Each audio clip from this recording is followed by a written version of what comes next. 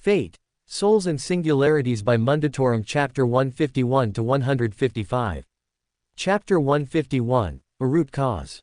A smile worked its way onto his lips as he stared at the scribbles on the paper, crude drawings that would have looked more suitable on the cave wall of an ancient dig site than anywhere else. A complete lack of care taken with the artistic interpretation of everything here.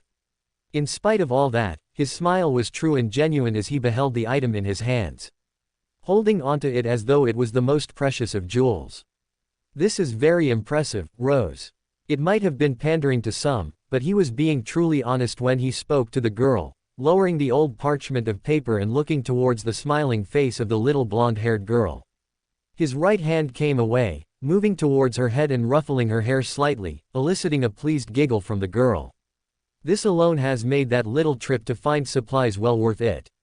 He looked back at the drawing, 10 figures all sketched out of varying sizes. The tallest both had some manner of staff to them, a scraggly hairstyle and puffy cloak for himself and a thinner-looking body for Jean, her poorly drawn flag in her right hand. Next to the scribbles, there were 8 others. Naturally they were easily shown with the varying heights surrounding all of them. No names, poor Rose couldn't read or write and he hadn't had the chance to teach her. He would have taught all of them if he could, but he figured that keeping them alive took priority. All the same, perhaps if they finally found a more permanent refuge he would take the time to sit them all down and teach them. That would have been a nice thing to do. Glancing out of the corner of his eye, he noticed Jean's clear amusement aimed towards him as he patted the young girl's head, soon removing his hand from her and straightening himself out. Holding up the drawing so the saint could see it, "I believe it captures our likeness quite well, don't you?" The saint stared at the drawing for a brief moment, then her lip curled up in a pleasant show of enjoyment as she nodded her head up and down in affirmation. Playing along with his little show, or perhaps she genuinely meant it. He would prefer to consider it the latter rather than the former. He did think it was quite the drawing for a 5-year-old child to make. Especially given her lack of tools beforehand. "I'm certain she will only improve if she continues on with this." The blonde woman continued on, nodding to Rose with a half-smile. "Work on this talent of yours, Rose. You'll make for a fine artist, someday." "Okay, Ms. Jean." The little girl cheered, turning around and waddling back to the small pad and pencils he had brought them. It had been something he had taken to keep the children entertained. He knew that while their survival took priority, it would also serve to keep them amused and lively. Whatever he could get his hands on that they might have derived enjoyment from was something he considered whenever he had left. His musings distracted him long enough for Jean to approach him without taking notice of her, at least at first. "You got them a paper and pencils. I saw no harm in feeding their creativity," he responded evenly, looking down at the parchment and maintaining his soft smile. Soon rolling it up and sliding it into a small gap in his cloak. Raising his head, he shrugged his shoulders at the saint. "Besides, I believe it would all do us some good to have some small distractions now and again. The children like it well enough. If we had more time, I would have taught them to read and write." The woman blinked. "Truly. But of course, they will not be here forever and there is no reason to return them to the world as they were when they arrived here." Dropping his voice into a whisper, he turned side on to the children and directly towards Jean. "Perhaps when the singularity fades, they would have forgotten, but I would prefer to put my faith in the chance that they would remember. I suspect in this day and age, to be literate is a rare and valued trait. Are you not concerned with influencing the future?" Sully blinked at her, raising an eyebrow, a strange thing to say. "Every action a person takes influences the future. True, though we are not the same as them. Transient beings such as we are, our influence on this world is only for a limited time."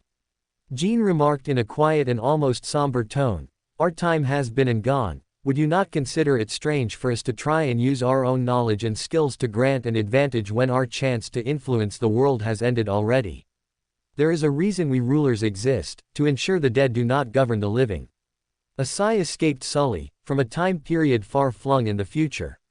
He remarked, "This is merely a case of the dead influencing the dead." He glanced towards the staircase leading to the upper floor. "Besides, I would much rather influence the living and give them the chance to better their lives, than to leave them alone and listless in such a state. Perhaps it is just myself." A smile came upon his face, "but having been influenced to make a real change to the world by a dead man, so to speak, my own view on what we should do might be different than yours. He exhaled, looking back to Jean. Hope is hope, from where I stand, its origin does not matter. Only the effect it has on the people of the era. Perhaps what I am doing might have profound repercussions that will make things worse, or perhaps they will inspire a greater generation. Or perhaps they won't matter at all. However, that is merely what hope is. People look to the past for inspiration. This figure from the past just so happens to look back. Jean sorted at him, raising an eyebrow, a rather bold statement to make. Though it remains your choice. I can see no harm in trying to better their lives only slightly. But they are individuals and I am not foolish, Jean. Sully felt weary, though he knew what she meant. Whatever true influence I could have been was long ago, and I was a different person. Though if only in this short transient time, I can bring the same light to a person that was brought to me. To show them that they can take hold of their future with their own hands and continue onwards. I would not consider that a sin. In truth, nor would I. I'm glad. He glanced back at the children in the basement. Tom. He called out to the oldest boy. The dirty dark-haired child perked up from looking at his sister's latest drawing, what looked like a triangle. Unless she was drawing a tower of sorts. He was sure she'd show him later. Can you see to Timmy? We're going to have to move soon. Have Nancy help you with him if it's troublesome, and tell Maggie to get the blankets. The boy nodded his head, walking towards the other collection of children and ducking down to speak with them. A boy with ratty brown hair and a girl with matted wheat-colored locks, perked up as he whispered to them, then scurried about the floor. The girl in the direction of the corner and the two boys towards the sickly visage of Timmy slumped against the wall, his right leg looking much shorter than his left. Moving Timmy was always the most treacherous part. He had little experience in healing anyone. Perhaps his older self might have been able to do something about the injuries and the sickness, but it wasn't a surefire thing. Nor would he believe for a split second that his older self would have lifted so much as a finger on behalf of the children here. That was simply how he worked in the end. He could feel the pressure of the world ease up. It had been a lightening weight upon his shoulders for some time now, but it only recently shifted. He could feel the burden pull away and the air become thinner than it was. The cold felt less oppressive to him and the sensation of being watched had gradually retreated. It was still present and the dark thoughts still lingered in his mind, but they were now lesser compared to what they had been earlier. As expected, the children had not noticed in the least. Something he was pleased with. He'd kept them happy enough to remain unconcerned with their current situation and instead focused on the simple things he'd offered them. Food, shelter and warmth. Tragic that such a thing was all it took to renew their hope in the world. But he had experienced the chill of the cold before, so he would not scoff at the effects of the warmth. Whether Jean was aware of any of these recent developments was not something he could figure out. The woman kept a very composed face even when the children approached her. Though he could see cracks in the mask, moments when her eyes would soften and she would be taken with the youngsters. That was good. They'd need someone to look out for them in case something happened. He could rely on her to lead them to safety. The back of his neck itched. He pointedly avoided drawing attention to it, but it remained an uncomfortable sensation all the same. Like something cold and sharp pressing down on his nape, but enough to draw blood or any of the like, but just enough force to ensure he never forgot its existence. He knew what it was and what it meant. He'd known it ever since he first felt it after rescuing Jean. The shadow of a reaper had loomed over him since then. He had no doubts they would come to collect their due. With a shake of his head, he dismissed it for the time being and instead focused on Jean and turned his attention from the children once more. I have navigated the surface without the storms before. He whispered to her, shooting glances at the children as the ruler pulled her attention from them. It is easier to move, but the snow remains. I have carved out a path ahead with my magic to create a tunnel. I would ask that you take up the rear guard to keep any others at back. Jean nodded her head silently. The stern expression on her face told him that she was now determined to see this through. It was a weight less off his shoulders. The children huddled together in blankets. Tim was always closest to me, but for the time being, I think it would be best if he were closer to you. Her eyes narrowed in questioning. He might fall in if I put a halt to the group to pick him up. It increases our time on the surface more than I would be comfortable with. I would not have asked this of you otherwise, but with the promises of my dreams so close, I would not like to lose any children here. I understand. Thank you. He thinned his lips. Another thing, I would like your word that whatever happens, you lead the children to safety. I should be able to clear the path for your escape in the event we are ambushed, my noble phantasm allows as such. Quote. You believe you will. I told you, she was coming to kill me. She will be here soon and I cannot risk their lives. It was the honest truth, it wasn't death that scared him. It was the idea of failing to save the children here from a fate he considered to be far worse. Acceptance of this horrible world before they even had a chance to achieve anything. Perhaps she shall strike at me first, or perhaps she will strike at you. If it is the second, I shall do what I can to draw her attention to me and create your opening. Quote. Sully. We both know their lives are more important than a transient being. That was not what I meant when I said. I know, but it is the truth. It was a simple response and one he believed in wholeheartedly. Those children are the future of the world, I am a mere ghost from the past. You know this as well as I, do you not? Jean was hesitant for a moment, though she relented and nodded her head. However, I ask you not to so willingly throw yourself into a sacrifice. You can still achieve a great deal more alive than you can accomplish dead. Especially for the benefit of the world at large, at least in the sense of what awaits all humanity. I know, but I think saving a few children should be something I can focus on for now. Though I am in no rush to kill myself, you understand. If the moment were to present itself, I would escape without hesitation. That being said, he was under no illusions about his chances. Furthermore, he could tell this conversation was starting to put a damper on the mood. It likely wasn't a good idea to go into plans of survival while already telling others what to do in the event of your death. The ruler looked as though she wanted to argue further, though clearly thought better of it and bit back her initial remark. Her expression cooled. How far do you think we might be walking? Impossible to say. All he was running on was vague notions of if he was leading the children in the right direction and precious little else. We have made decent enough time in our travels thus far, but the scraps of bread and shortening rest have only afforded the children so much rest. Maggie is starting to wear thin and I've caught Tom sneaking his rations to Rose on more than one occasion. Quote. This is problematic to say the least. I've divided them up as best I could, though I won't fault him for caring for his only living family. A sigh escaped him, once more casting his sight to the staircase. The storm will have left by now, though our vision will no doubt remain partly obscured. The snow does not stop falling. I would say within the next 10 or so minutes would be the best time to depart. A nod of the head from the woman. Very well then, I shall help the children prepare themselves and make ready for our departure. My thanks. There is a small bag of extra rations I held back for journeys such as these. It will be enough for a final trip, but I can sense we are close to our destination. I would prefer to arrive there before another storm sets in, but, you would like to remain cautiously optimistic. Quite so. What he wanted to happen and what often happened were often mutually exclusive to one another, though there were times when the world had gone as he wished it to. Those moments were sadly few and far between. Regardless, it did not change his opinion for the moment. I would advise further caution when dealing with servants. I do not know how they will react to us now that I am an enemy to them. Before, they might well have ignored me. I shall do what I can to keep the children from harm's way. He turned his body fully to the children and walked towards them. Let us get ourselves ready to depart, everyone. He called out, crouching down low enough to bring himself to eye height with a good deal of them. Certainly the smaller ones such as Rose, Emily and Eve. We're going to have to be quick for another walk.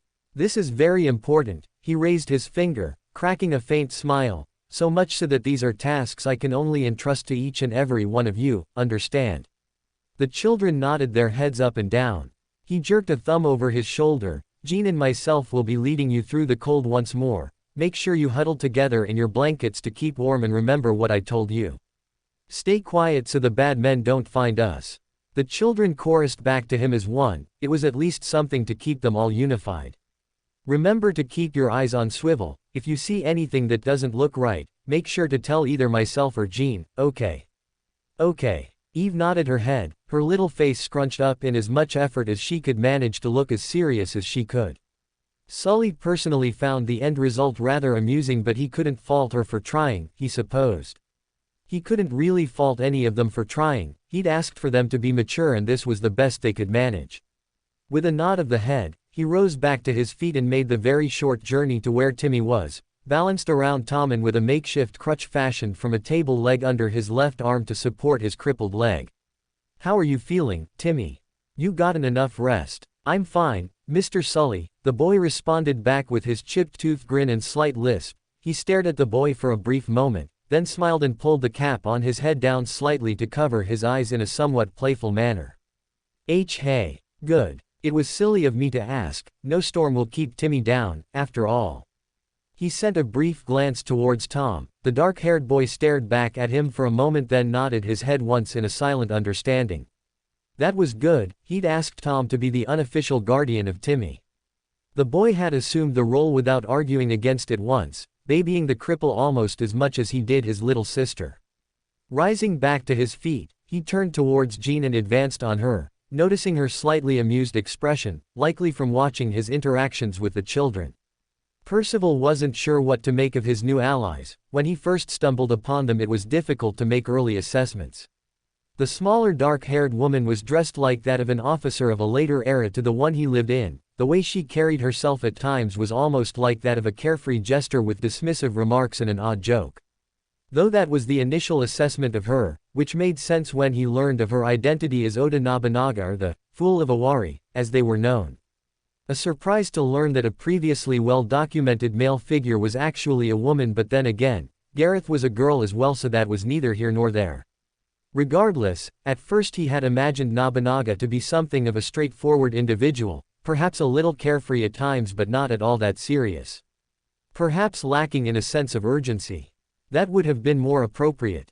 Then at the drop of the hat, the illusion of foolery would all but vanish and a sharp mind would spring forwards, showcasing just how she was able to unite Japan.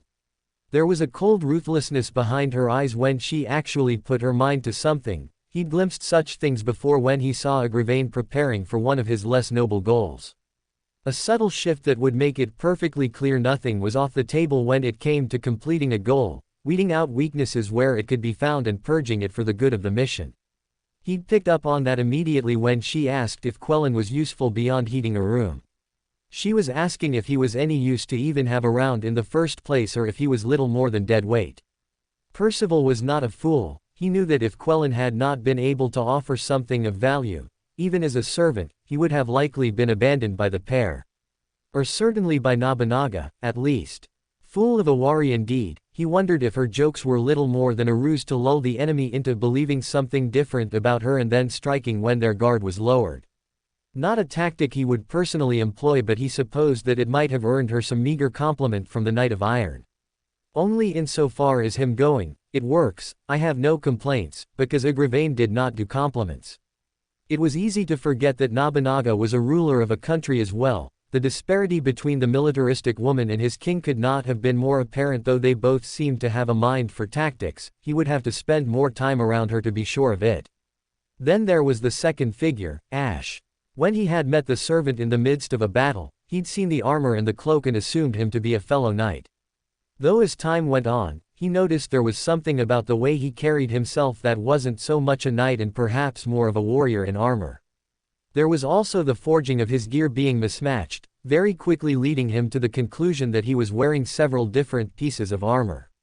The end result of the rolled black-plated chest piece, full-covering diamond-shaped helm and long black cloak was a rather intimidating visage. Though when the saber spoke there was an odd note about his voice, as though he had heard it somewhere before but couldn't quite place it. He sounded young, younger than Percival had been expecting. He deferred to Nobunaga on most things, but that wasn't to say he didn't offer his own comments at times. They were short and to the point. Not one to stand on fanfare or idle conversations. Perhaps because he didn't much care for them, or perhaps because he thought their current situation was one that needed an approach without levity. It was a rather peculiar thing to see the man, Ash, interact with Nobunaga, as if she carried more than enough cheer for the both of them. Well, he could think of worse comrades to have. Apparently Ash also knew Gareth as well, though he hadn't asked about their relationship just yet. He got the feeling that the saber was someone who was at least trustable to an extent. At least, anyone that Sir Gareth would work with would have to be, or so he would imagine. Which was why he was slightly perturbed by the tingle that was running through his back whenever he spoke with Ash. Worse still, Longinus felt like it was humming in his presence, not as if it was pleased to see him, rather the opposite. It was almost as though the spear was commanding him to run the saber through there and then. He'd almost done so when they first met had it not been for his sense taking hold at the last moment. He couldn't shake that feeling, and it had only gotten worse the longer he'd been around the servant, like a subtle tension building in the air. It had gotten to the point where he had dismissed the Longinus back to astral form just to stop his spear arm from rattling, which was why he was now stood cross-armed against the doorframe, shooting glances between the door Ash had left from and the room where Quellan was currently sitting in. Nobunaga not far from him, leaning against a wall and performing maintenance on one of her summoned weapons. It was a pointless exercise considering servants didn't need to do such things, but he supposed she might want to keep herself busy while they waited, not something he would bemoan her for. It was like a routine for knights. That being said, might I ask you something? The archer paused, raising her head and shooting him a curious glance for a moment. The pair stared at one another in silence before the woman nodded once in affirmation and returned her attention to her weapon. I would like to get to know my allies a touch more. Your legend is known to me through the Grail, yet when I think of your companion, he trailed off, frowning ever so slightly. It wasn't a fake name, per se, he could tell that much. At the same time, it was as though something was missing entirely, like the name wasn't the entire truth of the matter. I am not attempting to be nosy, mind you. He raised his hand to ward away concerns. I am simply curious. What? My retainer? Nobunaga now looked up, weapon seemingly forgotten as she pursed her lips. You know what? I haven't actually asked him all that much of his past. Retainer. Just what I call him. He's useful to have around and he makes for decent enough company. She explained as though that was all that needed to be said. Percival was still wrapping his head around what manner of servant would become a retainer to a completely different figure from another world, but he wouldn't judge. He just found it a little surprising. He doesn't ask too many pointless questions and gets right to the heart of the matter. Not so much the one giving orders as the one you want carrying them out, if you get what I mean. I'm sure you knights know about that. Ah, I see. He could understand that point, an effective fighter but not so much an effective leader. That was fair, many of the knights were like that as well. That wasn't to say they couldn't command at all. Gawain was a rather capable leader in times of crisis, but they would always defer to their king on such matters of leadership, especially since they had a habit of leading from the front. I was more venturing towards him personally. He did not allude too much. He's not an open guy. I had to convince him to keep drinking after he realized what he was doing. A sigh escaped her, shaking her head from side to side. Very literal, not all that geared towards doing stuff like hobbies, but I've managed to gear him towards a few things, like bomb making. Excuse me, you'd be surprised how easily he accepts something if you phrase it in a manner that is logical for him to follow. I think that's his main gripe with stuff like hobbies, not much logical sense in why people do what they do. A shrug of the shoulders, all that aside, you know he's a zombie, right? He was a what? Pardon. Undead or unkindled or something. She tapped the side of her head. Forget the difference, if there is one, just know that he doesn't feel pain all that much, can't feel much of anything really, and he'll sometimes talk about how much he's died in the past. It's a little bleak, but some of them are pretty interesting to hear, she noted with some morbid sense of curiosity. Percival blinked at her and tilted his head, not quite sure how he was supposed to react. By all accounts, he wasn't aware that undead ghouls could become servants in the first place. Then again, he knew that Kundry wasn't like most individuals and she could similarly be summoned as a servant as well. So basing things off what he believed rather than what actually was did not get him far. Magic and the like was always the expertise of Merlin. If you say so, though, I might personally disagree. He said in response instead, opting for a more diplomatic reply rather than anything else. Though I must ask, does he always wear the helmet? No, I put that on him myself. Oh, pretty much designed his entire outfit. She puffed out her chest rather pridefully, a smirk plastered upon her lips. He had a couple sets of armor, so I just decided on the most fitting apparel to him. She waved her hands slightly. Intimidation is a rather important factor in how one approaches. Sure, you can look approachable and all that, but you'll still be less inclined to mess with a guy who dresses in full plate armor and brandishes a sword that can be set on fire. I suppose that might be one method of looking at it. He replied after a moment of thought to consider her argument. Again, not an approach he would have considered, but there might have been some merit to it. Then again, if you were a humble farmer, anyone with full plate armor and brandishing a greatsword would be quite the intimidating sight to behold. His head turned to the direction of the front door, listening to it creak as the topic of conversation stepped back into the room. Diamond-shaped helmet swiveling around, first in the direction of Nobunaga and then in his direction. There was a brief silence before Ash spoke up. The storm has started to break. If we are to begin our trek, one would advise that we do so now. There was something strange about the voice, as if he wasn't putting his full thought into the matter at hand and was instead focused on something else. Percival could relate, he'd had moments such as those as well. The important part was keeping your head in the field to avoid losing it. I would suggest bringing the Chaos Demon to the front. His natural heat should pave the way for us to follow. Ash continued onwards. Percival noted the fact he didn't use Quellen's name, and the slight inflection in his voice towards the young man was troubling to him as well. Though he suspected there might be some past history, he would have argued that such a thing had very little place in a fight for the future. Though I doubt the Corvians will be stupid enough to engage us in a frontal assault. Never underestimate human stupidity. Nobunaga spoke, nodding her head up and down in a sage manner before she paused, her lips thinned. Or Birdman stupidity in this case, whatever, they're probably capable of being fools all the same. Regardless, if they had any sense they would try and overwhelm us with sheer numbers. You're the ones who have fought them, is that something to expect? Their numbers were too thin when I encountered them to surge me with brute force. Ash shook his head from side to side, pausing to consider something else, though their skill and determination more than accounted for that, especially in their ambush tactics. The Knights of the Corvians were especially skilled at catching one by surprise if their wits were not about them. They attacked me during the storm. One or two at a time were easily dispatched, though if they were to face me with greater numbers, Percival trailed off meaningfully. It was not that he couldn't beat such odds, it was simply that he would have to fight more seriously, and that would likely earn him the attention of something more serious than a mere summon. If this was indeed a reality marble, then facing down the owner of such a thing would prove to be quite the issue. Then again, such a thing was inevitable, so it might have been better to deal with them sooner rather than later. He would have to consult the others on the best course of action on that front. The blonde archer seemed wise enough when it came to such things. He suspected they might have been a prince, or perhaps the younger version of a king. The boy carried himself as such whenever he spoke.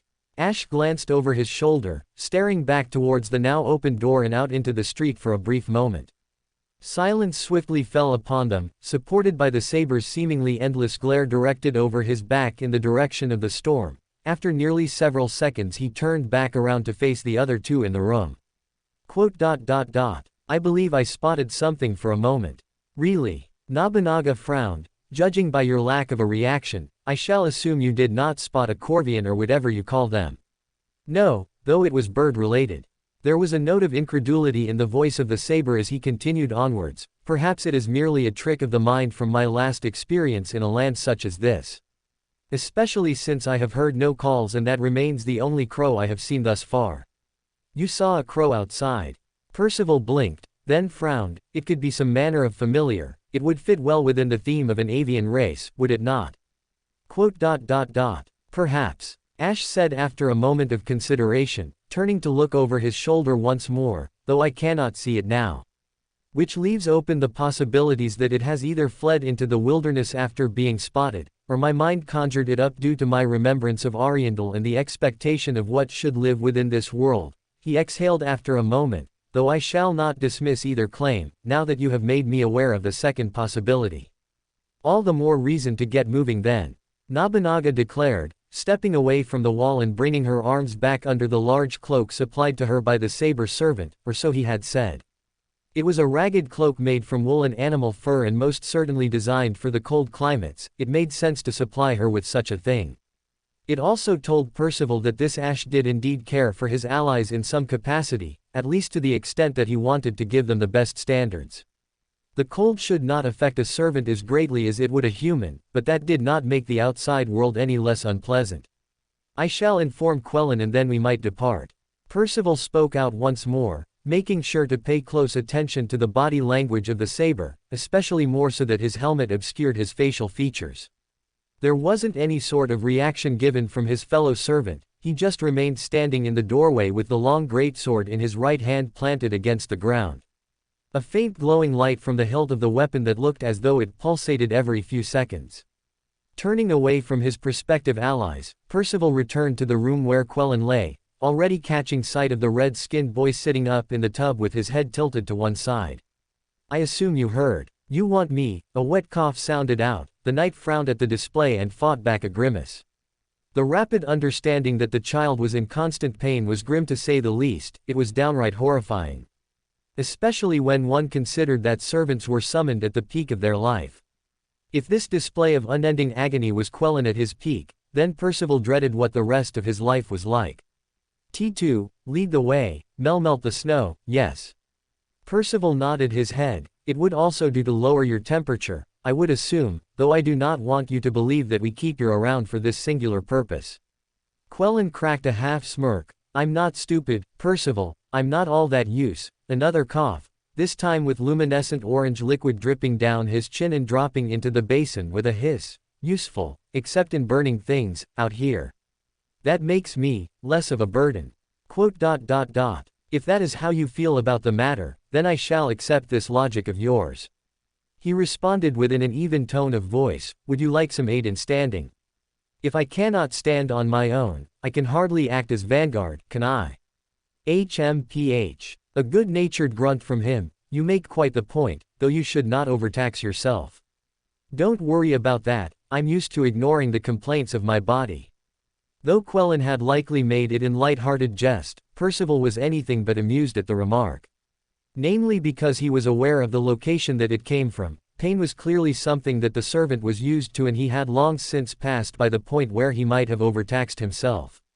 A grim situation indeed. Opting out of an answer, he turned back around and ventured through to the main room once more. Noticing that both Nobunaga and Ash were standing closer to each other now, though both in a position where they would be ready to depart at a moment's notice. The former glanced at him briefly. Shall I assume our final ally is preparing himself? Yes. HMPH. So long as he does not slow us down in linking up with your daycare, an amusing title but not one that Percival could have argued against. Especially considering all the servants he had allied with thus far were all children or looked like children. He himself found it more than a little strange to be the only grown man in the room, and even Nobunaga looked no older than a teenager at this point. At least there was Ash, which didn't provide him as much comfort as he first thought. On another topic, the sudden words of the saber brought his attention back onto his new ally. The helmet of the servant turned so that it was facing his direction once more. The posture of the man slightly tensed, as though he wasn't sure how to phrase this next question. All the same, Percival raised an eyebrow and awaited what he would say. There is something I would ask you as we travel. Oh, I wish to learn of Camelot. He blinked, clearly not the only one surprised as Nobunaga stared up her fellow with a flash of puzzlement as well, though it didn't last so long and soon melted down into something akin to intrigue or perhaps a touch of annoyance. Camelot. Pursing his lips, he tilted his head slightly. While I would not be adverse to the topic of conversation, might I ask why you would wish to learn about it? By all rights, the throne should have updated him on every legend and every kingdom provided the identity of a servant was revealed to them, though he supposed it wouldn't be much of an account beyond the barest details. Second-hand tellings did not compare to first-hand experience after all. Unless he was experiencing a similar problem to Percival, in the sense that he received next to no information about the figure and was just genuinely curious. It was a possibility, though he was surprised that he hadn't asked Gareth about it. Unless the opportunity just never arose or he did not feel the need to ask until this moment. Or perhaps he just wanted another opinion on the matter. I merely wish to learn how the humans of this world lived. Ash replied after a moment of silence, to do that, I would ask that you speak of the kingdom you served under. It would break up the monotony of the journey, I suppose. He replied slowly after a moment of silence, was there anything in particular you wished to learn about? There wasn't even an ounce of hesitation before the saber gave his answer. Ritska waded through the snow with a lot less effort than he remembered doing the last time around. It might have been because he was more prepared for it this time, but it could also have been a result of the link with Castor now strengthening his body. That wasn't to say that effort wasn't involved, but he imagined it could have been much worse. You handle yourself well. He glanced up. Lu had spoken without even turning around to face him. Quite how he knew Ritzka's status without doing so was a bit strange, but he supposed it might have been one of those servant things. Heck, Arash had been a little perceptive at times, so it could also be one of those warrior things instead. Thanks. Ritzka voiced back with genuine gratitude. I guess all that training is paying off. Training. Lu made a small noise of intrigue, not that Ritzka was all that surprised. The tall man struck him as being a bit like Verndari when it came to that sort of thing.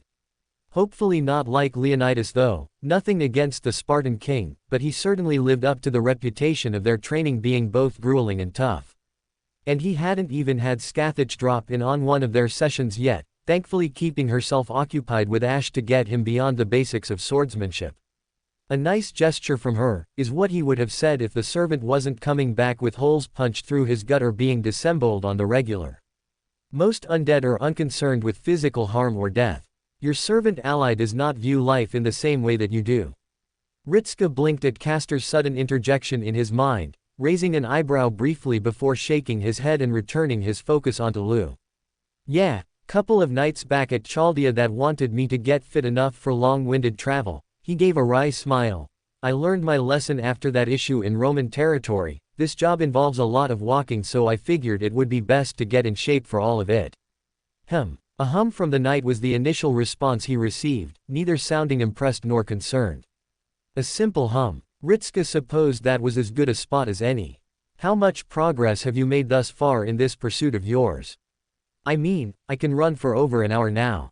I guess that's pretty good, better than it used to be. An hour, a pause from the night. I shall assume this training of yours is recent. Therefore I will commend you for making progress. For one who has not received the training of a knight beforehand, it is adequate progress, though you would likely be relegated to the lower end of fitness among the ranks of the Lothric knights. Ritzka snorted and looked over his shoulder at the small girl currently riding on his back. You hear that, nursery? I'm now a bottom-level knight in terms of fitness. The white-haired girl just giggled in response to that. Despite how it sounded, he did feel quite a bit proud of that achievement. While it wasn't anything close to the levels of Mash's insane levels of endurance, he was just a regular old human, so any progress he made felt pretty good. So long as he remembered not to compete with them. I shall assume this is why you opted to carry the young girl. Do the purpose of training. Lu continued on as he waded through the snow. He found himself blinking after the question was posed. He hadn't considered that. I just thought it would be pretty mean to make nursery walk through the snow. It would be up to her waist if I did, and sending her into spirit form. He shrugged. I don't know, just not used to it with servants, I guess. I like to be around people. That's very considerate of you, Mr. Ritzka. Nursery shifted behind him. He could feel her nodding her head up and down at his words. A very storybook response. There was a touch of a teasing remark in her words, though it wasn't born of malicious intention. Ritzka just rolled his eyes at her, then glanced to the side. How are you holding up, Fran? UNNH. The girl grunted back to him, not at all looking as though she was affected by the near shin-deep snow as she marched forwards, though she did occasionally pause to sort out her dress as it accumulated snow in the slight creases forming in the fabric. Ritzka imagined those clothes held some sentimental value, so he could understand why she might be a little annoyed at the idea of them getting ruined. So, Lu, or do you prefer Sir Lu? You may refer to me however you wish, though if you were to prefer a preference from me, Lu will suffice. Ritzka frowned lightly to himself. He liked to think he was good at picking things up. Whereas Gareth let everyone drop the Sir part of her title to form closer bonds with her allies, this didn't feel like that. It was almost as though there was a sense of shame about him when asked about it. That likely stems from his death. Ritzka paused at the interruption from Castor once more. This time the voice of the servant was a touch more distant. As though there was something there that the Castor knew about that Ritzka didn't, and it was more than his death. Did you know Lu in life, Castor? You two don't seem to get on. I knew of him. I did not know him personally. He died shortly before I would have been granted the opportunity to know him. As for the latter query you pose, I feel nothing towards the knight. He pursued his own passions in life, I pursued mine. Nothing more, nothing less. Ritska blinked momentarily, slightly caught off guard by the dispassionate response. Wait, then what was all that argument before? Just because I feel nothing towards him does not mean I shall shy away from a response. Would you so willingly let a fly buzz around your ears without batting it aside? You do not act because you feel strongly towards the fly, it is merely a reflex. Not quite sure how I'm supposed to respond to that. I mean, at least you don't hate him, I guess.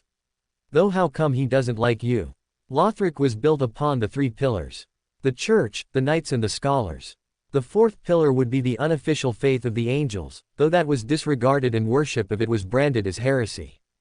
Quite the conundrum when the queen's daughter was born of the heavens, though lacking sight and a tongue lent credence to the idea she was cursed by them. But she wasn't. Hardly. Princess Gertrude founded the faith of the angels. Obviously such an admission would be met with a swift end to prevent embarrassment. Castor explained easily enough, sounding a touch less tense than he had done previously. Perhaps more comfortable when it came to informing others of things he actually wanted to discuss. Returning to my original point.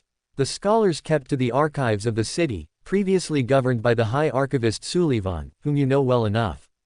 Indeed he did. Sullivan being a scholar didn't strike him as all that odd.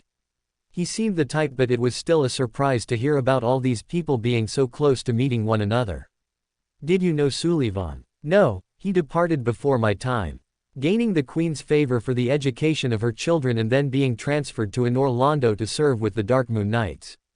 He was still but a squire of the order by the time of my arrival in Lothric, though I am saddened I did not have the opportunity to meet with him prior. Speaking with a fellow practitioner of the mystic arts is always educational. You remind me a little of him. You mean in the sense of my words and not my high intelligence. A scoff followed the statement, dismissive in nature. That aside, the scholars would all have come from high-ranking positions elsewhere in the world or otherwise proven themselves worthy of serving the kingdom from the archives. That is the place in which one would become a sorcerer. Others could come from the schools in Vinheim, though they were famed for their arrogance. The final source would be the witches of the wilds. You didn't come from the scholars. No. Which makes me either an arrogant sorcerer from some far-flung school that means nothing to him, or I am a wild sorcerer from the wildlands. There was a brief pause before the caster chuckled quietly in his head, a deeply amused sound which echoed like beating drums. I would not call it arrogance, more certainty in my abilities. Do you remember much about your past, caster? He sometimes got glimpses that the servant hadn't lost everything in the attack he suffered, but he was vague enough at times that he alluded to such things. It didn't make sense for him to lie about it. He could have just as easily said he didn't want to talk about it and Ritska would have accepted it. Mere fragments and images. I am no common amnesiac. I know enough to formulate a basic story of my life, though my name eludes me. To my knowledge, I was affiliated with the Vinheim schools, very likely a teacher there, at one point. Really? A teacher? I can actually see that. Your approval of my profession is hardly gratifying, it merely informs me that you are sensible enough to recognize the abilities of your betters. Ritska snorted out loud, something that attracted the attention of both Fran and Nursery. Realizing he might have looked odd, he thought it best to explain to them. I'm talking with Castor. He said something that I found a little funny. Good humor from him. Lou's voice was dismissive and very much incredulous. Ritska didn't need to see his face to know what type of expression he was making. Normally I would have advised against dealing with his lot, however you were left with little choice but to endure his words. I have no doubt he has already filled your head with his own stories to discredit all others. He just said you didn't trust him because he doesn't come from the scholar pillar. In that case, he has deigned to inform you of a sliver of the truth. Lou allowed back, sounding slightly miffed but quickly dropping his voice back into an emotionless one. He would be quite right, however there is ample reason for such things. I am not prejudiced without good reason. The sorcerers of the dragon schools adhered to their own research and very rarely cared for the opinions of others. Their pilgrimages to other kingdoms were so they could further their own aims more often than not. Ritska listened to him silently, then tilted his head. Is that bad? Lou didn't respond for a few seconds, then let out a low sigh. It would very much depend upon the sorcerer. The scholars had sworn oaths to uphold the strength of the kingdom. Their intentions could be trusted as a known factor. The sorcerers of Vinheim lacked that same quality.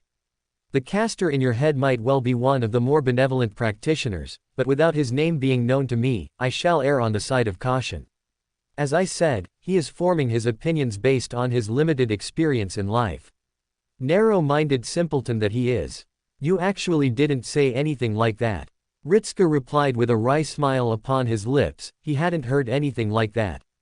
All Castor had said was that he didn't feel anything in regards to Lou and was merely insulting him on reflex.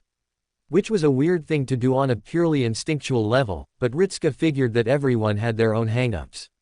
Insulting someone back when they insulted you wasn't something he would normally do, but he knew people like that. Did I not? I thought it went without saying. Castor dismissed. Ritska could almost imagine the servant waving his hand dismissively as he spoke. How strange, I detect another presence. It has vanished. Ritska stopped walking, his eyes narrowed. Hey, wait up! He called out to the others, now snapping his head to the side and furrowing his brows. Castor said he felt something and now it's gone. Fast reaction. At least you understand. You can admire me later, right now I'm worried about what you felt. He could see Lou tensing his body and turning slightly in his direction. The huge greatsword in his hands, easily taller than Ritska, was brought to bear with both large gauntlets firmly wrapped around the grip tight enough that he could hear the creak of metal. Franz similarly made a noise as her mace crackled somewhat menacingly.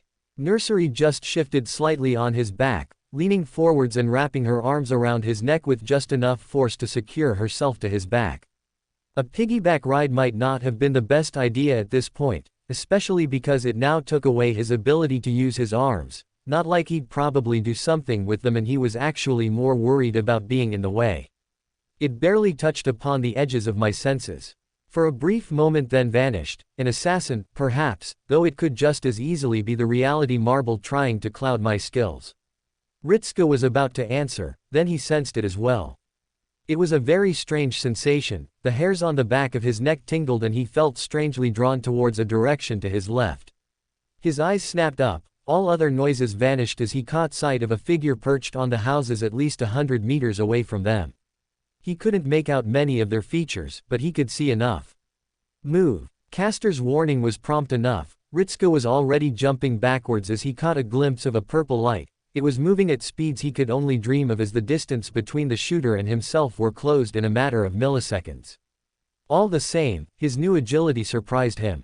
Had he not seen the shooter first, he had very little doubt that the arrow of violet light now whizzing past the tip of his nose would have taken his head. Blue eyes remained locked onto it, watching as it went over his shoulder and slammed into the ground. A flurry of snow kicked up accompanied by an explosion of matching colored flames. Lou was silent as he moved in between Ritska and the shooter, bringing up his sword and sweeping aside the next arrow that followed in the wake of the initial attack. He heard the sound of metal colliding with metal, then watched as the wide swing of the giant knight sent the projectile spinning through the air. Ritska blinked, watching as a pair of wings sprouted from the back of the shooter and they then launched themselves skywards at speeds he had difficulty tracking. Even with the storm dwindled down to such a background level, they still vanished into the falling snow without any sign of where they were. Though that didn't stop him from keeping his eyes on the skies. They can fly, he muttered back, taking a step back in the snow and pursuing his lips, an archer. He shot a glance towards the blackened patch of ground, the melted imprint of the impact site and the grim understanding that if he hadn't been fast enough, that would have been both himself and Nursery. We must continue on, find cover and keep our wits about it. Lou fired off commands one after another as he adjusted his stance, turning his sword so that the tip was pointed down and bracing the flat of his weapon with his offhand, using the weapon as though it was now a shield. The greatsword was certainly wide enough to accommodate that role, Ritska supposed. They might try to shoot us down from the air. Tell Castor to keep you alert, they found a way to avoid our senses. It will be the world messing with our heads. Nursery informed the others, sounding slightly troubled. Sorry, Mr. Ritska. I should have known better. No use worrying about it now. Ritska gently cut her off.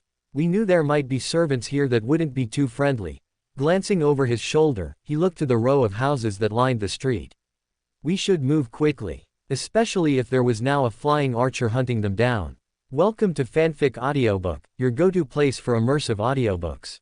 If you enjoy the content, don't forget to like the video and subscribe to our channel for more amazing stories. Chapter 152, The World at Large. The story isn't all that long, however the way Percival articulates each word almost seems to stretch out each and every sentence.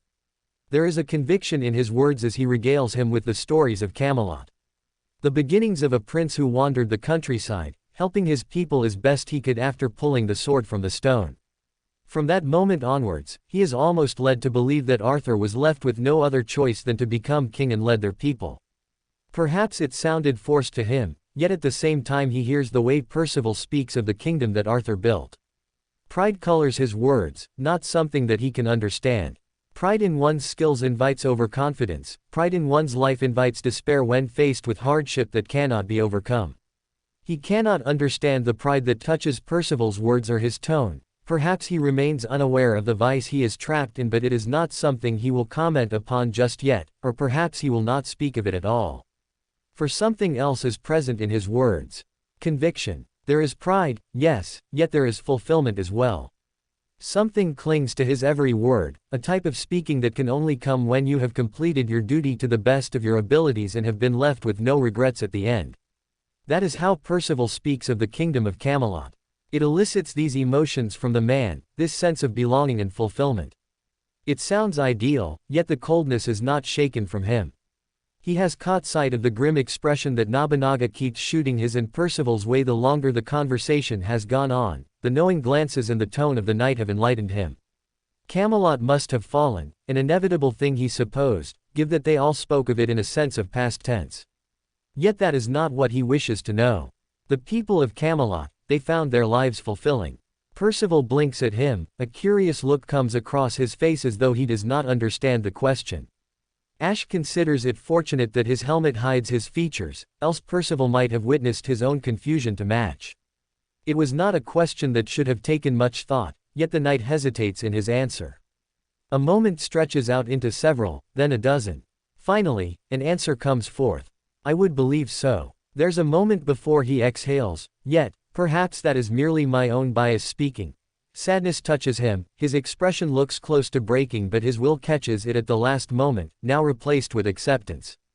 He decides it's a disturbing expression for him to bear witness to the face of the knight who had previously been smiling widely as he spoke of Camelot.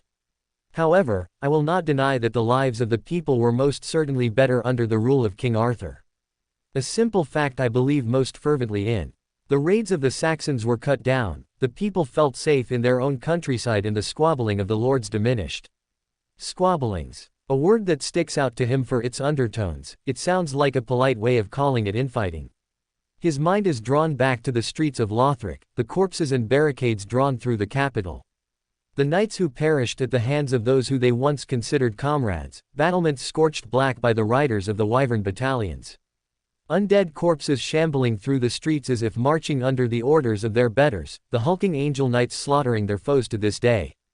A city of corpses and despair. The sight brings a sickening feeling to his gut once more as he pictures this sight across an entire country rather than a single city. It's disgusting to him. He holds it in, the words of Percival ring true through his head. Arthur put a stop to the infighting. Percival speaks onwards, ignorant to his inner musings. After the death of King Uther, the entire country descended towards infighting. Between the regular invasion of the Saxons and the different lords who sought to carve out their own little kingdoms, it would not be an exaggeration to say that all of Britain was in crisis. There's a noise from his side, he glances and sees Nobunaga shaking her head from side to side. A hum escapes her as she notices the stares being sent her way. I did come from the period of the warring states, you know. She remarked with a raised eyebrow. There's a noise of understanding from Percival. He doesn't know what the warring states is, but he's heard of Nobunaga's ideal in life. Ash found he had no complaints with them. We didn't get much in the way of invaders during my period, however there was certainly the issue of rival factions vying for control and only succeeding in damaging the already fragile balance of the country. She stated with a shake of her head, chaos serves nobody in the end. Each and every warlord probably had dreams of uniting Japan under their rule. There's a moment, then she cracks a smirk. Of course, only I was capable of doing something like that. With flourished movements, she pointed to herself. Make no mistake, King Arthur likely had the same reason for wanting to unite Britain. No one wants to live in a dead country, and the longer infighting continues, the more damage will be done. Silence descended amongst them. Ash looked on ahead and noted that Quellan was now looking over his shoulder at the group, his dull orange eyes blinking at them curiously for a moment before he turned back around, continuing his march through the snow with every step being a hiss of steam. There was only one recorded instance of infighting in Lordran, but it would not have been a case for unification, merely a dispute. To my knowledge, it was limited to. A wet cough sounded from his lips, cutting off what he was to say. As the sputtering died down, the red-skinned boy wiped his hand over his mouth, limited to an Orlando. A civil war amongst the gods. HMPH. Certainly sounds amusing, Nobunaga declared with a slight chuckle in her words. Evidently the gods are not so far beyond the little humans as one might be led to believe. There was a moment of silence before she shrugged. Not like the opinions of the divines matter to me. They were gone by my time, and as such, I have little reason to concern myself with their opinions.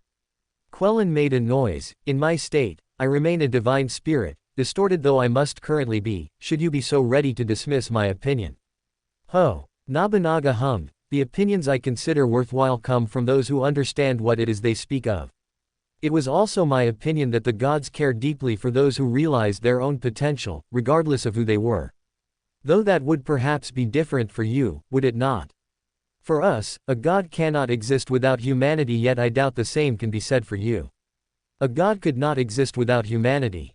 A strange enough concept to consider, though it was one that he could not find himself understanding or agreeing with.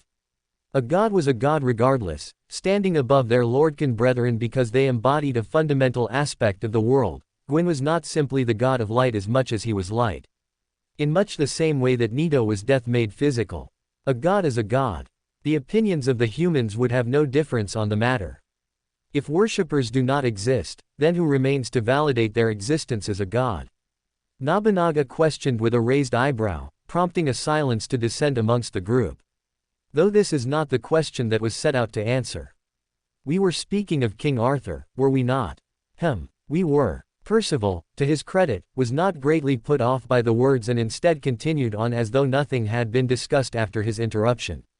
And to your point, I cannot truly argue against the similarities of the unification of our two countries, at least on the principle of foundation. He flattened his features, though I would not so swiftly state that you and my king were mirror images of one another. It is simply a case that you had the same goals. Ash raised an eyebrow behind his helmet. A difference of path despite the fact the end goal remained the same.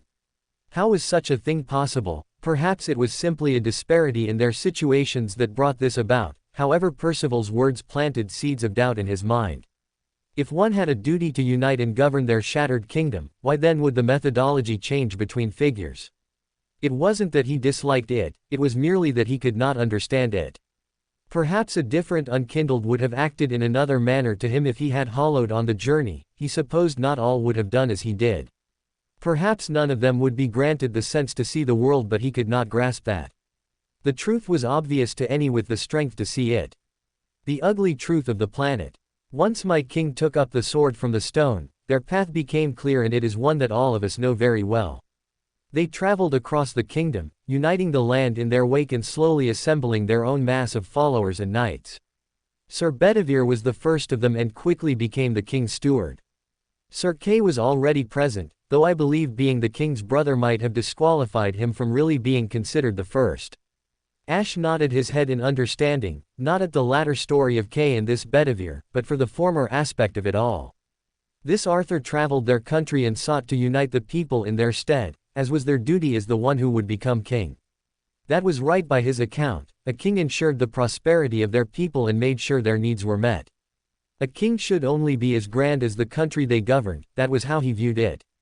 A king who lavished in ambition and grandeur while their people suffered was no more a king than they were a mere parasite. Those words aside, he had very little reason to doubt the nature of Camelot thus far. It sounded rather ideal given the poor situation that Percival had initially laid out to him. Especially with his words and his peaceful expression.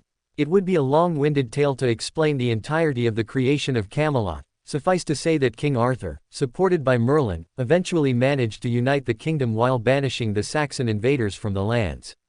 At least for a time, raids were a common enough trend in the early years of the kingship, but it did not last for long, soon giving rise to what would undoubtedly be the golden years of the kingdom. Golden years. And those were years of security and prosperity for the people. Ash questioned with a tilt of the head. By all accounts the title sounded good enough. The notion that it was an era where the people and the kingdom flourished. Quite so. Percival nodded his head. It would not be wrong for the people to whisper that the king was perfect in every way, in judgment, in rule and in action. He shrugged. Perhaps they were. I will not comment upon that as the definition changes from person to person. Though I am sure Gawain would answer without a moment of hesitation. That said, the king was indeed an astounding ruler. I have no complaints for their kingship, and they did bring Britain out of the dark age of war and strife. How long? Around 10 years. 10 years. Ash wasn't even 10 months. He knew not the length of time that was ordinary for humans, but a decade was something that sounded like a while, especially for a country that had been previously dealing with dangers from foreign invaders and infighting fools. Though the claim of Arthur's right to kingship might be contested through the power of pulling out a magic sword, the results could not be denied if what Percival said was true. They do sound perfect, Ash remarked after a moment of silence. No, perhaps it went beyond perfection, it was perhaps the ideal king he imagined one being. Who governed their people fairly, who ensured their lives were full of peace and that the kingdom existed without concerns. Yet his mind remained troubled at the length of time. 10 years might have been a long time for him to consider, yet he recalled the age of Gale. Percival made a pleased noise. I am happy that you think so. No one is perfect. Nobunaga cut off that train of thought swiftly, bringing the attention back onto herself. Do not delude yourself into believing otherwise. A human remains but a human. They could very well go their entire life without making a single mistake, but that is not perfection. That is merely an example of realizing their true potential and using their skills to the best of their ability. She raised her hand, pointing towards him. Make no mistake. King Arthur might well have been a talented ruler, perfect they were not. Your leader remains human, keep that in mind. She turned her head. The moment you believe they are perfect, you create a pedestal and place them atop it. The expectation of their decisions now weighs upon your mind. As does the gap between yourself and your ruler. They should never doubt your abilities, but they should never once believe you to be some creature beyond their comprehension. What do you mean? Ash tilted his head, furrowing his brows behind his helmet. Nobunaga sighed. Which do you imagine would make for the more comforting story? That a boy plucks a magic sword from a rock and then a prophecy carries him around the country with fate dictating his every action and eventually landing him in the throne of an entire kingdom where he is once again this perfect being who makes no mistakes. She raised an eyebrow. Or that they were a simple human who was dealt a decent hand, but through hard work, devotion and cultivating their abilities they rose to become a king and brought an end to their country's suffering. She raised her hand. One tale is a story told at a campfire to amuse children. The other is told to people who believe that they can accomplish more in their lives if they truly believe in themselves. King Arthur was not some perfect being delivered to Britain in a time of crisis. They were simply a good king who earned their place on the throne and governed as best they could. Ash stared at her, then frowned. Would the second story not encourage ambition? He voiced back, not making an effort to hide his frown in his words. That would come dangerously close in his own mind. Encouraging people to reach beyond what they could find comfortable and look to achieving grandeur. I would hope so. Why? Nobunaga blinked at the question. Why should you limit yourself to being content with life? What is the purpose of having potential if you would never realize it? The chance of causing more harm than good should be reason enough to avoid it. How many do you suppose have perished on account of ambition? Ambition is what drives humanity. How else could you expect them to accomplish anything? A scoff came from her throat as she stared at him. You think humanity would have parted from the gods if they were not ambitious? If they did not believe they could live their lives beyond the yoke of the divine guidance? That was. That is not. He couldn't respond for a moment. The weight of her words rattled around in his skull. An argument he had not considered. The duty of humanity should be to do right by one another. If they believe the gods are a threat to that, then their duty would be to part with them. There should be no room for ambition in the equation. A sigh was his answer. Equation. She parroted the word back, tasting it and then making a face as though she had sucked a lemon. That is an odd word to use with humans. This harkens back to your devotion to duty. You'll find that ambition and duty are not as mutually exclusive as you believe. Excuse me. Is it not the duty of an empire to survive? To prioritize their people? She raised an eyebrow at him. Suppose the only method to accomplish this comes at the cost of expanding their borders. That is an ambitious move on account of the emperor. They are absorbing new territories into their domain, yet it is serving their duty to keep their people safe and secure. She smirked at his silence. As I said, not so mutually exclusive. A guard might take his duty as seriously as you, but that does not mean he does not have dreams of commanding rather than being commanded. What response was he there to give? This was not something he had expected, nor was it something he could reply to immediately. Ambition and duty. The two were so opposed to one another that he could not even begin to understand the logic that governed Nobunaga's statement. What madness generated these wild assertions? He could not even begin to understand where they came from, yet they were spoken to him with such conviction that he very nearly believed what she was saying for a brief moment. A dangerous position to be in, yet she had been a monarch or an approximation of one if her history was any indication. If she had been a leader, then surely she would know what was best for her people. If that were the case, then why would she espouse such notions as ambition and desire as driving forces for humanity? Would it not have been wiser for her to instead speak greatly of duty in a similar fashion to what he had heard of Camelot? It was a train of thought he could not truly comprehend, yet he found himself unsurprised by that. There was no empathizing with those who had flaws in their logic from the very outset. And yet, her actions had evidently worked for the benefit of Japan. Perhaps she had been motivated by desire and ambition for control, but it had ended what was called the Warring States and brought an end to the confusion of a fractured country. Something was missing in these two states of being. He could not envisage someone with such feeble motives as greed being capable of accomplishing such a task. Perhaps it was something else, then. A flaw in her logic. She had not had a chance to rectify her understanding of the world, perhaps mistaking her own conviction in seeing her duty to end the state of Japan's warring period as something relating to greed. It was not like there wasn't a link to be made between the two of them. It could very easily be said that working to control an entire country was a truly ambitious goal, and yet it must have been her sense of duty that saw her through the chaos. It must have been. Greed alone would not have served her nearly as well. How unfortunate that she was working off flawed logic. It was something tragic to behold. Mistakenly believing that her own greed was the source of her strength and not her longing for fulfillment. She had not given him reason to doubt her yet, but this was something that he had trouble overlooking. It was not a similar state of emotions when he thought of Drake. The woman's very presence had disgusted him to no end. With Nobunaga it was more. It was pity. That was the correct word for it. She did not understand her true strength like he saw in her, believing it to be something else and placing her own logic within the realms of something as grim as simple desire. A terrible state of affairs, something that would perhaps need rectifying. Not at this present moment, though. That could come later, so long as Nobunaga would eventually understand that it was her duty that saw her through rather than her ambition, then he could consider his task content. The thoughts that traveled his mind were briefly set aside, turning from the archer without another word spoken between them and focusing his attention once more onto Percival.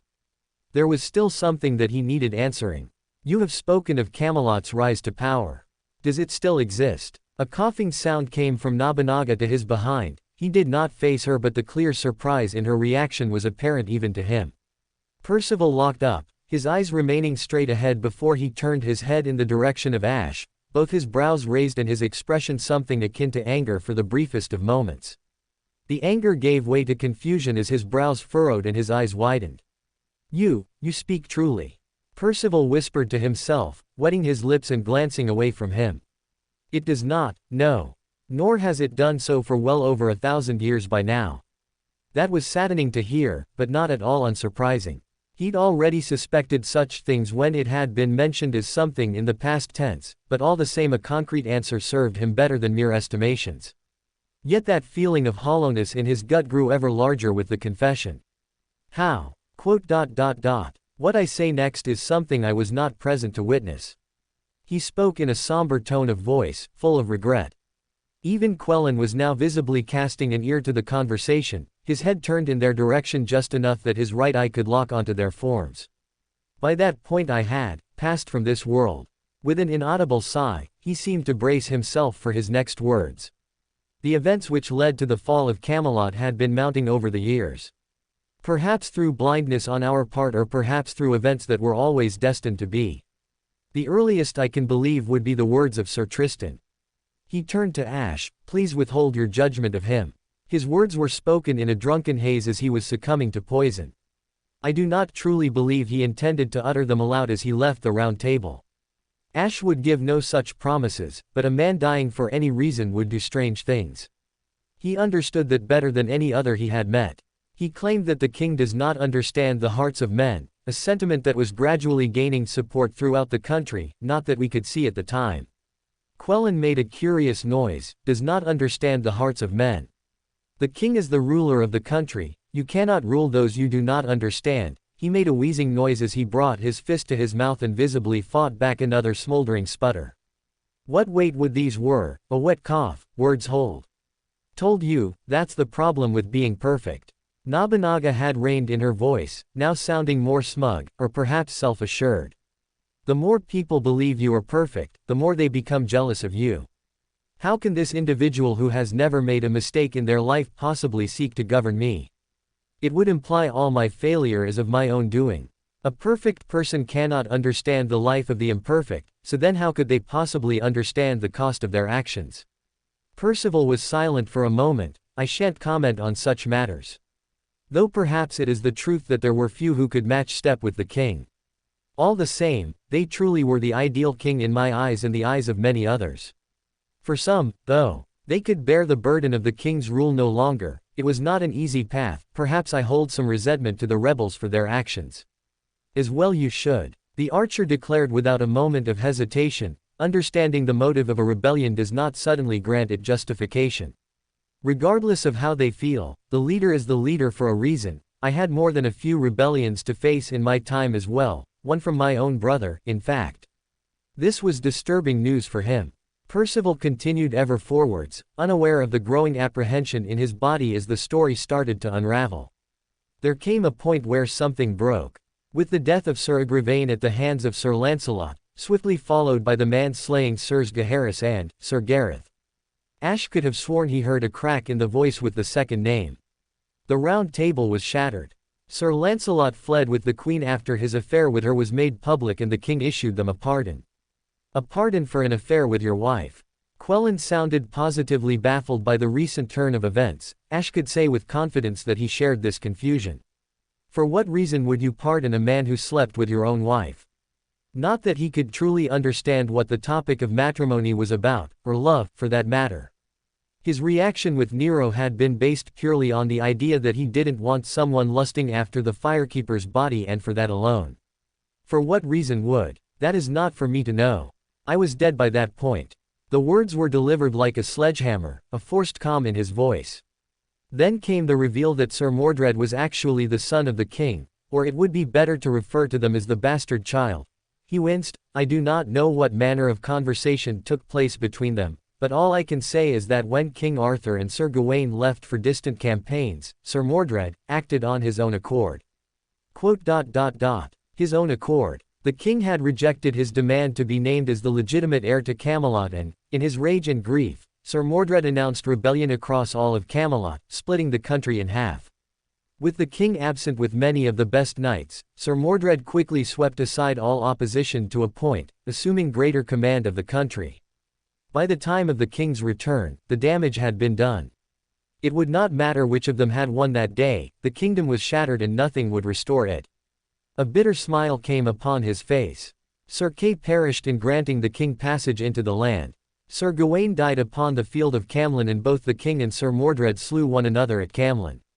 Sir Bedivere was one of the few to remain alive in the aftermath. What became of him after, I cannot say, though I doubt he ever recovered from it, having been the first knight of the round. How horrifying. Sir Lancelot, you say. I do not know what transpired between Sir Lancelot and Queen Guinevere. Guinevere. The surprise came from both Ashe and Quellan at the name. It was one they recognized all too well. The Princess of Sunlight and the second child of Lord Gwyn. All Ashe ever knew of the Queen was her handiwork. The ruin of her kingdom and her flight from her home had left its scars upon Lothric. The madness of her husband and the enlightenment of her children, all if it ended with her fleeing into exile once more. Further thoughts of her. He stumbles with the blow, his foe looms over him with the height of nearly twice his own. The sword in his hands already moves before he has a chance to react. The sword in his right arm, a weapon far too large for his diminutive body, is swept aside with a glancing strike. The attacker advances, raising the sword for a proper blow. The blow is heavy, his body shudders and protests as his feet are swept away from the ground and he finds himself striking the ground with no small degree of force. There is barely a moment of reprieve to recover from the attack when something catches the corner of his eye. A boot, there is little left to imagine. It strikes his ribs, his body screams and he soon follows. The sounds of shattering bone are accompanied by his bloodied wails as his chest caves in. The knight stands over him once more, the sword poised to finish him. Enough. The single voice cuts through, it flows like clean air through his ravaged body. Even as his hearing is muffled, the voice is crisp. There stands a shadow in the distance, their stature curved far more so than the knight before him and their height easily rises above them. Perhaps it is merely his position as a mere child that grants him this perspective. All who wander this training room are giants to him. Her golden eyes stare down at him, the distance is difficult and her face is featureless. Not an ounce of detail to be seen anywhere beyond the silhouette. The knight turns, facing the woman. He is bested for today, let me take him back to the chambers so that he might. No. The voice rings through his mind, the opposition is silenced. A glow encompasses his body, his bones are mended once more and he feels as right as when he first stepped into the confined room. Before the beating began. Again. The golden eyes spare him barely a glance before the shadow steps back into the darkness. He is left alone with the knight once more. The man of steel turns his square-shaped helm back to him. There is not a moment of movement from him, save the shuddering of his arm. As the queen orders. He is dragged to his feet, the beating resumes. He was dragged from that odd vision by the voice of Quellan once more, though his mind now burned with the strange memory. Something he had no recollection of, glancing towards his chest where he now felt something ripple around in him. That was not a memory of his own. The Princess of Sunlight herself. Quellan turned his body around fully, no longer walking and now fully invested in the conversation. What would, how did, what? Princess of Sunlight. Percival raised his brow at the title. Ashe had the strangest notion that they were not referring to the same individual. The confusion in the face of the knight was not something he imagined could be faked.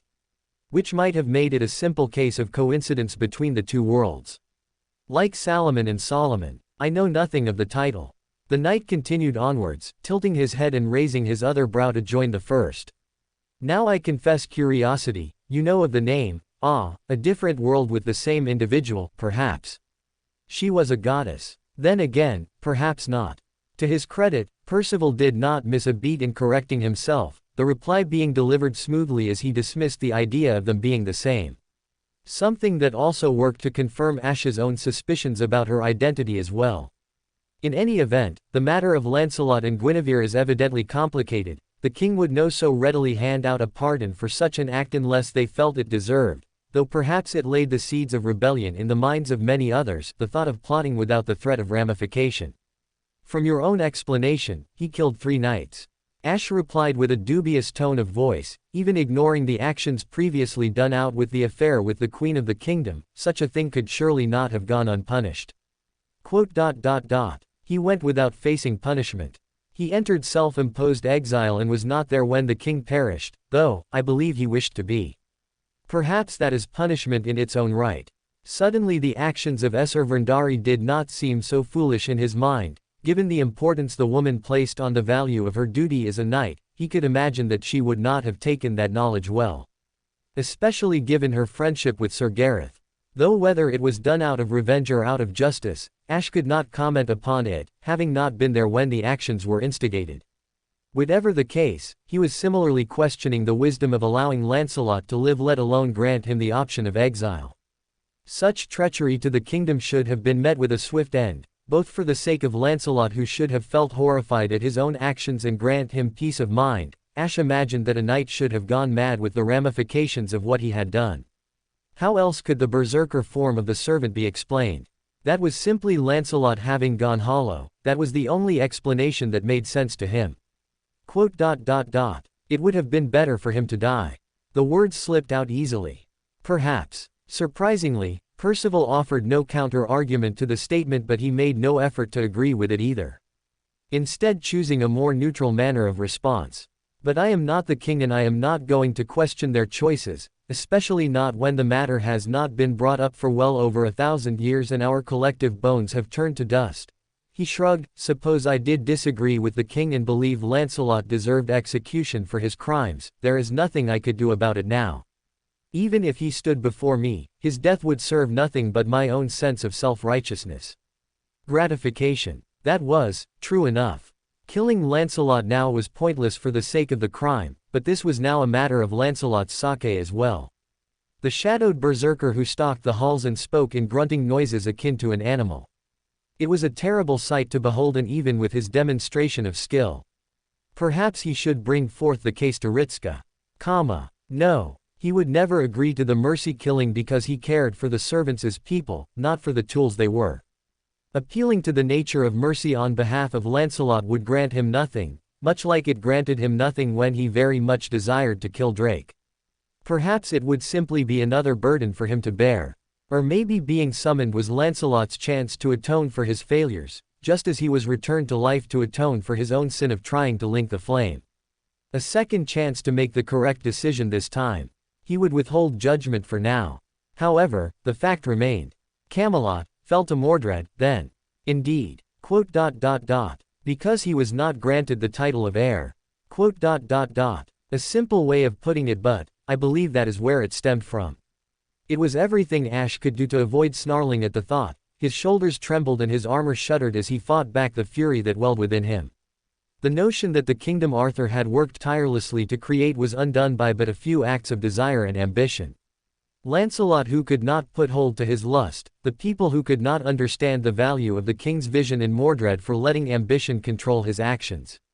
Foolery that could all have been prevented if they had just followed their duty. Again, the actions of the few ambitious and the stupid had wrought destruction and death upon the whole. Why could they not even accomplish the simplest of tasks? Maintaining a clear focus on their duties as was assigned to them, and perhaps Camelot might still have remained to the present day. I see. He eventually spoke out, turning his head straight ahead and marching forwards, moving past both Percival and Quellan as he waded into the snow. He had no intention of leaving the group, but he could not contain himself all that well if he had to stare at them. Ranting about humanity would leave him with very little he could accomplish.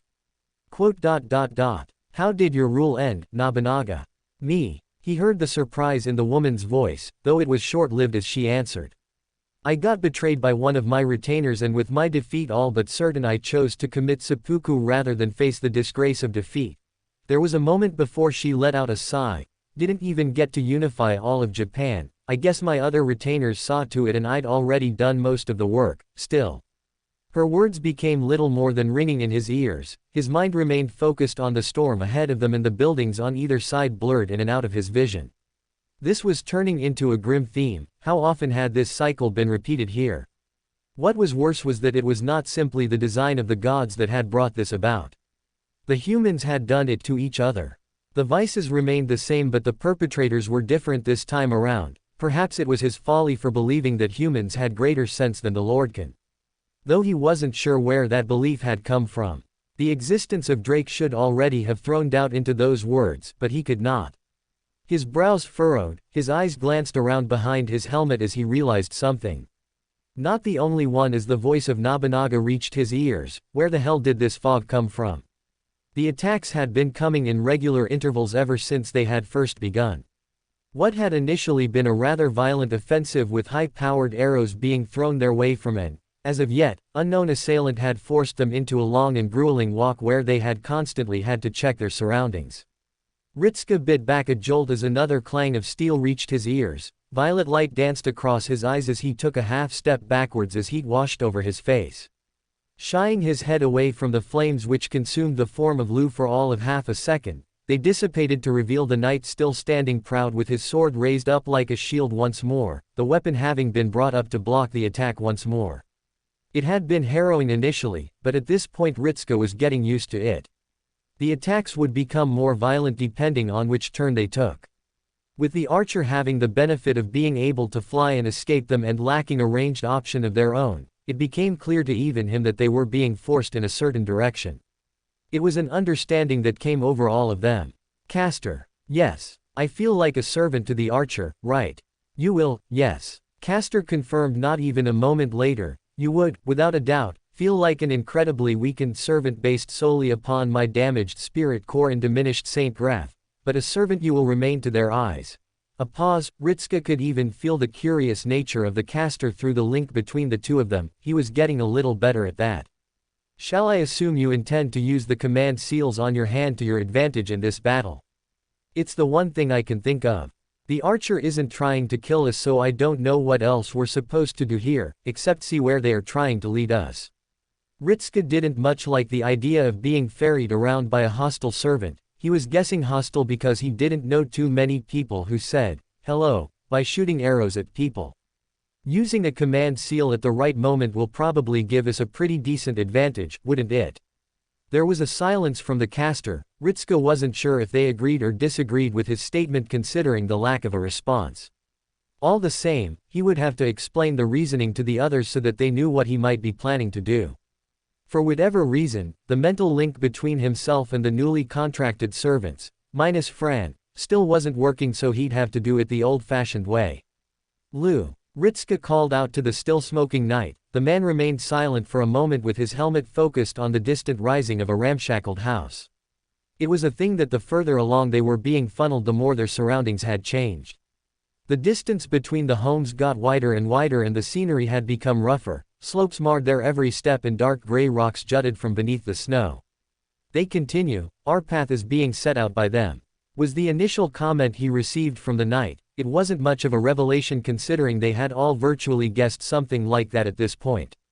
Or rather, Ritsuko imagined they had done. Their blows are to harrow us and they maintain a distance. No amateur marksmen are they. Shooting a look in the direction of the latest attack, Ritsuko was treated to the sight of the blur of the archer once more vanishing into the clouds and out of sight. Pulling his lips into a thin line, he fought back a sigh as he dropped his voice into a quiet whisper, directing his attention to the girl still sitting on his back. You sent your book familiars out, did they ever get this far? They did, Mr. Ritsuko.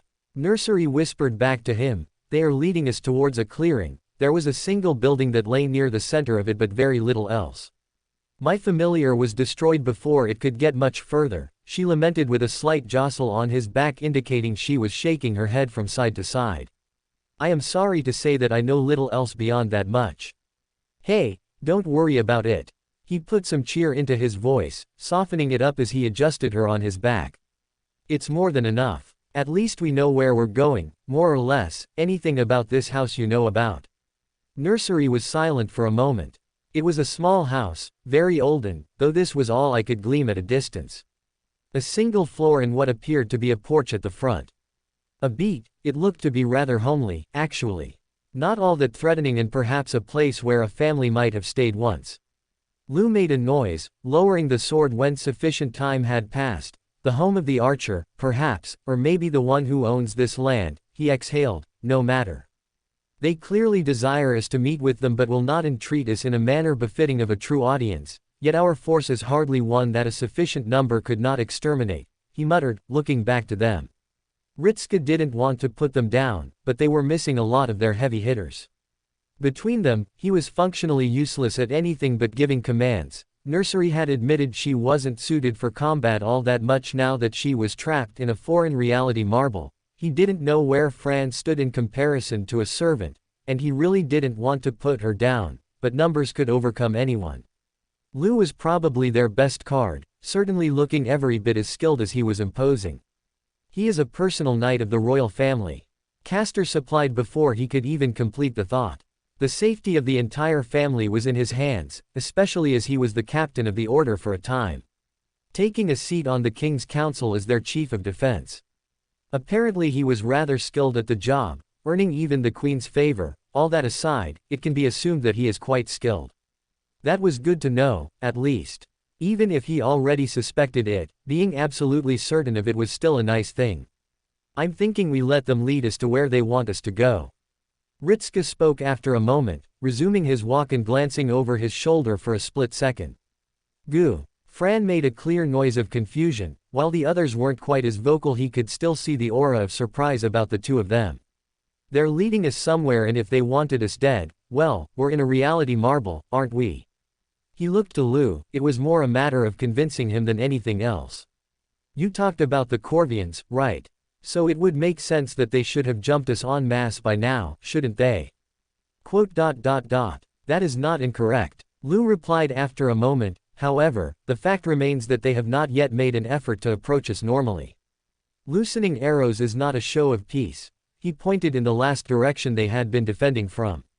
This archer who harrows us at every turn might very well be leading us towards an ambush, though I confess that the distance is not something I could cover unless. I don't think they know I'm a master.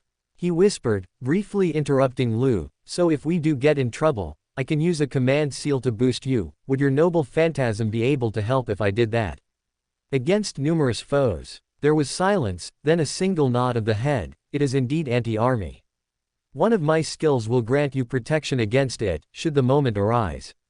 Ritska withheld a blink. He didn't really want to know why he would need protection against his own ally's anti-army noble phantasm. Unless it was one of those point-of-origin ones where it just couldn't be aimed. Because that was now something he would have to worry about, all the same. Yeah, if push comes to shove we can probably use that and escape. He paused for a moment, then took in a breath. Unless you think it's too risky. There's a good chance we are gonna walk right into a trap here. Looking around, he studied the expression of Fran and then towards the posture of Lou. Sure enough, it was pretty hard to get a reading on either of them. He could see Nursery's face either, so that was another problem, but he could feel her stiffening slightly. So I'm open to any other sort of counsel on the matter before we get interrupted by another flying arrow aimed towards us. Any ideas? Lou did not speak for a moment. Fighting an archer with the superiority of the air is not something I can do without a ranged weapon on hand. Seeing as how we are all either close-ranged fighters or no fighters at all, we are far outside of our zone of comfort. Suffice to say they clearly need us for something, therefore it would be prudent to spring the trap. A beat, can you still not make contact with your other allies? No. Then we have no reinforcements to speak of, and the capabilities of Castor will likely serve us if he is as skilled as he boasts. Such bold words from a knight who took his own life. Perhaps if his will was as strong as his tongue was sharp, then we might have met. That was unquestionably over the line. He believed he inferred as much with the internal scowl he sent towards the caster. Reflex or not, there were just some things that you really shouldn't make jokes about. I was not joking. He was the one who perished by his own blade. The reason remains elusive, and he is the only knight to have ever done something such as that in the entire history of Lothric. There was a curious hum, though I wonder who it was that broke him. I shall assume it was Guinevere who did so. She had quite the knack for bringing out the worst in people without meaning to. Gwyndolin's sister. Indeed. I've seen your interactions with the little serpent boy. To think the wretch was still alive as well. Saddening that Gwyn could not keep better control over his children than. Castor abruptly stopped speaking, a silence coming over them that Ritska found to be more than a little. Oh, that is clever. Very clever of them. Huh. The storm only conceals the archer until the moment they attack. Though perhaps it is not the storm itself, but the skills of another. Castor mused for a moment, then continued onwards before Ritska had the chance to question him further. Regardless, I would assume that we have been blind. The archer is only revealed because they attack, much like the presence concealment of an assassin cloaking them until the moment comes to strike. The only assassin that Ritska had at Chaldea was Sasaki, and he hadn't actually spoken with him at length yet. He should probably do something like that just so he was aware of the strengths and weaknesses of other servant classes, except Sasaki carried himself like he was a saber, so perhaps he might not provide a very traditional point of view. Consider such a thing at a later date. For now, think on my words. If the archer is revealed every time she attacks, how many do you suppose have gathered who have yet to attack us? Ritska blanched at the implications as they settled in his gut. dropping as though they were made of lead. His eyes now darted away from Lu and towards their surroundings with a much greater sense of urgency as he looked for anything out of place. The sparse buildings in the distance and the pale dead trees he could now see only added to his mounting dread. It's not just Archer out there. Lu stopped walking, making a half-turn and facing Ritska with the helmet aimed towards him, though it was only for a brief moment before he steadied himself once more and brought the sword up. Ritska hadn't sensed anything and Castor hadn't screamed any warnings into his ear, so he assumed it was his current posture that had put the knight on edge. "You are certain?" "Just a guess." He wasn't going to start making those kind of assertions with complete confidence just yet, but he wasn't going to keep quiet about them anyway. Castor thinks they might have some sort of presence concealment.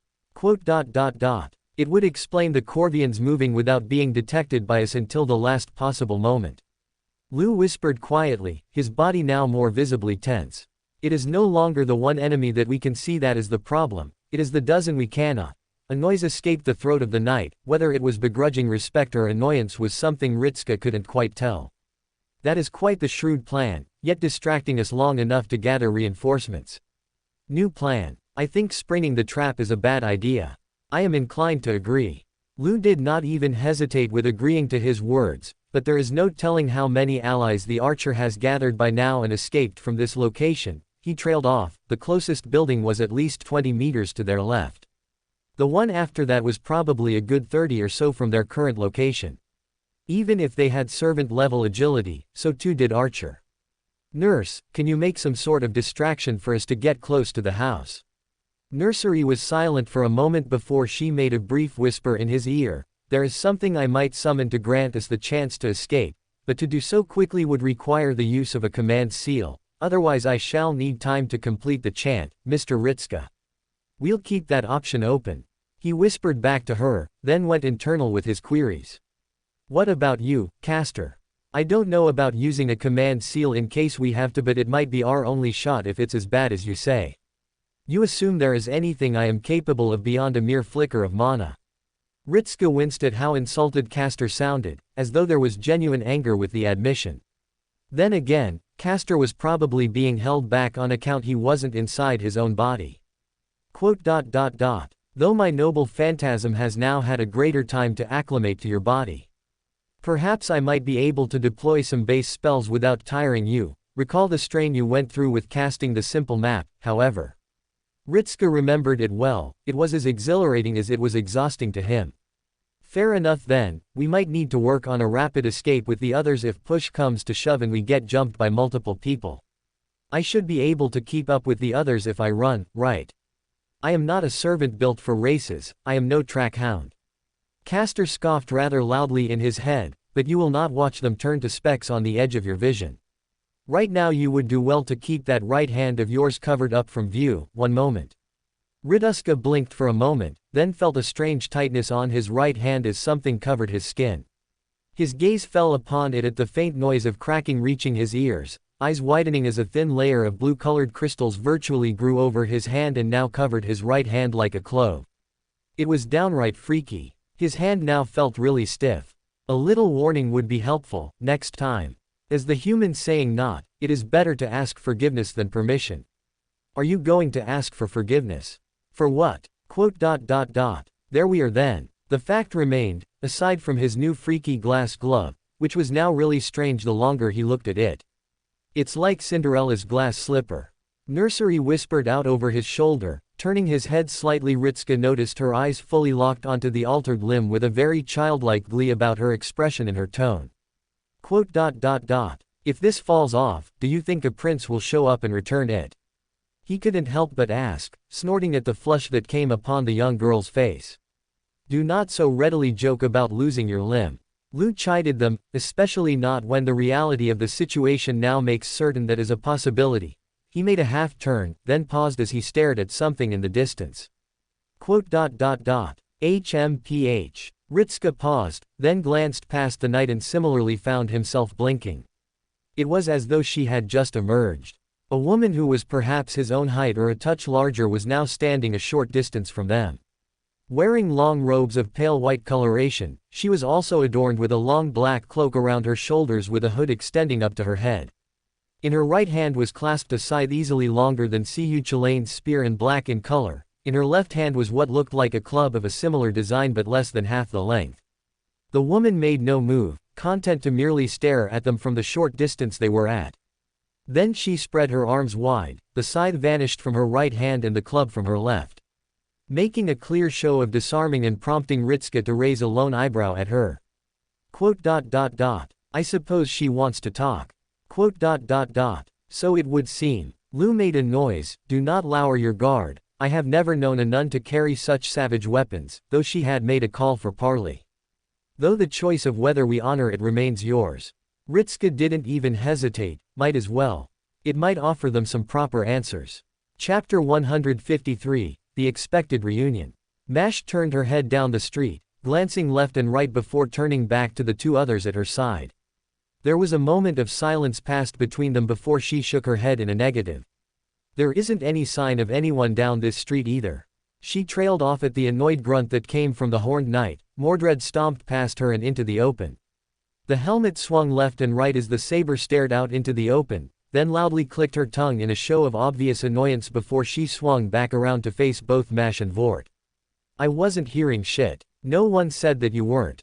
Vort offered a placating response before the saber could get more defensive. Mash nodded her head in a show of support towards the rider. She had similarly been hearing distant sounds of thunder in a consistent manner.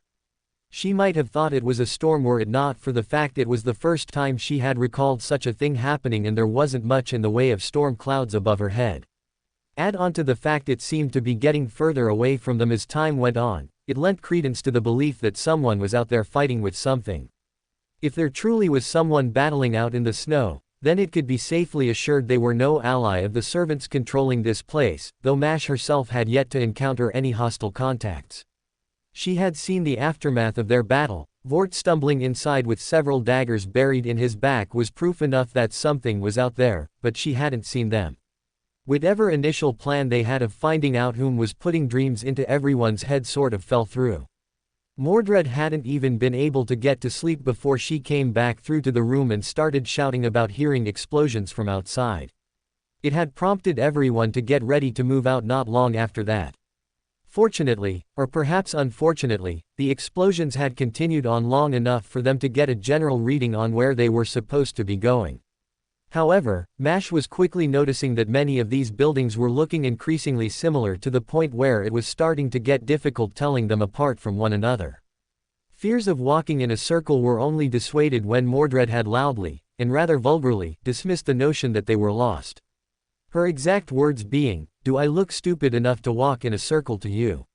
While Mash couldn't speak on behalf of Vort, she thought it best not to try and provoke the saber further with more doubts about her ability to navigate. Though as they traveled, there was still one thing that played upon her thoughts. It was slightly concerning in her mind that there was a distinct lack of hostile contacts in the time they had been outside. After a few seconds, she reached towards the talisman around her neck and held it between her index fingers. Medea had rushed to get even these small talismans completed so that she could maintain contact with the group outside of the base and track where they were. It was a simple measure and the caster said they would fail against the simplest of bounded fields with the rush job she had been pressured into. She made her complaints about that rather vocal, but Mash didn't mind. "Caster, can you sense anything through this location?" The symbols on the talisman shone in dull purple as the voice of Medea echoed through. "There is a great deal more residual magical energy in this location than there have been in the previous locations you have traveled through. Leaving open two possibilities, the first being that parts of the reality marble are different or there was a recent altercation between servants and the excess of mana has yet to bleed out into the world." Mash felt a well of hope rise inside her as she looked at the other two. That could mean someone from Chaldea was here and they were fighting. Perhaps. Medea didn't argue against it, but Mash noticed that she wasn't quite as enthusiastic as she was. It wasn't like the Shielder was expecting her to shout and cheer in joy. Medea wasn't all that emotive at the best of times, but she thought there would have been at least a bit more enthusiasm in her voice at the prospect of finding their allies. Suppose it is the latter option. I cannot help but notice that the surroundings are, remarkably intact. A comment by Vort drew her attention as she moved to join Mordred out in the open, briefly pausing and turning to give the scenery another sweeping gaze. Sure enough, there was very little to show that there had been a battle here in the first place. The slight offsetting of snow aside, and only in some locations, the location was very much intact.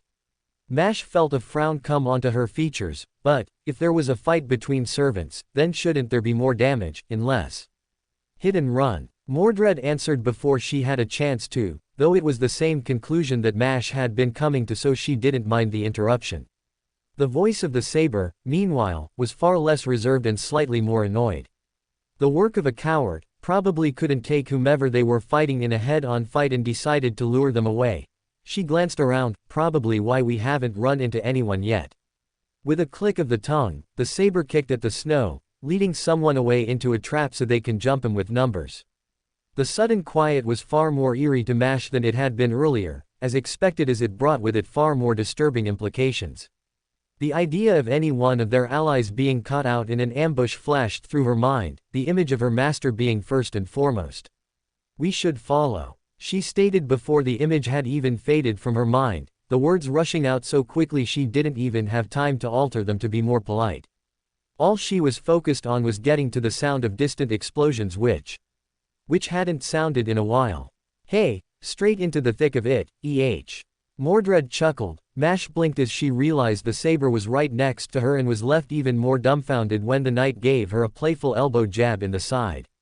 "I like your style. Much better than the other asshole I know." Mash just stared at her with incomprehension. There was a strange tone to Mordred's voice as though she was making a reference to someone that Mash was supposed to know, but the face and the name escaped her.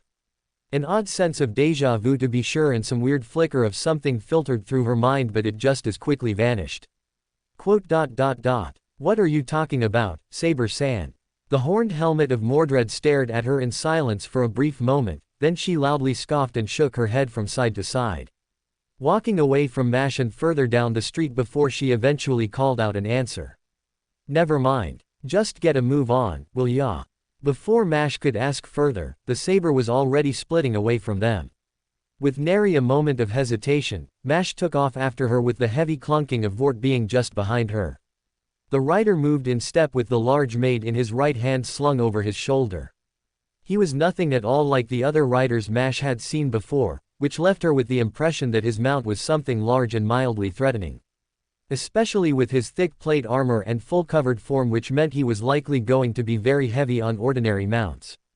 Perhaps he rode some sort of dragon. Actually, she might as well ask. Rider-san. Vort turned to her, his voice humming with confusion before he made a brief grunt of understanding. "Ah, yes. We're in the open now, aren't we? Secret names and all that, yes, Shielder, what is the matter?" Mash blinked. "You don't need to call me Shielder." She gave him a faint smile, though she was happy he extended the same sort of courtesy to her regardless. However, she didn't have a true name, so to speak, so there was no reason to conceal her identity. "I'm only a demi-servant, so I don't have a name like yours and Saber's. Speaking it out loud won't change anything." "Nonsense." Vort dismissed with a wave of his hand, turning his helmet from her. "You shall be extended the same treatment as us. Demi or no, you remain a servant, and our names are only ever given as a show of trust. I shall not carelessly let yours slip merely because you feel it lesser." He pointed at her. "Be aware of your own value as a servant, girl. Such things as, only, do not matter." But, she didn't really know what she was supposed to say to that. She was only a demi-servant at the end of the day, and one who was working under a false name for her noble phantasm. It was a partial deployment, and she was left with no illusions that it would be weaker than the genuine article. Not to mention, even with the training back at Chaldea, she was working on muscle memory against hostile entities that came with the servant who granted her their powers. She really wasn't like other servants. She couldn't do what they could do. She'd only ever been supported by them, so. But nothing. Vort chuckled. "We can't all get so dour about whether or not we have any value now, can we?" Mash supposed not. "All the same. Are you?" She fought back a grimace, now more curious than anything else as she stared at the knight. "Are you not offended by the idea of me using someone else's abilities?" She imagined that would be a point of pride in some servants, these things they worked hard for all their lives suddenly being dumped in the hands of someone who had quite frankly, never had the chance to do much of anything before. It almost seemed like a waste to Mash. Let alone how it would appear to someone else. Vort merely shrugged his shoulders. If someone is inclined to make you a sole inheritor, then they are entitled to do that. It is not my place to question the wisdom of those who cannot be present to explain themselves. The diamond-shaped helm spared her a glance, and perhaps you should focus less on the why and more on the what. The what? What are you going to do with these abilities? Not, why do you have them? Vort explained with a wave of his hand, moving the armored gauntlet to his hip. Quite frankly, even thinking about such a thing in the first place would seem a little silly to me. You've gotten this far, haven't you? I can see a glimmer of true experience in your eyes, not something just handed to you. Me, Senpei has cleared 3 singularities so far. Senpei. Vort made a noise, odd name, but I suppose that is just one of those differences between worlds. He muttered under his breath. Mash felt a rush of panic flow through her as she realized that Vort was now under the assumption that Ritsuka's name was actually Senpei. And you were there as well, weren't you? So it's just something that you played just as big a role in.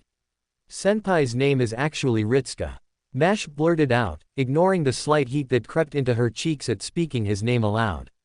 It was mitigated by the fact that he wasn't actually present, so she wouldn't have to speak with him. She'd read somewhere that speaking the first name of people without a suffix attached to it was a show of intimacy in Japan, or something along those lines. She should probably read up a little more, now that she thought about it.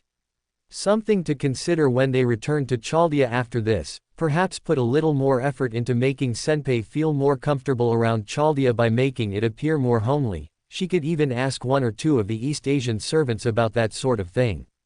Well, certainly Kiyohime, just so she was aware of the attempt from the very beginning and they could avoid unpleasant misunderstandings. Ah, so Senpei is just a title then. Vort made a noise of understanding, then gave a good-natured chuckle. That makes more sense, now that I think about it. There was a brief silence before he continued onwards. I know for a fact that my previous superior would not have wished his name to be spoken so carelessly by those beneath his status. Bowing his head slightly, Mash widened her eyes at the ashamed tone of voice. Forgive me for misunderstanding. And no. A hasty shake of the head and a sputter from her was the first reaction she could give to the clear shame from the night. It was completely unnecessary in the first place. It's mainly just me that calls him Senpei. He prefers people to call him by his name, but doing that sort of thing is, she fidgeted as best she could, trying to learn how she was supposed to phrase this. There was a deeply amused nature to Vort's tone now, especially in the way his helmet turned full in her direction and his eyeports now glowed with a faint blue lighting to them. Though it was entirely unlike the berserker self that shone of brilliant insanity, this was a more gentle lighting. Which was why Mash now found herself utterly confused by the strange warning she was getting in the back of her head right now. So that is how it is. Feeling a touch more intimate than should be expected for a knight and their lord. Mash was straight-faced, for all of 2 seconds. Then heat shot up her features, turning her face bright red and leaving her reeling from the comment of the knight, so much so that she couldn't even hear what he had said next. It wasn't like her feelings for Senpei were romantic in the least, it was just a deep-seated respect for him and a genuine desire to be someone he could rely on. It wasn't romantic or anything like that. That isn't what it. There is no need to be bashful. As if he was willfully ignoring what she was trying to tell him, Vort continued on with what was, in her mind, nothing shy of a gross misunderstanding. Waving his hand from side to side as if to shoo away her arguments, I know the signs well enough. If I were to confess, I was in your position once before with someone that I was instructed to guard. His voice turned a touch softer. She was someone whom I cannot truly describe with words. Mash stared at him, her previous embarrassment now starting to fade away as she took notice of the tone of voice of Vort. It was somber and full of grief. She fought back a grimace at his words. While he hadn't said anything specific, she could infer that it hadn't ended well for them. If Vort's qualification for a berserker was any indication of events, at least. Therefore, as one who has been in your shoes before, he whirled around, facing her and bringing his left hand up, stabbing a large finger in her direction. His words surged out from behind his helmet as a rush of goodwill and enthusiasm, which only made Mash feel a greater sense of horror at where this was going. You shall have my full support in any romantic endeavors you wish to pursue with this man. I even have some helpful tips if you wish for me to impart them onto you. That's quite alright. Her words almost caught in her throat with how desperate she was to get them out of her mouth, just so long as he didn't say any more then that was alright. What if the guy already has a wife or a partner or something? Mordred called on from up ahead, turning around to face the duo and reminding the pair that she wasn't actually that far ahead of them. Mash blanched at the idea. The saber was now left with the impression that she was trying to seduce Senpei. Wait, what was that thing she just said? Senpei doesn't have a partner. She stated with a frown, briefly surprised with the certainty of her own words for a moment before she continued on. I'm sure he would have said something if he did. You sure? Mordred pressed onwards. What if he just didn't want to talk about it? Rubbish. Vort declared. What man wouldn't boast of being with the love of his life? If you do not make regular declarations of love towards your spouse or partner, for all to hear, then you are not demonstrating your love well enough. That being said, Carwyn did have 1 or 2 issues with me shouting out my love for her in the courtyard beneath her window. You're a goofy dumbass, aren't you? The saber asked in a blunt tone of voice, not sounding all that annoyed. Save this weird talk for when you actually make a move in the first place. We're trying to find them. She turned back on her heel. Just don't go after married people, that shit never ends well. The woman only approached so far, stopping a good 10 or so meters away from them and standing in the midst of the icy field. Not a single word was spoken for a good 10 or so seconds, then Ritska leaned towards Lou and whispered slightly. Do you think she wants us to begin or get closer? Getting closer would be foolish. Lou replied back without even hesitating. Ritska imagined that was what the answer was going to be in the first place. And I know of no one who would meet in a field so open without protection. Simply because we cannot see these foes does not mean, as Castor suggested, that they do not exist, though the path we shall take is reliant on where your foot meets the ground. What shall you do? Great, no pressure then.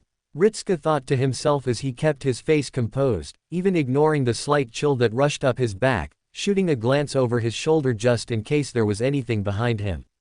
He wasn't sure if he was expecting to see the archer or not, but he couldn't see anything except the distant streets of London, which grew denser the further along they went. Turning his head back around, he stared at the woman dressed in pale white robes and a black hood, then took a single step forwards before calling out to her. It was actually fairly quiet. The wind had died down more than enough that he could shout this distance without having to worry about his words being lost to the storm. Hello there, servants of Chaldea. The woman called back in a loud voice. It wasn't a shout, but it was almost boosted, if that was the best way to describe it. Like she was supported by the very air with her words, by the way they almost rippled when they left her throat. Like she had spoken into a microphone. I welcome thee to the Painted Lands. Though this meeting is long since overdue, it is still one that must occur. Ritska raised an eyebrow. Was she making a joke or something? Their greeting consisted of getting shot with exploding arrows and a very close attempt on his life that would have probably killed him had it not been for the fact that Castor was inside his body. Unless she was just going into preamble and was just doing some kind of Bond villain play on words. Yeah, definitely a memorable welcome, he voiced back to her, raising his words though still keeping the shake in them as he was left unsure as to what sort of response she was after. The woman nodded her head up and down. You speak of the actions of Berserker. While it is true that I orchestrated your coming to this place, I did not order the means by which you would arrive. Berserker is rather overzealous when it comes to the defense of this land. You understand that as her enemies, she would not be so welcoming to you. She did sound regretful, but Ritska wasn't all that convinced. There was just something about her that put him on edge, either the way she was stood out in the open with complete confidence or the way she had been wielding a scythe as a weapon up until a moment ago. No visible sign of armor and an elongated weapon probably meant that she was like Cu and Scathach, a swift fighter. Overzealous, Lou remarked in a flat tone of voice. Her first act was to try and slay one of my comrades. He gestured to Ritska. Had it not been for his enhanced senses, they would not have survived the encounter. This goes beyond guidance, and is a direct attack on his life and our lives. Do not so hastily use such words, Knight of Lothric. The woman responded a moment later, lest we forget the reason that all servants who are not aligned with the goddess were summoned here. You are all here to end our existence and restore the natural flow of history. A tilt of the head, to that end, you are already our enemies. Is thinning the numbers not a valid tactic in the mind of a knight? So that means we are enemies. Ritska confirmed aloud, though he already harbored suspicions about it. All the same, he would rather learn about why they were in the first place. He could see neither rhyme nor reason to turn London into a frozen wasteland or drag the people of the city into this frozen world. Which meant he was missing something here. But if we're enemies, why did you call for us to meet here? Wouldn't it have been smarter to just try and kill us? You assume me some manner of savage, young child. There was a slightly indignant tone about the woman that almost sounded as though she was scolding him. Though we remain enemies to one another in terms of our goals, that does not banish the option of discussion before the inevitable clash. An extension of the hand is customary between those of civilized backgrounds, is it not? An extension of the hand. You're asking us to join you. It was a rather peculiar thing for her to offer. He wasn't sure if she was confident they would even accept or not. If she was just making the offer on account of trying to, then that was fair enough. Like asking someone to surrender just so you gave yourself peace of mind that the offer had been made and your enemy had chosen their path. Really? It is a hollow gesture. I know in my heart that you shall reject these words, else you would not have accepted the call to aid human history in their restoration. The woman continued on after he finished speaking, confirming in his mind that the option had always been just for show. But if you knew we were going to reject it, why did you offer it? As I said, it is a customary thing to speak with one another as civilized folk. She explained, tilting her head ever so slightly to one side. Though it also offers me a chance to educate you on matters such as these. Her hands slowly came up, not in a show of aggression, rather she spread them wide as if to show off the scenery to them. You have walked in this land, you have seen the people of this world, and thus, I ask what your opinion of them is. My opinion. All of your opinions. She corrected herself. This cold world that embraces all those who enter equally, regardless of sin, regardless of pain, and regardless of loss. The land makes room for each and every soul that shall enter it. Their burdens lifted from their shoulders and scattered to the winds. Lowering her arms, she gestured to them. Have you not seen that human history is fraught with suffering and death? She gestured down, her words picking up in intensity though never once losing her posture nor her composure. She was a talented speaker, Ritska had to give her that. That even this era we stand in is no different. The industrial age of man left so many alone in the cold, bringing so much misery to the people of this country. How many thousands do you believe were left behind in the age of progress? How many thousands lost their loves, their lives, their passions? How many were simply cast out into the shadow of civilization and left to vanish without a tear shed for them? Ritska's lips pulled themselves into a thin line, looking left towards Fran and Nursery. Neither one of them were showing much emotion on their faces. Fran simply stood there with a vacant look on her face, her eyes shadowed by her bangs and her lips pulled tight into a thin line. Her posture was lax, no longer a show of tension that it had been. Nursery was slightly different, glancing down to the ground with a strange look in her eye that was rather disconcerting for someone who looked around 10 or 11 years old. Perhaps even younger. It was a look that he really wasn't comfortable seeing in a child. If you were to expect all progress to be bloodless and without loss, then you are deluding yourself. His head snapped to the right at the voice of Lu, the knight speaking in a dismissive tone of voice, thrusting his greatsword, point end, into the ground and planting it there like a flag. His left hand came up in a sharp motion and extended a finger in the direction of the woman. There are always sacrifices made in the name of betterment. That is as true 1,000 years ago as it will be 1,000 years from now. It is not a matter of numbers or stories, it is a matter of whether those deaths amounted to anything. If those who perished did so in the name of bettering the whole, then their deaths worked to save many more lives. Progress is progress. Castor mused through his head. Clean progress is a fantasy, a dream pulled forth by the mind of optimists who believe in such a thing as utopias. This woman might delude herself with preaching peace in the name of the whole, yet she will just as swiftly kill those who disagree with her vision. A hypocrite through and through. Ritska wasn't sure of that just yet. All right, I'm not going to argue about the deaths of the Industrial Revolution. Even I know that much about it.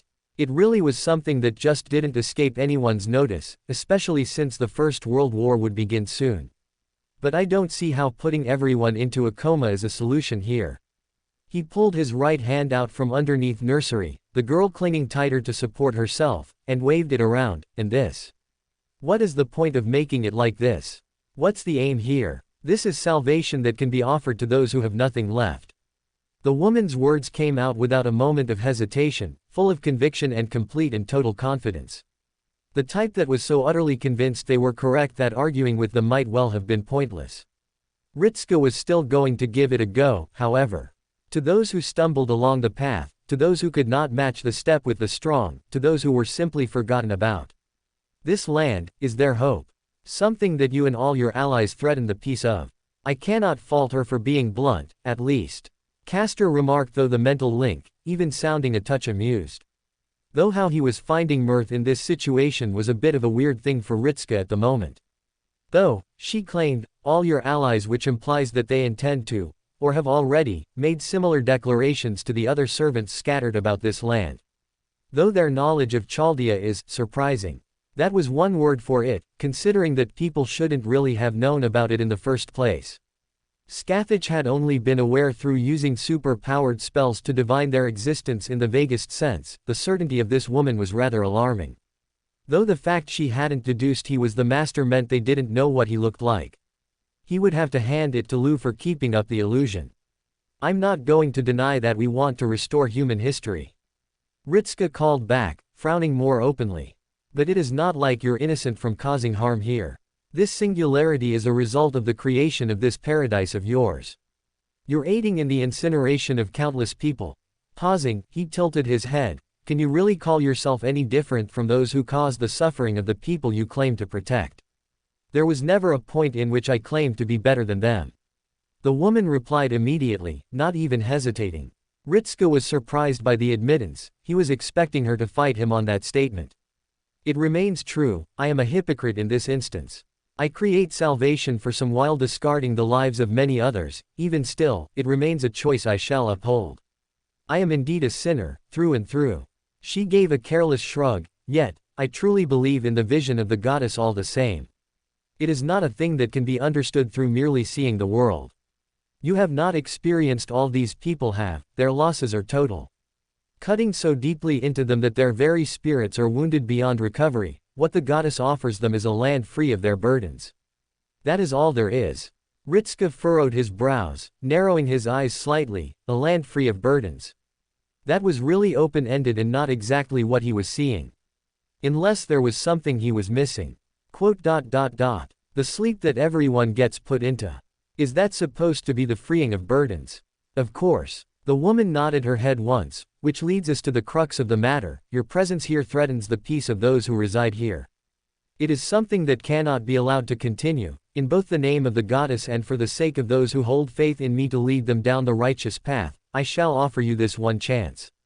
Her next words were delivered with cold finality. Find your master and your allies and leave this place.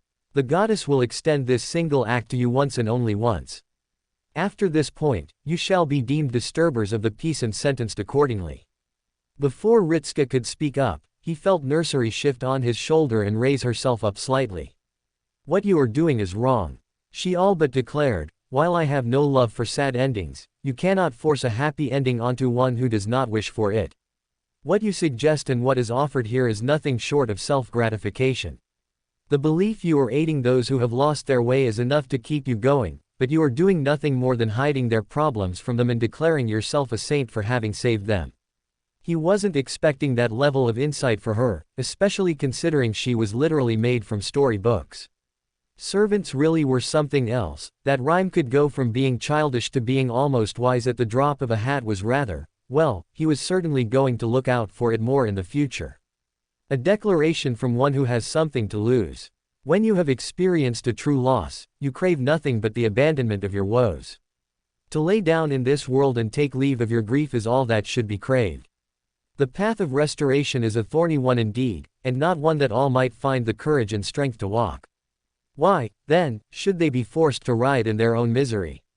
She tilted her head, her lips now pulled into almost a snarl. Why should they be left behind? You might speak of me as one who pursues my own worth in this act, but it is not one without meaning to others. They find comfort in this cold. Comfort in this cold. Lu scoffed loudly and dismissively. The magics woven into the very air force their minds to conform to your coward's beliefs. They should have the strength to face their own problems or the courage to reach for aid if they cannot. Those who fall down and remain in the dirt, who spit and curse while doing nothing to better themselves are deserving of their fate. She turned to Lu in silence for a moment, then spoke in a soft and curious tone. Do you belong to those who deserved their fate, Lu of Lothric, consort of the queen? How very much like her, rarely content with a single lover. Though to pursue her own royal guard. She was either desperate or there is some hidden attraction that I have missed upon, every single glance spared to him. Ritska wasn't sure what the words meant, well he knew the definition of them but he wasn't sure what they meant. However, the manner in which Lu suddenly locked up as though he had turned into a statue wasn't missed by anyone. Especially with the shuddering noise of metal as his shoulders tightened in and his arm dropped back to his side with a hefty clang. I wonder how long you writhed in the dirt and cursed your own weakness, the man who sent his own son to death and lamented the end after doing nothing to prevent it. There was a succulent pause before the woman continued on, a touch of accusation now in her voice. Worse, you forced him along the path that you did not believe, not truly. How cruel a man you are, to sacrifice one's own kin in the name of salvation and then insult me for offering a place. A gesture to him. Perhaps you would not have taken your own life had you known this land existed, where you might have fled your worries and found peace within the rot. Lu was still tellingly silent, now at a point where Ritska was genuinely concerned for the man. Have you no more biting insults for me? No further curses to heap upon my desire for salvation?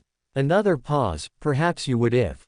Be silent, wench. Lu spat with more venom than Ritska had ever heard from the man, a grunt before the sword was torn from the ground, showering them all in snow and dirt as it was hefted with but a single limb. The weapon that was easily his size and his superior in weight being swung around with a single hand was a humbling sight. More so when he extended the arm with the sword pointed at the woman without a sign of his sword arm trembling. Do not utter another word of my fate.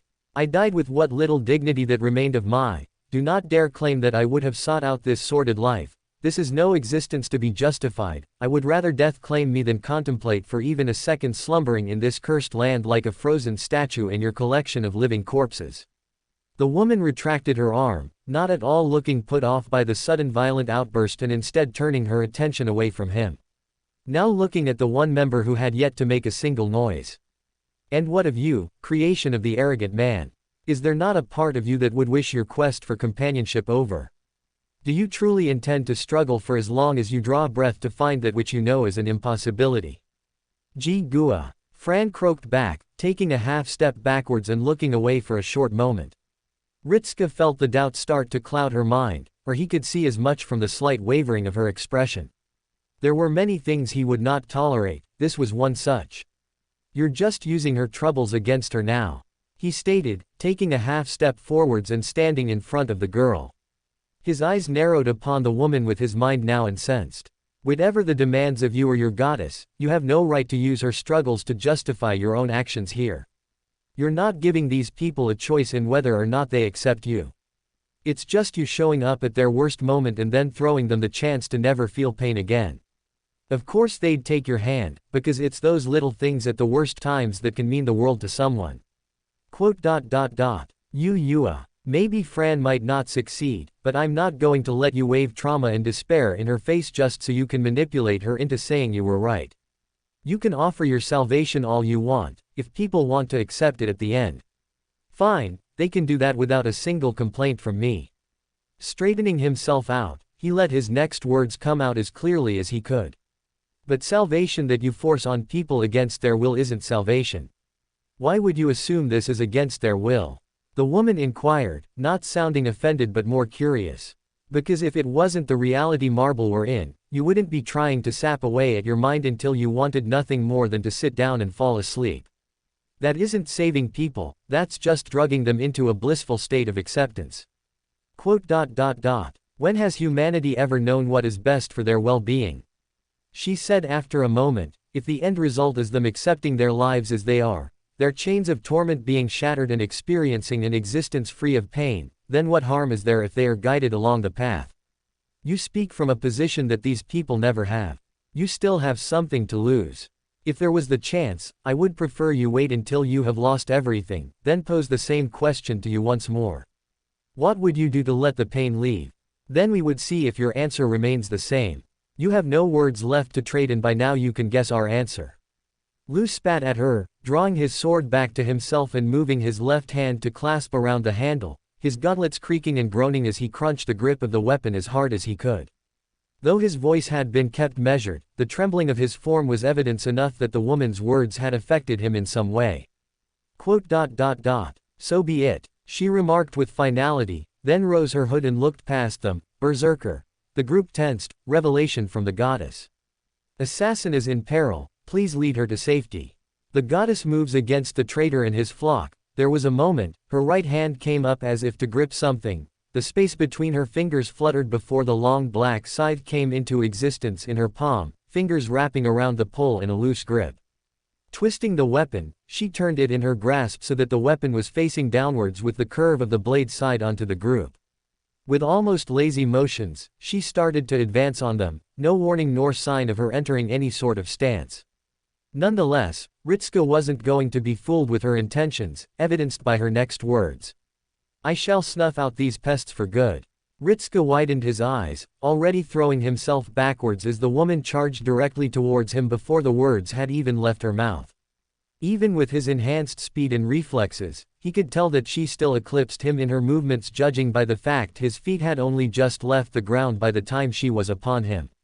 The black side in her grip cleaved through the snow in a single smooth line as it was dragged upwards with the clear intention of eviscerating him. Not that she managed to get far as Lu stomped forwards, cutting off her line of sight with him and bringing his sword down in a powerful overhead strike, both hands now on the blade.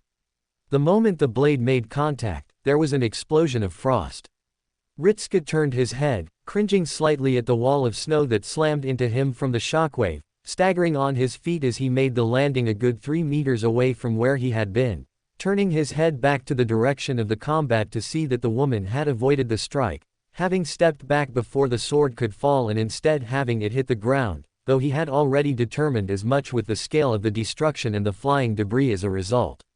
Lu was already moving, tearing his sword from the ground and showering them all with displaced frost as he advanced on the woman, swinging the sword once more with motions that dragged the falling snow behind the weapon as a trail of ice with each swing of the sword. The woman danced away from his strikes, putting more and more distance between them as he charged her down. Gah! His head snapped to the left at the noise, just in time to see Fran smash her mace into the face of what looked like an emaciated man, or it would do, if they didn't have the face of a crow instead of that of a man.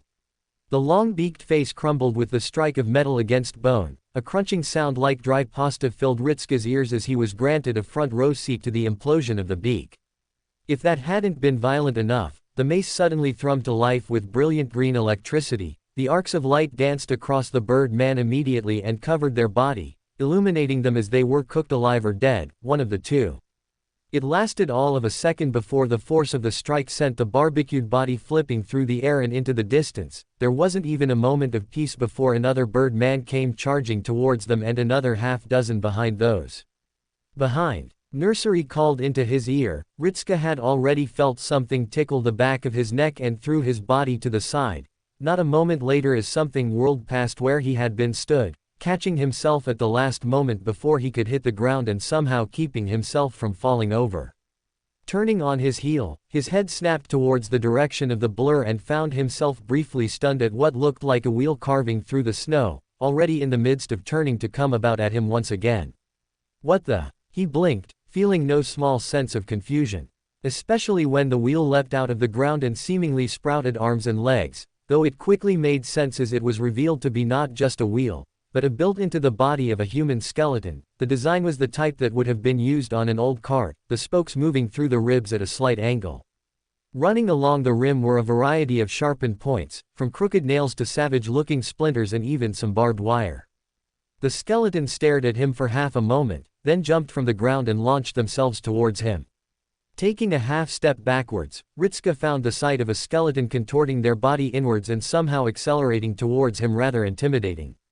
It lasted all of a second before a strong gust of wind came blasting from behind his head with the force of a cannon, slamming straight into the skeleton wheel and shattering it like a dropped doll, the different parts being punted in several directions rather violently.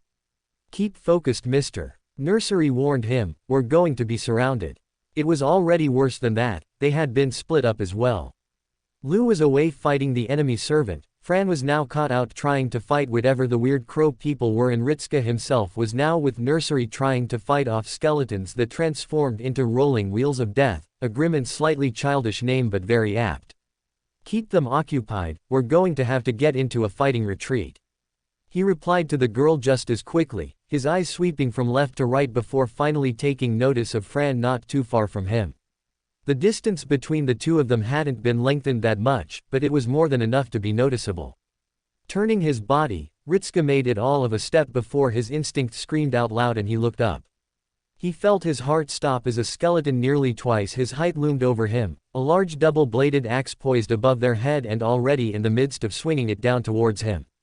Another burst of frozen wind slammed into the skeleton, forcing it into a stagger but otherwise unharmed. A distraction suitable enough to give Ritska enough time to put further distance between himself and the undead. The corpse gave a soundless roar as it charged him down, swinging the axe through the air towards him. "Hand!" Castor called out in his ear. Ritska just reacted rather than anything else.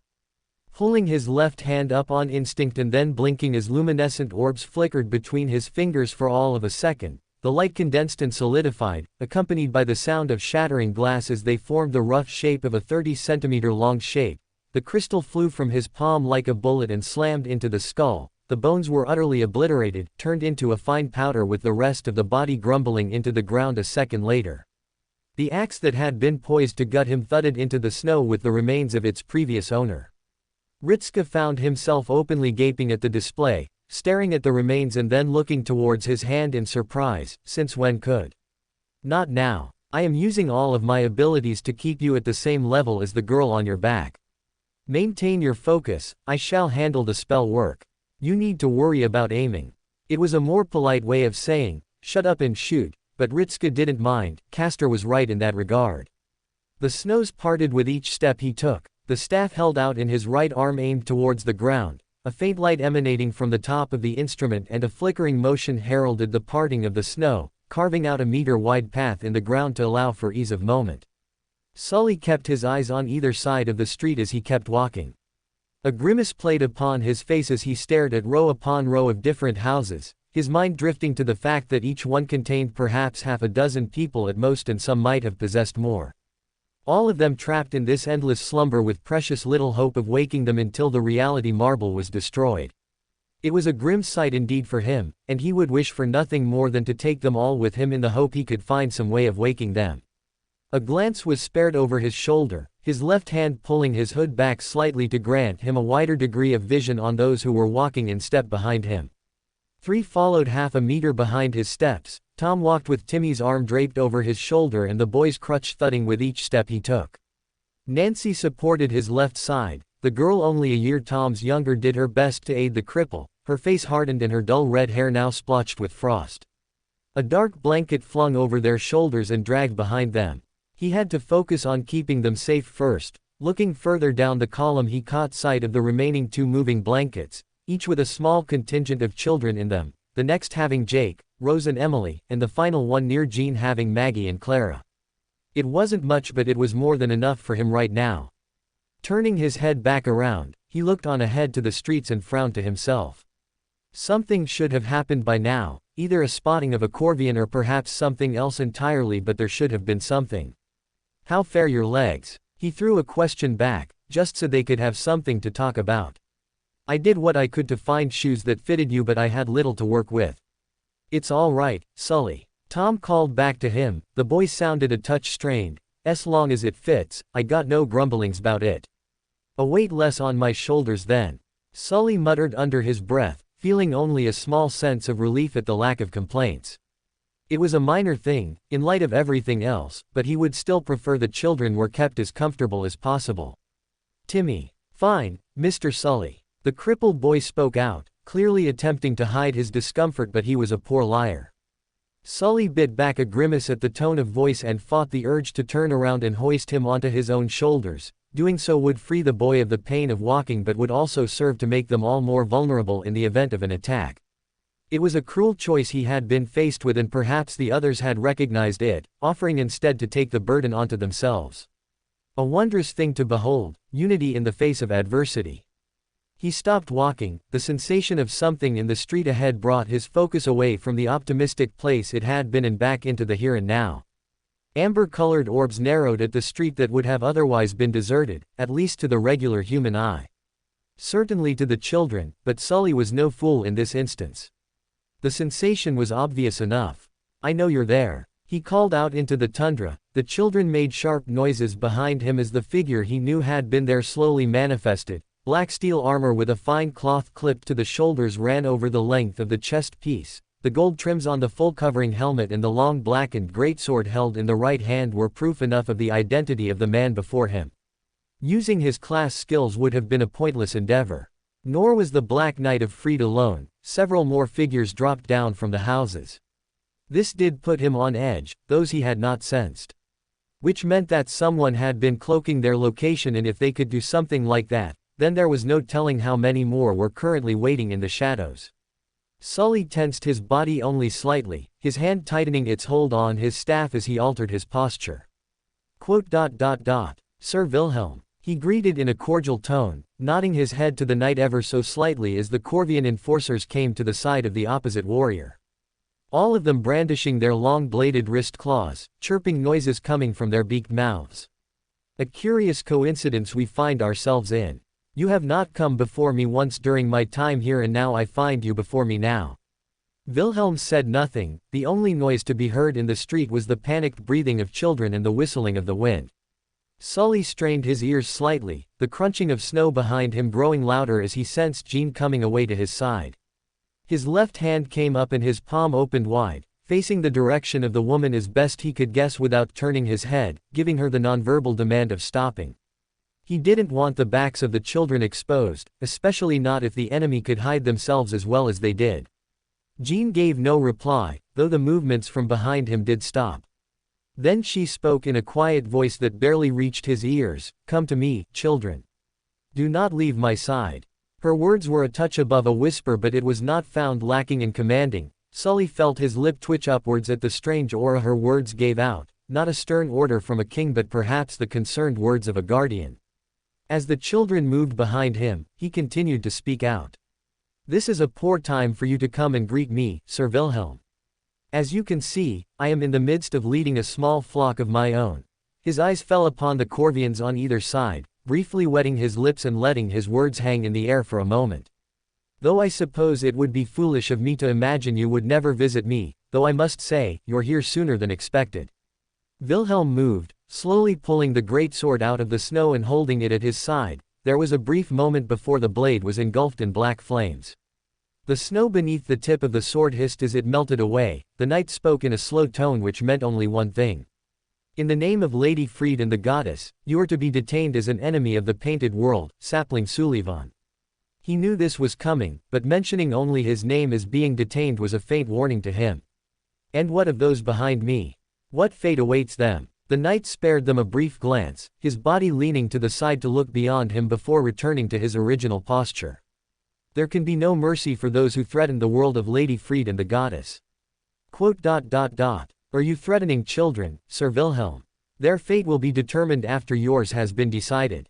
They are not the subjects of this world, and they are not for Freed to punish for having the strength to resist this hell."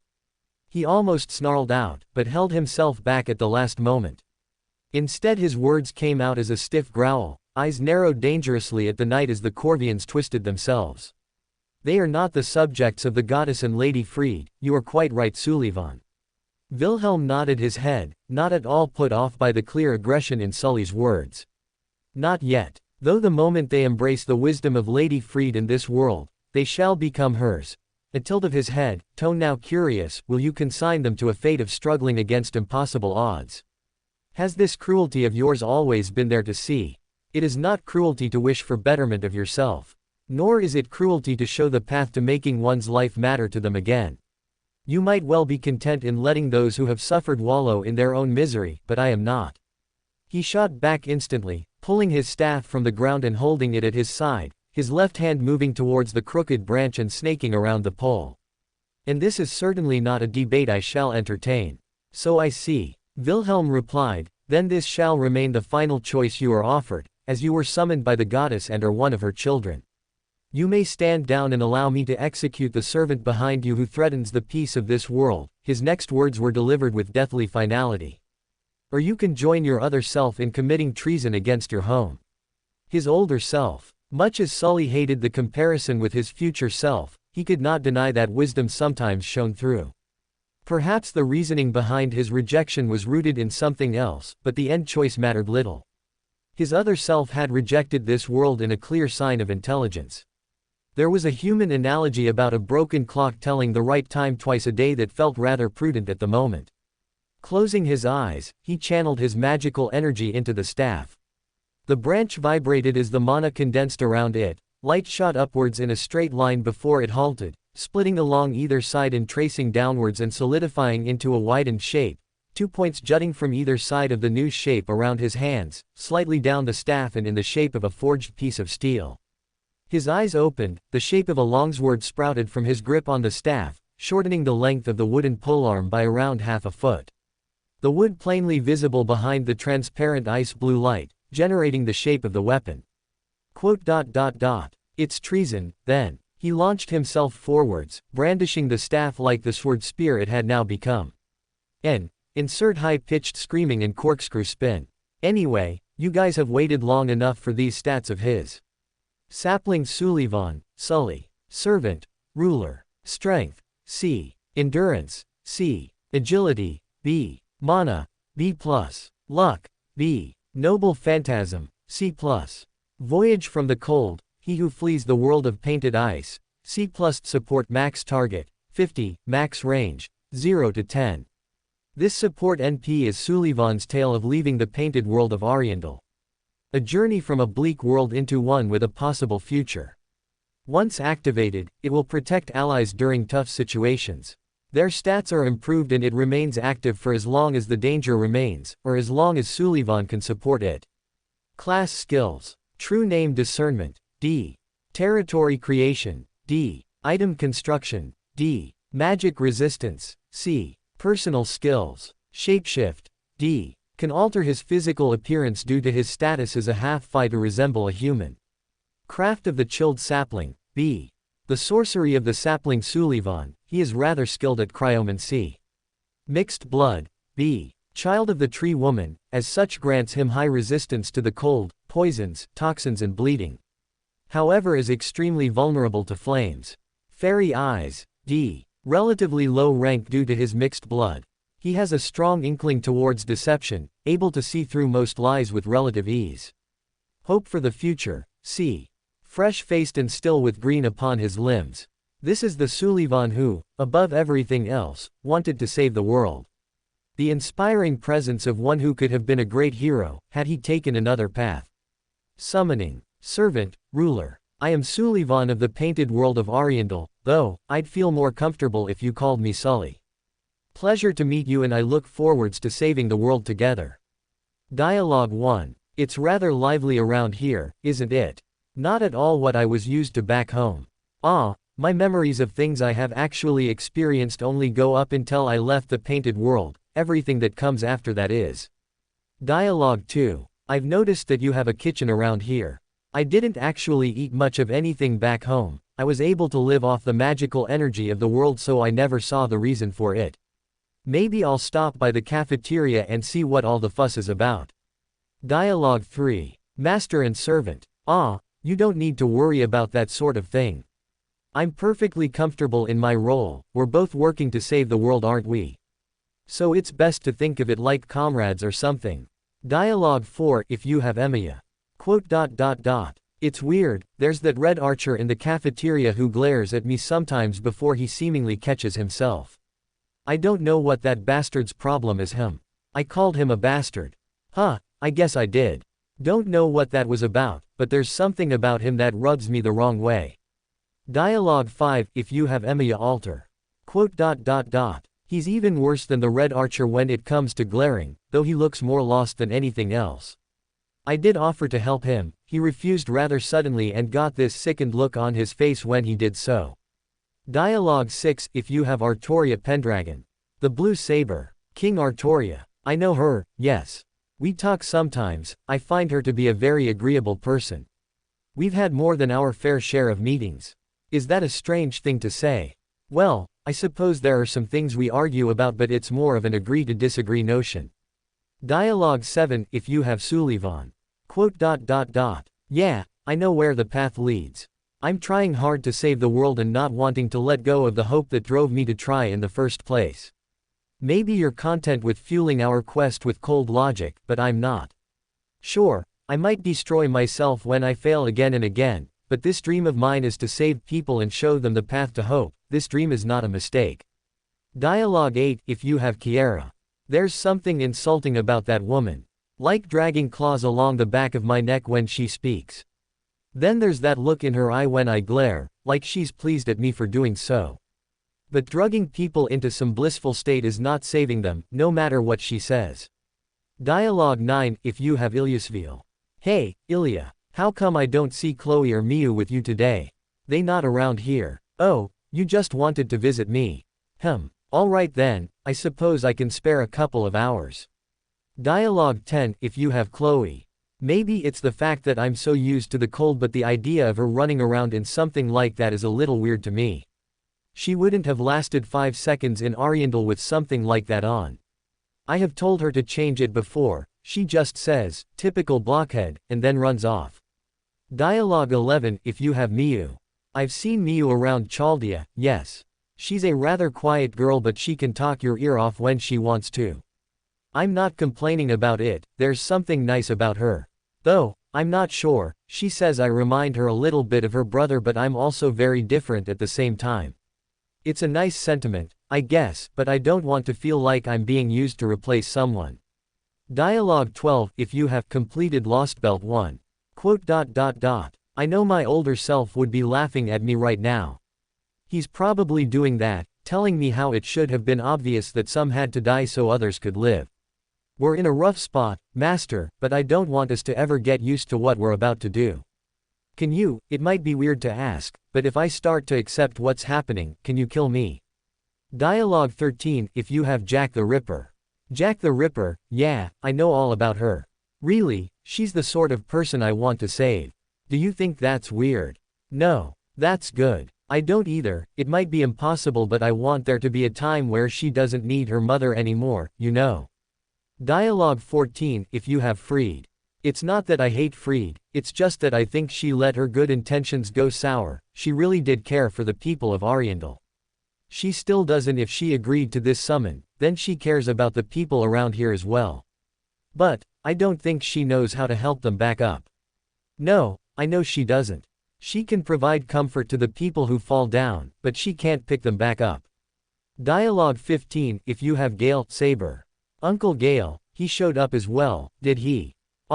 Don't get me wrong, I'm really happy he's here, but, you know, he's been around here for a while. Tell the old man to take a rest, I'll pick up the slack for him. Likes. Things that I like. I just like helping people. When you come from a land where everyone has lost something, you tend to find that when you have lost nothing, you stick out a fair bit. So I just want to make sure people don't end up like that. That's the sort of thing I like. Hates. I hate people who don't acknowledge the value of faith. Not faith in the gods or faith in some greater belief, but faith in yourself. All you need is to believe in your own power and your will to keep on going. Anyone who ignores that or tramples upon it, I won't forgive them. Wish for the Holy Grail. Wish. I don't have one. I'm a ruler servant anyway. All I want is for people to see the chances they have more than anything else, you know. Bond level 1. I think we're getting the hang of this, right? You think so too? Glad to hear it. Bond level 2. You want to know more about me? Well, I'm a little surprised. Though, I suppose if you've met the other me you'd be more than a little curious. I don't know how I ended up like that either, or perhaps I do know but don't want to admit it. Who can say? Bond level 3. The cold world of Oriental is a land without hope, living there is not really living.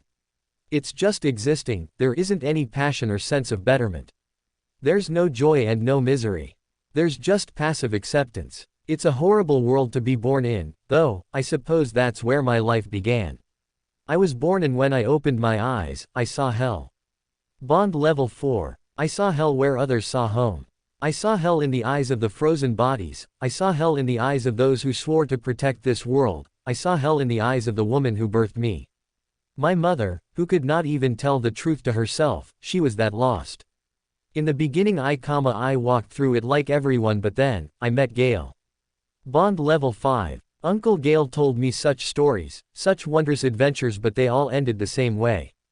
Tragically, I think that's because the tragedies were the things that stuck with him most. Then I realized what it was, what I wanted to be in the land where no one wanted to be anything. I wanted to save these people. I wanted to be a hero of their hearts, I wanted to show them that it was possible to never lose faith, and no matter how dark it became, there was always a glimmer of light.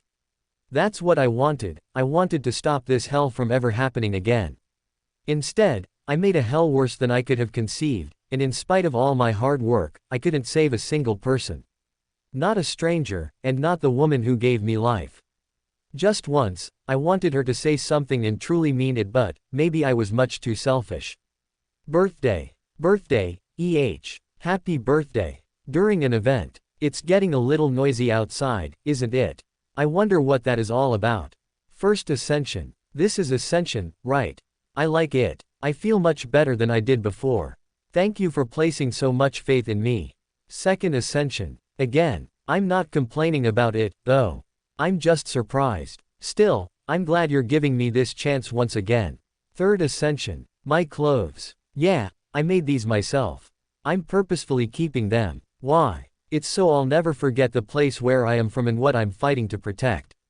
Fourth Ascension. So this is the end, huh? I'm glad I could see it. Now then, we've got some people to save and bad guys to beat up, right? Yeah, that sounded pretty childish, didn't it? You don't mind. Well, I guess that's alright then. Chapter 154, The Return of the Kohai. Ritsuka jumped back once more. Nursery unleashed another burst of magical energy from her mounted position on his shoulder, shattering the skeleton with a single strike and consigning their bones to the tundra. His head whirled around, trying to ascertain where everyone else was. Fran had gotten separated from him and Lou was still fighting somewhere. With who knew how many reinforcements on their way here, it was anyone's guess how long they could hold out for. I can offer aid as best I can, it is a case of simply relinquishing your body for a brief moment until we depart.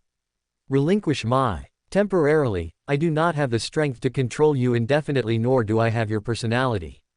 This is a matter of life and death for Senpei. A voice on the wind caught his ears. Castor's words went ignored as Ritsuka snapped his head in the direction of the shout. He knew that voice well enough, and he had never been so happy to hear it before in his life. At the distance they were at, they looked like little more than vague blobs currently speeding through the tundra towards them, but even at this distance the cross-shaped shield of Mash was unmistakable. Mash. He'd never heard his voice go that loud, and he'd never felt relief like it before. Turning towards the direction of Lou, he watched the tall knight slam his boot into the ground in front of the nun, then bring his sword down in a wide sweeping arc to try and split her in half. The ducked low, the sword passed over her head as she brought her scythe about. The crook of the curved blade locked in place around the ankle of the knight and pulled him forwards. Lou jerked with the movement but remained steadfast. The woman jumped back once more as he instead swung his fist down towards her, meeting snow and dirt instead of flesh and bone. With an audible snarl, he rushed forwards and swung the sword upwards, tearing a crevice through the earth. The sword pulled a storm of debris directly into the face of the servant. Even if the tip of the blade hissed her, the force of the attack more than enough to put her on the back foot once more. Saber. We're going to fall back. He called out to the knight, using the titles instead of the names just to be safe, but with the blatant reveal of his true name it was a moot point. Lou gave no indication that he heard him, still making wide sweeping motions with his sword as he chased down the armed nun, thrusting the weapon forwards like a spear. The woman used the pole of her scythe to deflect the attack. The tip of the sword struck the smooth steel and rolled along its surface and just past her body. It wasn't a perfect deflection as she still stumbled with the force of the attack. Lu was one to take advantage. Twisting the weapon in his hands, he instead pushed it into the flat of the servant's guard and dragged her along with the swing of the weapon, her feet displacing snow as she went. He stepped forwards, pulling the sword back and the servant along with it and throwing his body forwards in a shoulder barge. The woman rolled down, avoiding the attack and spinning around with her weapon. She brought it up to deflect the spear of ice that Nursery hurled at her, locking eyes with them and then snapping her hood past them and towards the direction of the approaching trio of servants behind Ritska. He could still hear the grunts and snarls of Fran, sparing a glance just in time to see her bring the mace down atop the head of another Corvian and bury their face into the ground in a bloodied paste. The servant charged towards Lu as he spun around, bringing her scythe up and slamming the tip of the weapon into his side. The armor protested and gave way to around an inch of blade. Not that Lu seemed to notice the pain, instead his left hand shot out and clamped down around the weapon now buried in his armor and held on tight, not letting the woman retrieve it. His right hand came about, the sword blurring through the air once more. Instead of a duck, she jumped up and let the blade pass underneath her feet, releasing her scythe in the moments before the attack would have landed. The sword met nothing but air as Lu swung his body into her. The feet of the woman fell back down and landed with perfect balance on the scythe, perched atop it like the crows she seemed to lead. She wasted no time and surged forwards, jumping up and bringing her legs down in a drop kick to the knight's helmeted face. Lu grunted as he stood a single step backwards, left hand freeing the scythe. The woman flipped as she fell backwards and lashed out with both hands, snaking her fingers around the long handle of the scythe and yanking it free of the knight's armor. With a flourished motion she twirled the polearm in her hands before swinging it over her back, using her shoulder blades to support the weapon before she thrust it forwards like a spear, sliding up the length of her outstretched left arm and slamming into the temple of the boxed helmet with a deep thudding noise. There was a blur of movement. In the next instant the woman was spinning through the air and Lu's left arm was extended out in front of his body, hand clenched into a fist. Ritska blinked for a moment before it dawned on him that he had just landed a punch on the woman, who was already flipping around in the air and transitioning herself into a perfect landing as though she hadn't been struck moments ago. It was then that the knight finally looked in his direction and caught sight of him waving his hand. "We're getting out of here." A roar like a jet engine reached his ears. Both himself and Lu returned their attention to the servant as she now brandished a second weapon in her hand. Another scythe but half the length of the first one. The blade was also different, looking as though it had been forged from ice rather than steel. Bringing the off-hand scythe to bear, she dragged it along the ground in front of her. There was a brief pause, then the snow at her feet exploded outwards. Shards of ice rocketed out of the ground in a river, snaking along the ground headed straight for Lu. To the knight's credit, he did not hesitate and threw himself to the side in a roll that sounded more like an avalanche when his armor struck the snow, turning his body around as he shot back to his feet and facing the woman once more, the splintering attack of ice rushing through the space where he had been. She was upon him in a moment. It was humbling even to him with the speed at which the enemy servant moved. Virtually a blur of motion that would occasionally hang in the air like a statue whenever her weapons collided with Lu's guard. Clangs echoed across the valley with each strike of metal against metal. There was another thing Ritska noted as the battle went on. The woman made no attempt to parry the attacks with her weapons anymore, nor did she try to block. She was dodging him. Evidently the previous displays of strength had worked it into her mind that fighting the knight on equal standing wasn't the best of ideas. "Head out of the clouds, dumbass." Dumbass," Ritska blurted out, making a half-turn just in time to see a silver-coated fist crunch into the skull of a skeleton. He blinked and followed the length of the limb to a rather diminutive figure, clad in steel plate armor with crimson highlights. A full-covering helmet with horns stared back at him. Even through it he could feel the irritation of his rescuer. "Yeah, dumbass. Standing around not paying attention in a fight, you looking to die." Wasn't that exactly what this person was doing right now? It must have shown on his face because suddenly the aggression he felt from the servant in front of him intensified to a degree he hadn't thought possible, gulping and taking a half-step backwards. Well, we're trying to retreat and so get a move on then." The knight snapped at him, then looked around. "Where's your master anyway?" They paused and then looked over his shoulder. "That her on your back?" Huh. He blinked, then cringed. If his hands were free he would have slapped himself in the face at realizing something so obvious. He still had Castor inside of him, so he felt just like a servant, and at this range, it would probably make more sense that he was the servant rather than nursery, especially since she was dressed era appropriate. Get the kid out of here then, you don't look like much of a fighter anyway. The horned knight grunted, making a half-turn and bringing forth a strange-looking longsword. It had the shape of a quill, like a thin steel bird feather, and what looked like a torn-up shirt sleeve around its handle. Certainly feeling out of place with the rest of the knight's attire. The fuck are you standing around for? I just told you to run, idiot. Right. He made a strangled noise. Saber, we're falling back. He shouted out once again, keeping the knight in his line of sight as he took a few steps backwards, then made a half-turn and sprinted in the direction of the others. This is turning into a very stressful afternoon, nursery. He gasped out as he ran, already aiming for the direction of Mash as he watched the shielder perform a perfect axe kick into the head of a birdman and drop him to the ground. Her head turned in his direction and he was close enough now that he could see the myriad of emotions pass across her face as he closed the distance. Despite himself, he couldn't help but grin right back, though this wasn't the time. Reunion hug later, Mash. He called out to her, fighting retreat. Her expression hardened instantly, a confident nod of the head. Understood, master. She hefted her cross shield with both hands and rushed past him, accompanied by a signature, Hiya. Cry, and then followed by a thudding noise and a crunch of bone. He made it only a couple of feet before he found himself face to face with a familiar but unknown visage, though he could never forget that helmet or that large mace.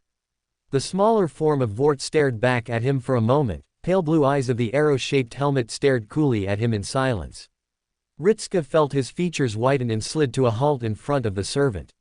You're the cause of this racket, Vort spoke in a slightly graveled, if very upbeat, tone of voice. Good thing too, helped us find out where you were.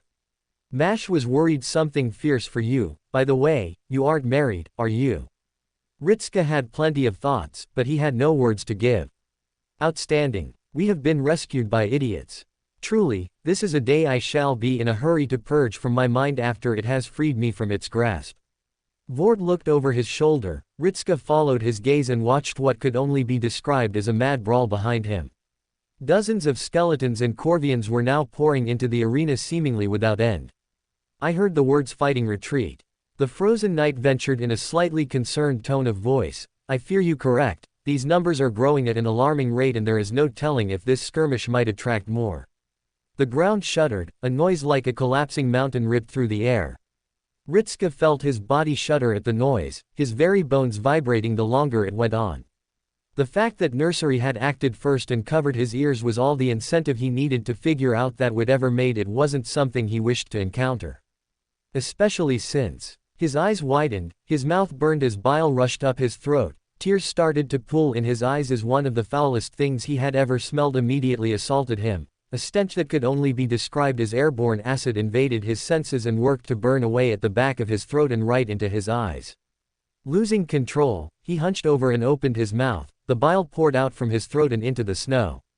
He staggered backwards as he was struck by a wave of dizziness, from something that he couldn't quite understand.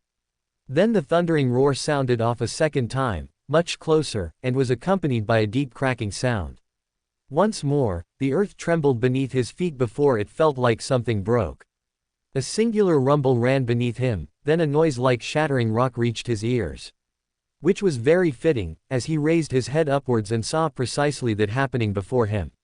The battlefield fell into a lull as the ground around 100 meters from them suddenly ripped itself apart. Huge chunks of frozen mud and ice were flung dozens of meters into the air in an explosion which seemingly came from the ground.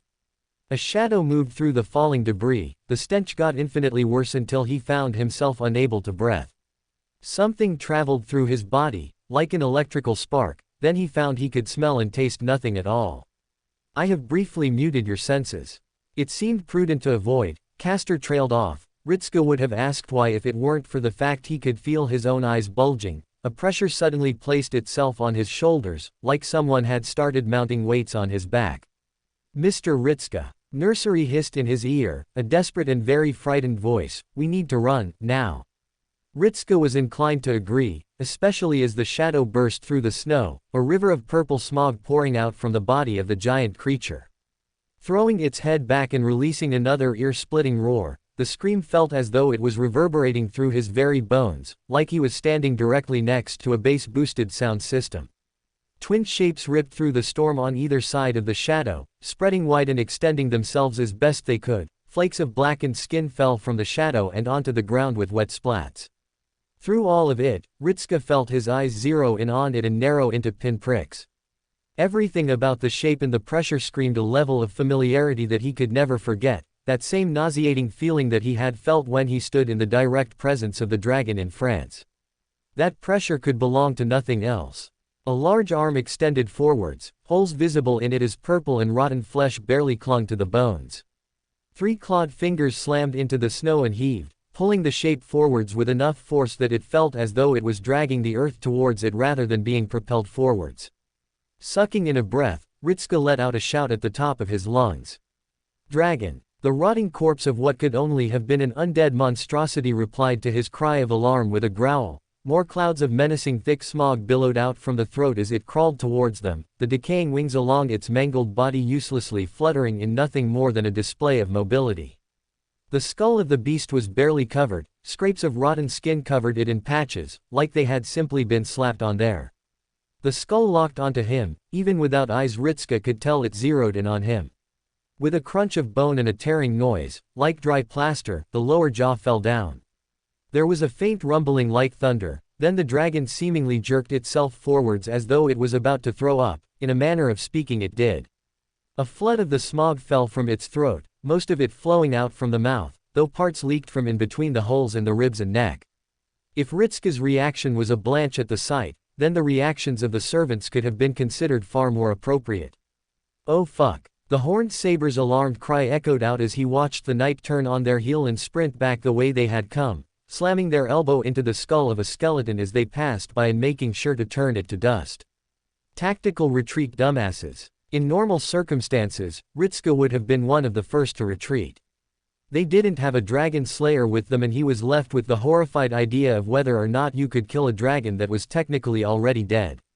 Considering how much punishment Ash had said he could take, and the fact the dragon clearly didn't have a back half to it, he didn't know if cutting its head off would kill it or just make it angry.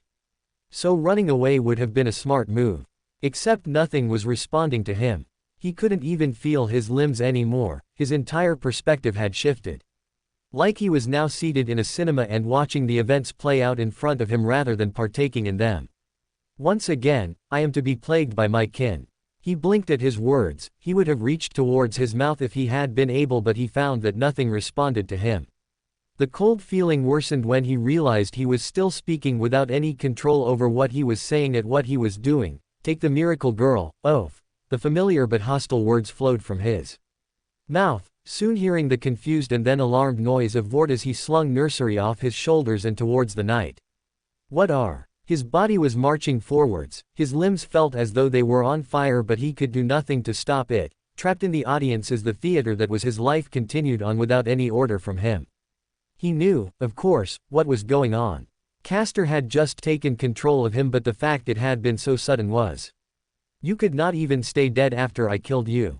The words were almost a snarl, his tone not at all matching what he was saying. He saw Mash running towards him, a frantic look on her face as she opened her mouth. Senpai, you need to. She slowed, eyes widened as she stared at him for a moment, then took a half step backwards. Senpai. Your eyes, wait. His eyes. Was there something wrong with his eyes? Out of the way, Kyrielite. He ordered, raising his right hand and aiming it directly towards the girl. Ritsuka was screaming inside his head at this point, except no sounds could be heard. My host will be most displeased if you are killed in the resulting spell. Spell. What the heck was he? His body felt like molten lava now, the air around him shimmered and surged. Mash's eyes bulged before she glanced over her shoulder to the others who were still behind her. Though at this point, Ritsuka had noticed that Lu had broken away from the woman the second the dragon had appeared, already in the midst of charging their way with Fran right behind him. The pair of them noticed him and then promptly split off on either side. The burning continued as the front of his palm started to brighten, blue light coalesced and solidified into the beginnings of a shape. A gradual scream reached his ears, realizing a second later that the sound was coming from his own body. The noise was soon deafening. At this point, he would have looked away from what could only be described as the blue sun being created between his fingers, if he had been able to anyway. He couldn't, his eyes burning and feeling the deep well of hatred surging through his body. Except it wasn't his hatred, it was Castor's hatred. His hatred of the dragons had apparently overridden any sense of restraint he previously harbored, enough to just ignore everything and take his body. Time is running out, girl. Step aside. Mash flinched as if struck, torn between stepping in front of him with the cloud rushing towards them or doing as Castor said and standing aside. Ritska didn't care who did what anymore, he wanted his body back and he wanted the burning to stop. The girl dove to the side, not before sending a faint glare in his direction. Though Ritska knew it wasn't him she was glaring at. Stay dead this time, scum. The snarl came from Castor's lips, then there was a beat of silence. In the next second, the sun in his palm exploded, rushing forwards like a stream of pure light that crossed the distance between himself and the dragon in barely a second. His arm felt like it was going to rip itself apart with how violently it was trembling from the recoil of the attack. The beam of solid blue light cut through the smoke and struck the undead dragon dead on in the head, scorching the bones at the front of the body and arching as he turned the arm, directing the beam across the beast and over its shoulder, cleaving through the joint of the left wing and separating it. A moment later, the light cut out and his arm dropped back down. Damn this feeble body of yours, Ritska. He snarled. Ritska abruptly felt himself jolted back into place. Dropping down like someone had just punched him in the face, then the pain hit him from his arm. It was like nothing he had ever felt before, as though every single one of his pain receptors in the limb had activated at once. So great was the pain that he could not even scream. Instead, a noise like a long breath left his throat as he rolled in the snow, his arms spasming as he tried to do something. Barely a second later, Mash was looming over him with a look of horror on her face. She might have been saying something but he couldn't hear what that was on account of the pain. All he could pick up was a ringing as he continued to clench his right arm. She leaned down, grabbing him and he found himself pulled up once again, then he was staring towards the snow and moving. Mash was dimly aware of the chaos that was happening around them, solely focused on getting Ritska on her shoulders and away to safety. The horrific expression on his face when he had collapsed was more than enough to spur her into action. Strength she never knew she possessed spurred her on at the sight of his face when he went down. She charged forwards, ignoring everything else and rushing towards the other servants who were still making their retreat. Not even sparing a glance over her shoulder to see whether or not the dragon behind them was dead, nor did she pay attention to the foul stench that still hung in the air like a cloud of poison. It would certainly be a believable thing to consider with the way it had outright assaulted her the moment she heard it.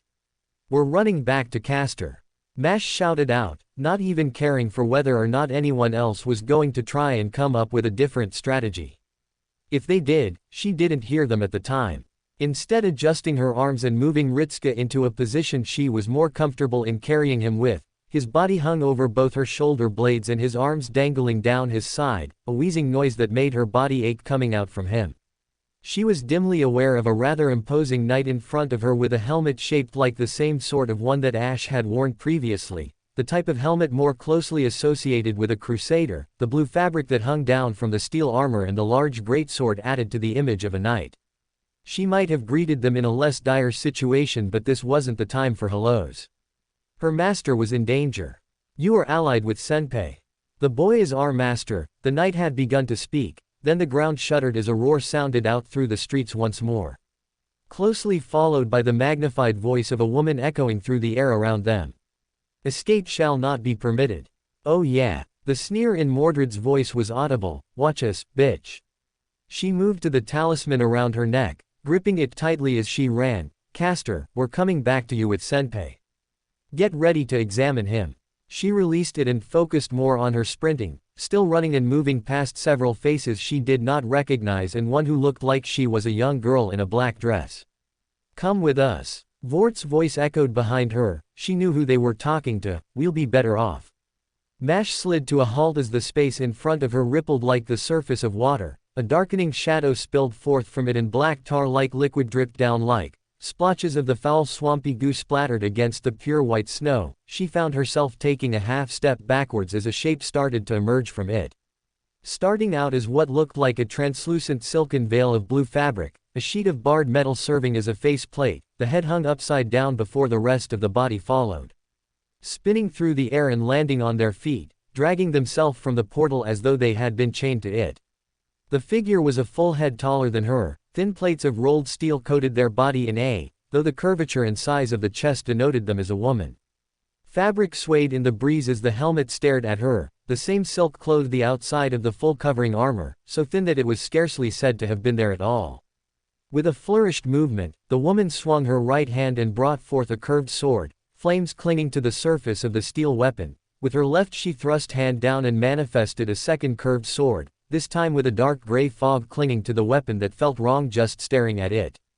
When she thought she heard Vort say something, but she couldn't make it out all that well, it was so quiet and her focus was elsewhere. The figure released a noise like a breath, then charged towards Mash with the sword almost gliding through the air without a single noise to be heard, not even the whistle of steel. Mash jumped backwards, the weapon moved through empty air rather than herself. Gritting her teeth, she glared at the newly arrived servant. There was no time for her to be dealing with something like this, not with Senpei injured as he wasn't in need of treatment, especially not with hostiles chasing them down as well, doubly so if they were still accompanied by the dragon, and if the shuddering quakes of the ground were any indication, they still very much were. A shape blurred in front of her, followed by a heavy clang of steel as the following strike from the servant was blocked. She found herself staring at the back of Vort as he held the servant from attacking her, through his entire form trembling, the juddering movements producing a grinding sound of metal as his armored plates rubbed against one another. "Carwin, it's me." His voice came out almost as a desperate plea. It took Mash a second to realize he had spoken a name. "It's Vort. Why, you remember me, don't?" The servant, Carwin, did not so much as utter a word as she pushed with a sudden burst of strength and parried the great mace to the side, sending Vort into a stumble with the swiftness of the motion. Not that the knight remained idle for long as Carwin was upon him with a flurry of movements, each one knocked Vort back as though he was struck with greater force than the emaciated body of the servant showcased. Vort made a continued retreat as each blow fell upon him. Mash was vaguely aware of the fact that he wasn't trying to actually do anything beyond defend himself. Even then, his movements were clearly hesitant. "Carwin, please, stop this." His voice cried out as he blocked the downward stab, raising his weapon up and catching her in the wrist with the polearm of the mace, one hand supporting the weapon on either side. The tip of the sword hung just above his helmet. Then she thrust the smoking sword forwards. Mordred took a swing at her, and in a sudden burst of speed Carwin had parted from Vort and was flipping through the air with all the grace and agility of a dancer, making practiced movements and letting the dress of her armor twirl through the sky like a blooming flower before she landed back to the ground, stabbing both sword into the earth to catch herself. Mash used the chance to shoot a glance over her shoulder, then grimaced as she watched the dragon still crawling towards them. The left side of their skull had been completely destroyed, areas around the damaged bone had been turned black from the heat of the attack, and the left wing was missing entirely. That did nothing to stop the charge of the beast and had only seemed to enrage it further as it was getting closer to them. "We need to hurry," she announced, turning back around and glaring at the servant once more with an expression full of stern resolution. "Push through them with numbers." But Vort made to speak, only for the voice of the newer knight to cut through his words. "Whatever link you held with her is severed," the knight announced as he charged forwards, brandishing his great sword and sweeping it through the air with enough force to drag the snow behind him. "She must be dealt with if we are to escape." The great sword never even touched Carwin. The woman twisted her body and leaned back while raising her right leg as though she was trying to limbo. The sword passed over the front of her armor without so much as touching it. The wide motion should have made the knight overextend, yet his body locked up the second his blade had passed over the woman and the sword just stopped without any warning.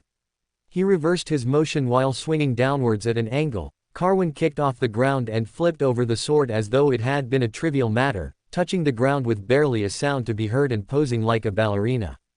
There wasn't even a second of hesitation before the knight jerked his body around as though it had been frozen in place, bracing his arm tight against his body and swinging himself around in a shoulder barge. Mash briefly paused at the movement that struck her as familiar, as though she had seen it somewhere else but couldn't quite remember. A crunch followed the shoulder slamming into the chest of the servant, It should have ended there, except the knight clamped his left hand around his blade and swung the weapon upwards. The guard of the greatsword jerked upwards and struck the enemy's servant in the chin, flipping their body backwards. Using the momentum to propel himself, the knight twisted his body and turned as he did so, bringing his right leg upwards and slamming his heel into Carwyn's body like a hammer and blasting her away with a boom. The air rumbled with the kick and was soon followed by the form of the hostile spiraling through the air and crashing down through the roof of a house well over 100 meters from them. She knew that move. She'd seen what it could do firsthand. That move was the enemy lancers in Rome. Hurry! The knight barked, already lowering his boot to the ground. You demanded a retreat. Do not stand around gawking. If we are to fall back, then we must fall back at once. The words could not leave Dolian's beak fast enough as the fellow Corvians all rushed away from the direction of the attacker. He brought forth 4 knives into his offhand and hurled them forwards, then turned on his heel and continued his sprint. The cries of his fellow knights reached his ears. He bit down the urge to turn and aid them as he continued on his charge forwards. It had been a fighting retreat the second they had been outed. They had been moving to aid Lady Freed in her attempt to stomp out the Chaldean forces in a single attack, gathering all their forces to crush their leadership and end their assault on the Painted World. He had been gathering the other Corvian knights to make ready their final charge to prevent the Chaldeans from escaping through the traditional means. A pincer movement, while Lady Freed dealt with them from the front, he would sweep around the back with his small army of Corvians and other creatures of the world and take them from behind. With their numerical advantage and the chaos of the ambush, it had been the plan to wipe them all out in a single swift assault. Except it hadn't gone to plan at all. They had found the tables turned on them before they could even get to their staging area. Light flashed behind him, a crackle of thunder and golden rays illuminated his shadow on the snow as he continued his retreat. The noise was soon followed by screaming of agony which quickly descended into a choking gasp, the type that came from someone strangling to death. Dolian knew exactly why that was. He'd seen what that monster had done by merely glancing in their direction. They hadn't even spoken a word and there was no indication they had chanted any sort of spell. Just silence, and then, before they could make a challenge, 3 of his members had collapsed to the ground, clasping at their throats as they struggled for breath that would not come. It had put them on edge. Everything that came next was nothing short of a massacre. He turned again, then narrowed his eyes as he watched another of his people jump through the air only to pause. Clawed hands flew towards their neck and clasped at their throat as though trying to fight off an invisible attacker. Their body twisted as they fell to the ground without an ounce of grace, gasping all the while. Dolian looked over the soon-to-be-dead Corvian. The sight of the creature still walking towards them without an ounce of urgency about them was unsettling to say the least. Worse still by the fact it had never once truly looked in their direction. Sure, it had looked at them, but there was no recognition of individuals. They were simply a group who happened to be there. Whatever notion he might have had about staying to fight them on even footing had vanished the moment they had waved their hand and vaporized one of his people with a bolt of lightning flung from their finger. Sliding to a halt, Dolian turned around and shouted to the others, "Keep running, get the word back to the lady." Bringing forth his rapier, he aimed it squarely in the direction of the advancing hostile. All others, with me. In light of everything else, he would remain loyal to the Lady Freed. She would need to learn of this, and he was stronger than his kindred by a wide margin. He would be better suited to remain behind and delay them for as long as possible. 4 more quill daggers flashed into his hand as he rushed forwards, slinging his arm forwards and hurling them out. The throwing knives rushed towards the attacker before they abruptly stopped and fell to the ground as though they had been dropped. Dolian would have widened his eyes if he had the chance. Instead he felt like something closed around his throat, a gentle tightness that was on the cusp of strangling but not quite enough to obstruct anything. He stopped his charge and kicked backwards, hoping that distance would have put an end to whatever he was feeling. It did not, though it did attract the eyes of the figure.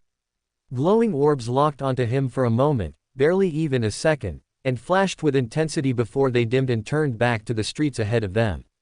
The owner of the set of eyes continued their almost casual stroll without even caring for the fact that well upwards of 20 Corvians were rushing towards them.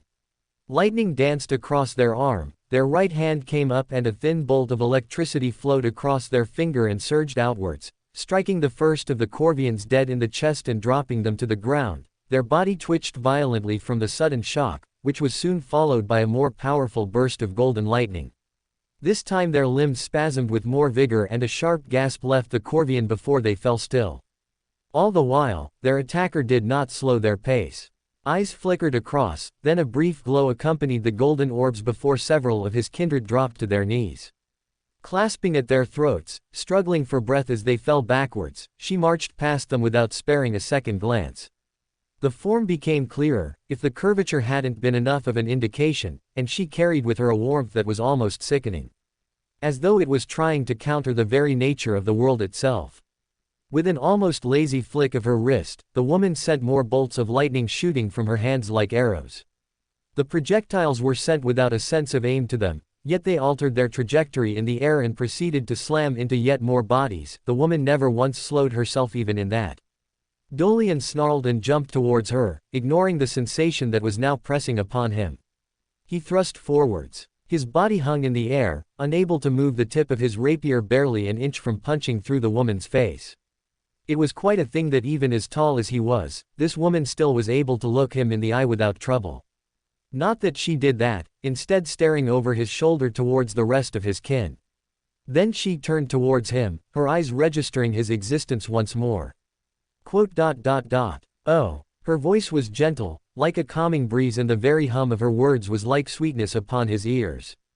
He jerked his head, taking a step backwards from her as he fought to rein himself in. Eyes widening as the foreign sensation clinging to his mind pressed down harder upon his skull, his head snapped away and he found himself fighting the sensation to turn back to stare at the woman, as if looking away from her was somehow the greatest sin he could commit. You have the rare honor that so few have, yet you squander it.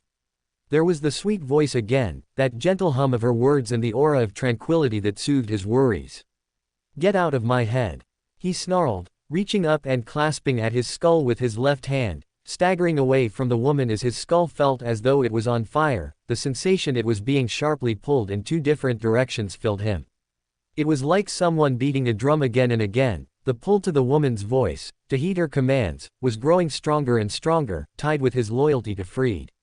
Such loyalty to your mistress that you can even fight against a glimpse of my beauty. There was amused intrigue in the voice, or maybe his mind was trying to doll it up.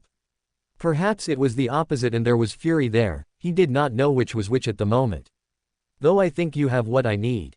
There was a moment of silence before a dark melodious chuckle reached his ears, the most terrifying beautiful sound he had ever heard.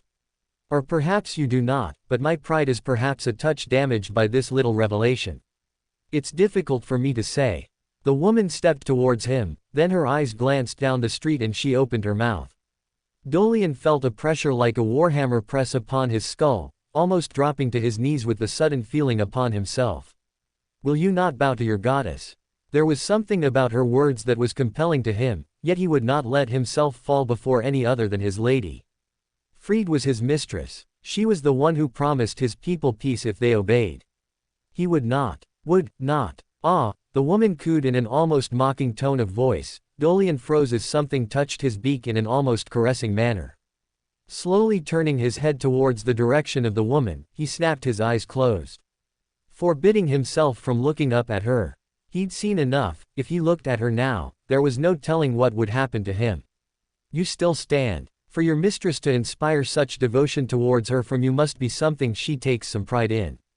To think she could achieve such a thing without a lord soul, though it is only her you extend this loyalty to, isn't it? There was a dark edge in that tone, as though she knew something about their situation he did not. Yet that was not what occupied his mind, her other words did. Lord, soul. But that would make this woman. Yet, a mere mortal inspiring such devotion to rival my own. I'm sure you can understand how I might find that a touch offensive, little Robin.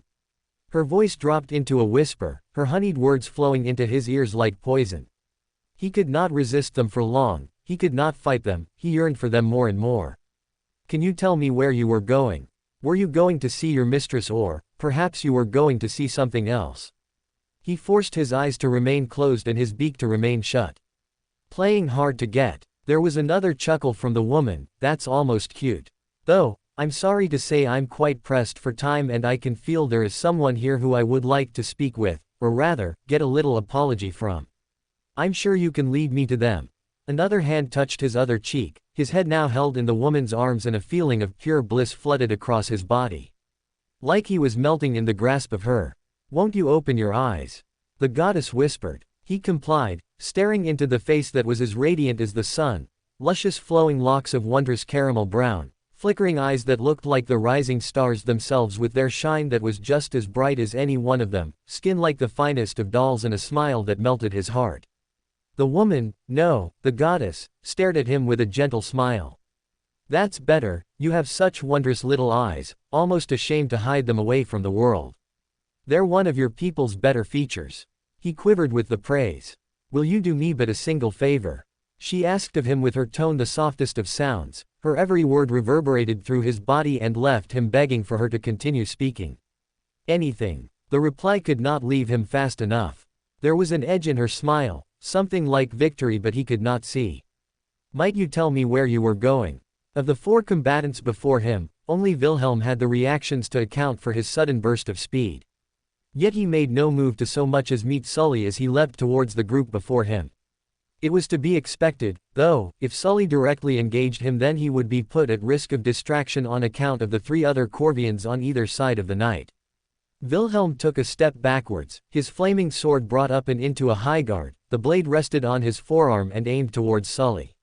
He landed in the snow directly before the four of them, narrowing his eyes before he snapped them towards the closest Corvian. With a grunt he twisted his body and thrust forwards, the magical construct lanced through the gut of the bird man before they could even register he was in front of them.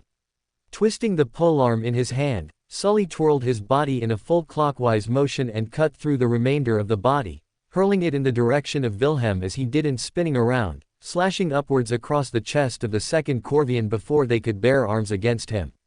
With the spin complete and both bodies now dropping to the floor, the third and final Corvian had responded to him with a lunge, claw arms thrusting towards him. Sully caught the lunge with the flat side of the sword spear, twisting it around like the hand on a clock and sending the Corvian stumbling past him. He rushed forwards, bringing the sword to bear on Wilhelm and finding himself taking a step backwards as the knight slammed a high blow into his guard. It had been only a quick movement on his part that stopped him from losing his head to the attack in the single instance he had been out of his line of sight. Turning the sword spear, he thrust it backwards and slammed the butt end of the weapon into the back of the head of the Corvian directly behind him, sending them to ground and stepping backwards, ensuring he stamped down on them as he retreated to keep them further into the dirt. Wetting his lips, he brought his sword up as Wilhelm fell upon him in a flurry of blows. The burning sword all but vanished before his eyes, leaving him to predict where the blade would fall next on account of the trail of black fire it was leaving in the wake of each swing. "Take the children and keep heading down the street," he shouted out to Jean behind him. He knew she might well have wanted to come to his aid but he had no way of knowing how many other Corvians were closing in. Wilhelm would not have come here without a plan to kill him, and if Wilhelm was here, then it was likely that Fried was close by. He would never stray so far from the sister. "Don't wait for me." He rushed forwards, then feinted into a slash. Wilhelm barely reacted to him until the last moment. The sword swung down and slammed into his attack and forced it into the snow, bouncing the magical blade upwards with a ringing noise. Then he stepped in closer and threw his right hand forwards. The hilt of the great sword slammed into his cheek and snapped his head to the side. He leaned backwards as Wilhelm reversed the movement and brought the sword back around to decapitate him. The heat of the blade was felt as it glided barely a centimeter above his face. Throwing himself into a roll, Sully came back up just in time for Wilhelm to clasp the sword above his head and swing the blade downwards. He couldn't block something like that with his staff. It might have been enchanted to handle the general wear and tear of spellcasting, but it was little more than a tougher than average branch. It was most certainly not the well-forged steel of an anointed knight.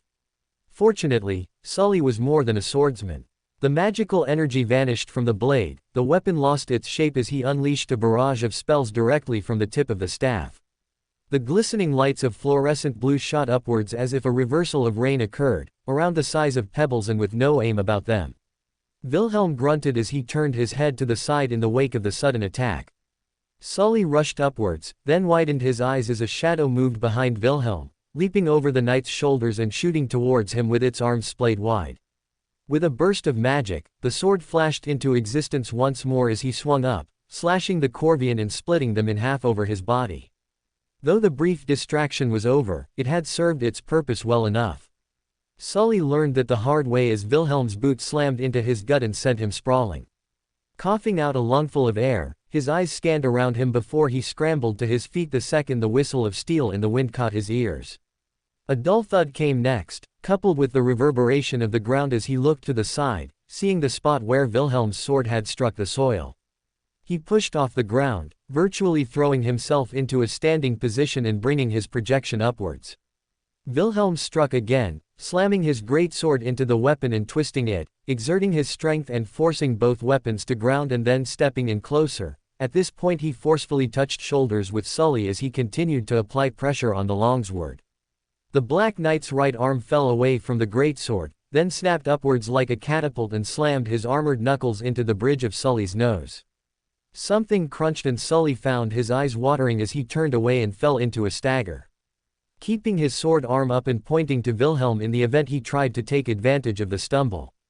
For whatever reason, he did not. Instead he moved his body with an almost casualness about him, turning himself to face the ruler and moving forwards, idly twirling the sword all the while as if trying to paint the air with the flames with flourished movements.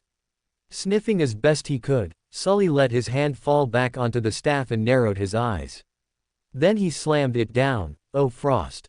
and shouted out at the same time. Wilhelm's movements jerked to a stop as a river of ice flowed from the base of the staff and onto his feet, trapping his legs briefly and jerking him to a stop. Sully rushed forwards, he thrust the staff into Wilhelm's gut with a metallic thud, then unleashed a burst of magic from the weapon that sent the knight stumbling away, shattering the ice around his legs as he was wrenched free. Turning on his heel, he rushed back towards the disappearing shapes of Jean and the others. The woman had already turned her head to see him charging in their direction after having just knocked down Wilhelm. "Keep moving up the street. I'll delay him as long as I can." From the distance he could see Jean give him a single nod of the head before she continued to usher the children away at greater speeds. Sully turned back on his heel to face Wilhelm, watching the knight pull himself back to his feet. "That would have been an excellent chance to strike me down," were the first words from the man's mouth as he returned to his feet. Sully very nearly laughed at the declaration. "I am not fool enough to believe you could be bested quite so easily, Sir Wilhelm. I know well enough I am not skilled enough to fight you on even footing as a knight." He shot back, widening his standing and bringing the projected sword spear up once more, holding the weapon more like that of an axe. "Had I tried to kill you when you fell, I have little doubt you would have punished my hubris.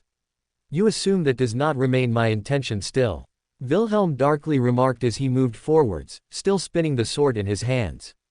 Sully paced himself around, breaking off from a direct confrontation and stalking around the side of the knight. Wilhelm kept his head trailed on him the whole while, staring at him as he did so. Then he launched forwards, stretching his arm with a thrust. The attack resumed in earnest. If Wilhelm had been calm before, his movements were now filled with a furious fluidity about them. The sword blurred through the air as attack after attack rained down upon him. Sully found himself forced on the back foot immediately, his eyes widening as he struggled to keep up with the barrage of blows.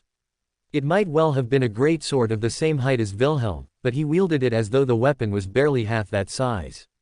His every attack was countered by Wilhelm without fail. Given that he learned all his moves from the knight before him, it went without question that he would never win in a straight-up fight with skills he himself had been taught.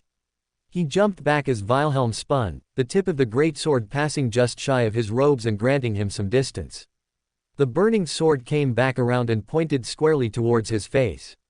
The knight walked forwards, Sully walked backwards. If he was to stand a chance, he would have to use moves that Wilhelm had never seen him perform. He would need to catch him off guard. Though that was easier said than done, especially because he didn't have much he could use.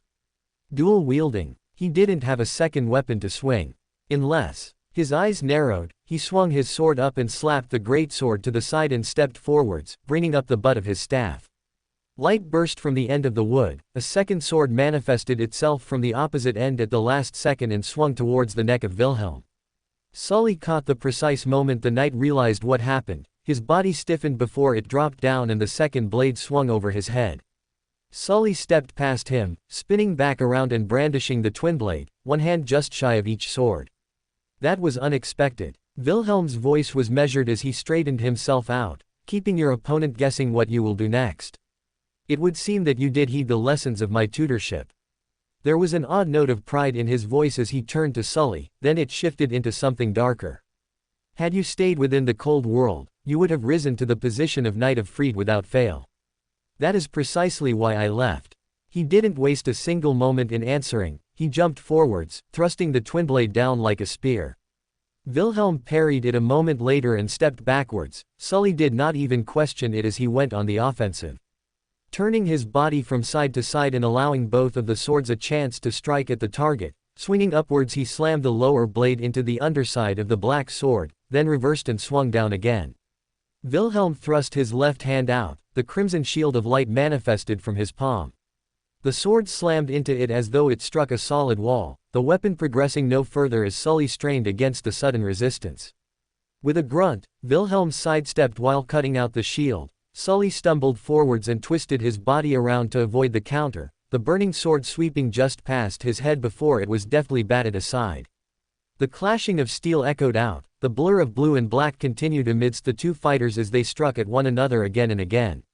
All the while, the snow not too far from them crumbled and crunched as something unseen waded through it, indentations in the shape of feet appeared one after another. Chapter 155, A Nightmare of Humanity's Own Make. Ash found something very wrong with this fog from the second it had registered with him, a sickening sense that left him ill at ease. Something that was felt by the others present, or at least he hoped and assumed that it was. A cursory glance over his shoulder had revealed to him that Percival, at the very least, recognized that something was very wrong by the way his posture had tightened up and the spear was now gripped in his hand at a ready position. Taking a step backwards, Ash brought up Galvatine and ignited the weapon in fire. The chaos flames taken from the demons spread up the surface of the sword. It was telling that even through the fog, the sword still shined brightly as a result.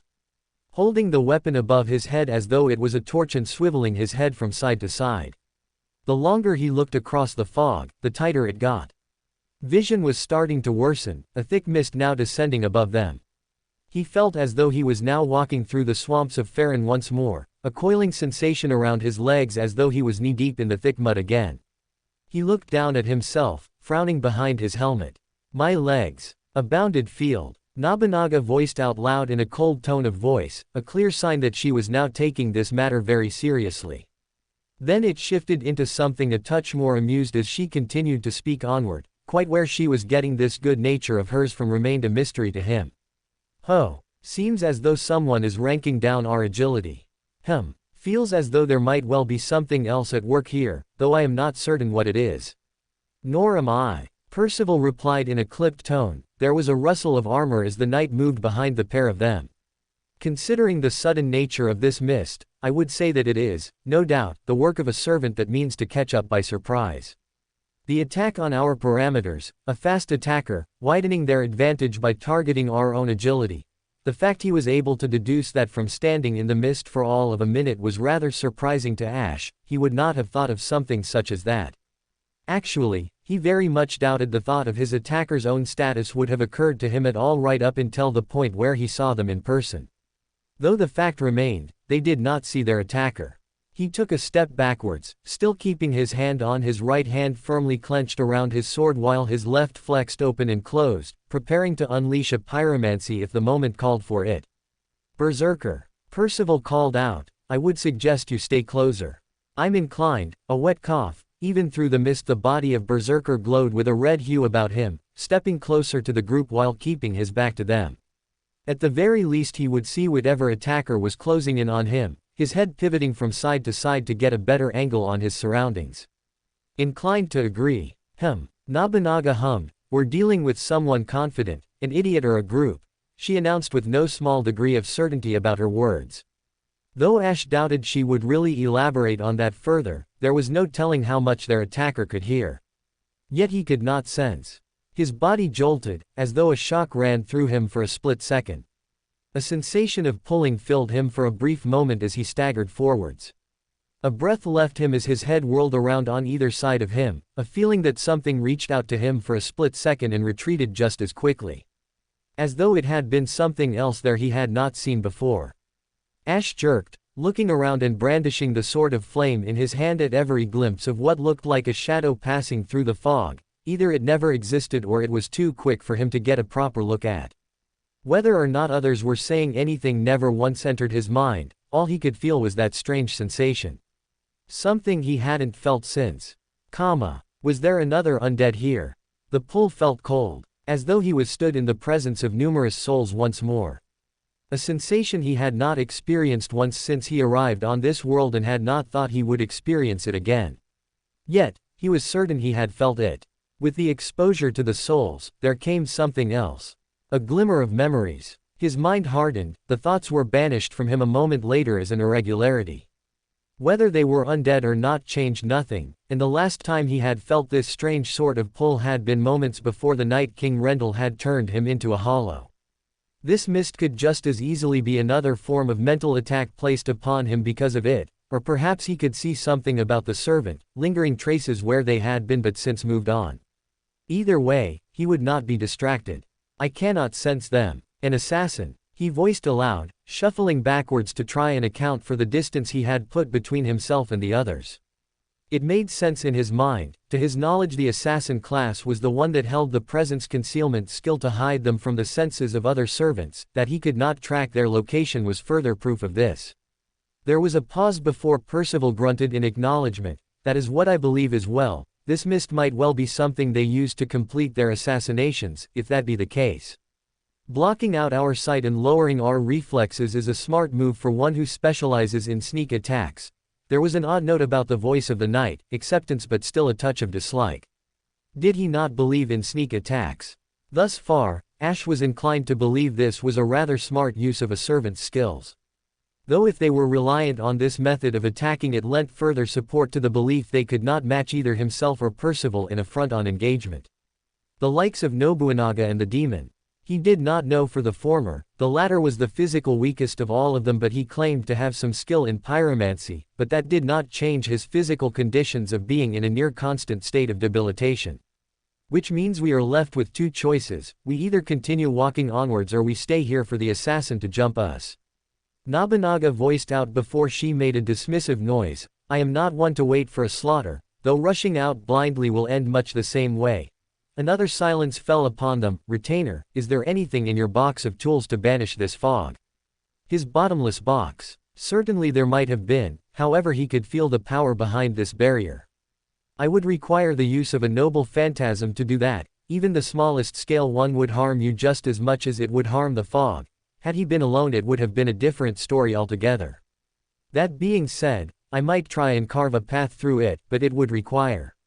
It was in the instant he turned to Nobunaga that he felt it. The hairs on the back of his neck tickled and his words caught in his throat. It was as though his senses had roared to life in a split second as he felt what amounted to a surge of power suddenly appear amidst all of the. He threw himself forwards. Nobunaga had a split second to widen her eyes before he grabbed the front of her cloak and tossed her to the side and onto the road. Then the shadow that had been poised to attack her fell upon him instead. A black cloak covered their small body and white hair poked out from the top. A pair of dull amber-colored eyes stared back at him for a split second. The face of a child with a singular stitch running up their right cheek stared back at him for a moment.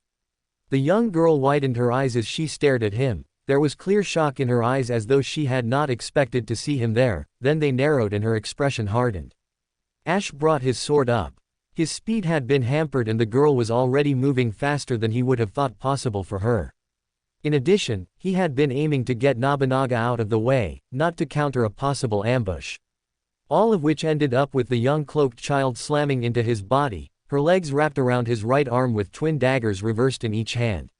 She thrust them downwards. The first fell down towards his shoulder. He had enough time to jerk himself slightly to throw her aim off as he staggered backwards. He dagger slid along the surface of the titanite armor with a grinding sound, showering the pair in sparks. The second dagger thrust upwards with sharp precision. He felt his throat explode with agony as the knife was driven straight into his neck and yanked to the side. Blood splattered along the snow as the girl kicked off him, spinning her body around and deftly avoiding his attempt to counter her. The tip of the burning sword passed just shy of her head as she flipped through the air and vanished back into the smoke. His left hand flew to his throat, a wet gurgle leaving him as he tried to close the wound. already feeling the liquid seeping out from the massive slash he had in his jugular. In spite of the pain which was quickly fading into a pinch, all he could think of were the amber eyes of the young girl who had just ripped his throat open. There was something deep within those, something he hadn't felt until she had gotten right into his face. Until they had stared at one another up close. She was undead, there was nothing else he could call her. One body, hundreds of souls. That was it. Hey hey. There was a childish voice that rang out around them, a curious note to the words that were almost innocent. The voice of the young girl, presumably the assassin, continued onwards. How come you're not dead, mister? We cut up your throat, we felt it pull apart. He gurgled his reply, having his throat ripped open was rather unfortunate. See, you can't even speak. How come you can still walk around, mister? There was a pause, then the voice came from a different angle and he could feel the air around them shift ever so slightly. Something else came from the tone now, much colder than before. How come you feel so funny, mister? Are you like us? She was certainly perceptive. If he had made the connection then it was a given she had as well. All the same, to think he would have to face a child of the undead curse. It was a sickening state of affairs, something he would need to put down quickly. The very act of seeing this little human girl turned into such a thing, it was revolting to him. Saber. Percival called to him, the knight already flanked him with the spear pointed towards the last direction the voice had pierced through the fog. How badly have you suffered? There was the unasked question of, are you going to die? On the tip of the knight's tongue, the wounds were certainly grievous. But an effort such as this was not quite enough to kill him. Not for lack of trying though. He pulled his left hand from the wound, spilling more blood down the front of his armor and onto the snow like a river. The palm of his hand glowed, a warm light floated up from between his fingers and spun itself into a glowing orb. With the radiance of the sun he felt the pyromancy slowly take hold of his body, the skin around his throat gradually knitting back together. Simply shouting, "Duck," would have sufficed, you know. Nobunaga chimed in from behind him. He would have looked but he felt as though turning his back now would have been a stupid move. A presence to his right alerted him to the sudden appearance of Quellan. The Chaos Boy had both his arms extended and a trickle of fire dancing across his forearms. The boy's posture trembled slightly, as though he was fighting back another painful bout of coughing. You'd look like less of a mess. As though such an occurrence would ever happen again, is something he would have commented but he instead settled for a hum of affirmation to at least show that he was paying attention to her words. All the while, the assassin continued to provide commentary around them. Ah, can you speak again, mister? She asked with a touch of politeness as though she hadn't been the one to rend his throat open. Ash narrowed his eyes slightly as the noise seemingly came from all around them. Though he could sense her now, it was muddled. As though she was surrounding them entirely, a far cry from when it felt as though they were fighting a purely invisible force. Are you going to ignore us, mister? That's a really mean thing to do. Percival pivoted his head. That's an odd choice of words for an assassin, he remarked with a touch of brevity, though behind it was something darker. Especially moments after you make an attempt to kill. Would you now claim for parsley? The girl replied, we don't do much cooking, mister, so we don't need that sort of thing. There was a brief pause, then she giggled, that's a really silly thing to ask, though. Percival looked as though he wanted to say something else, opening his mouth for a half-second before he clearly thought better of it, furrowing his brows and shutting his jaw once again. His eyes hardened ever so slightly as he pivoted on his heel. With the laughter dying down, the girl continued to speak onwards. Mommy said that you were all really bad people but she didn't say there would be another like us. Are you missing a mommy as well, mister? She's talking to you. Nobunaga spoke up, though her voice was kept low. And by, like us does she mean some kind of undead? Yes. Ash coughed back, then cringed at how his voice currently sounded. Little more than a garbled whisper at the moment, the healing pyromancy still working to repair the worst of the damage inflicted upon him. Though there is something strange about her, his voice gained strength the more he used it, though there was still a discomfort with speaking. He suspected that would remain. As for the question posed by the girl, it was odd to say the least. Not even one he should have considered for any length of time, yet he found himself drawn into answering. The way she spoke, the way she demanded an answer of him. It was as though there was some hidden meaning behind her words, as though they were a mere cover to the true answer she sought from him. Quote. I am not looking for a mother, nor am I missing one. You cannot miss what you never recall having to begin with. Whether he ever had a mother was something he would not truly understand. Though his firekeeper might well have counted if the role of mother was nothing more than a woman who aided in raising someone. Which would make her his mother. Though, are you undead? Undead? Asked the girl, her voice shifting its position to be elsewhere. Ash turned his body as the voice continued to move around. Echoing around him as he tensed his body, though his sword was still held down by his side. Eyes flickering behind his helmet. There was affirmation there. We're dead, mister. We're all dead. That was then followed by a giggle, but mommy doesn't care, mommy loves us all the same.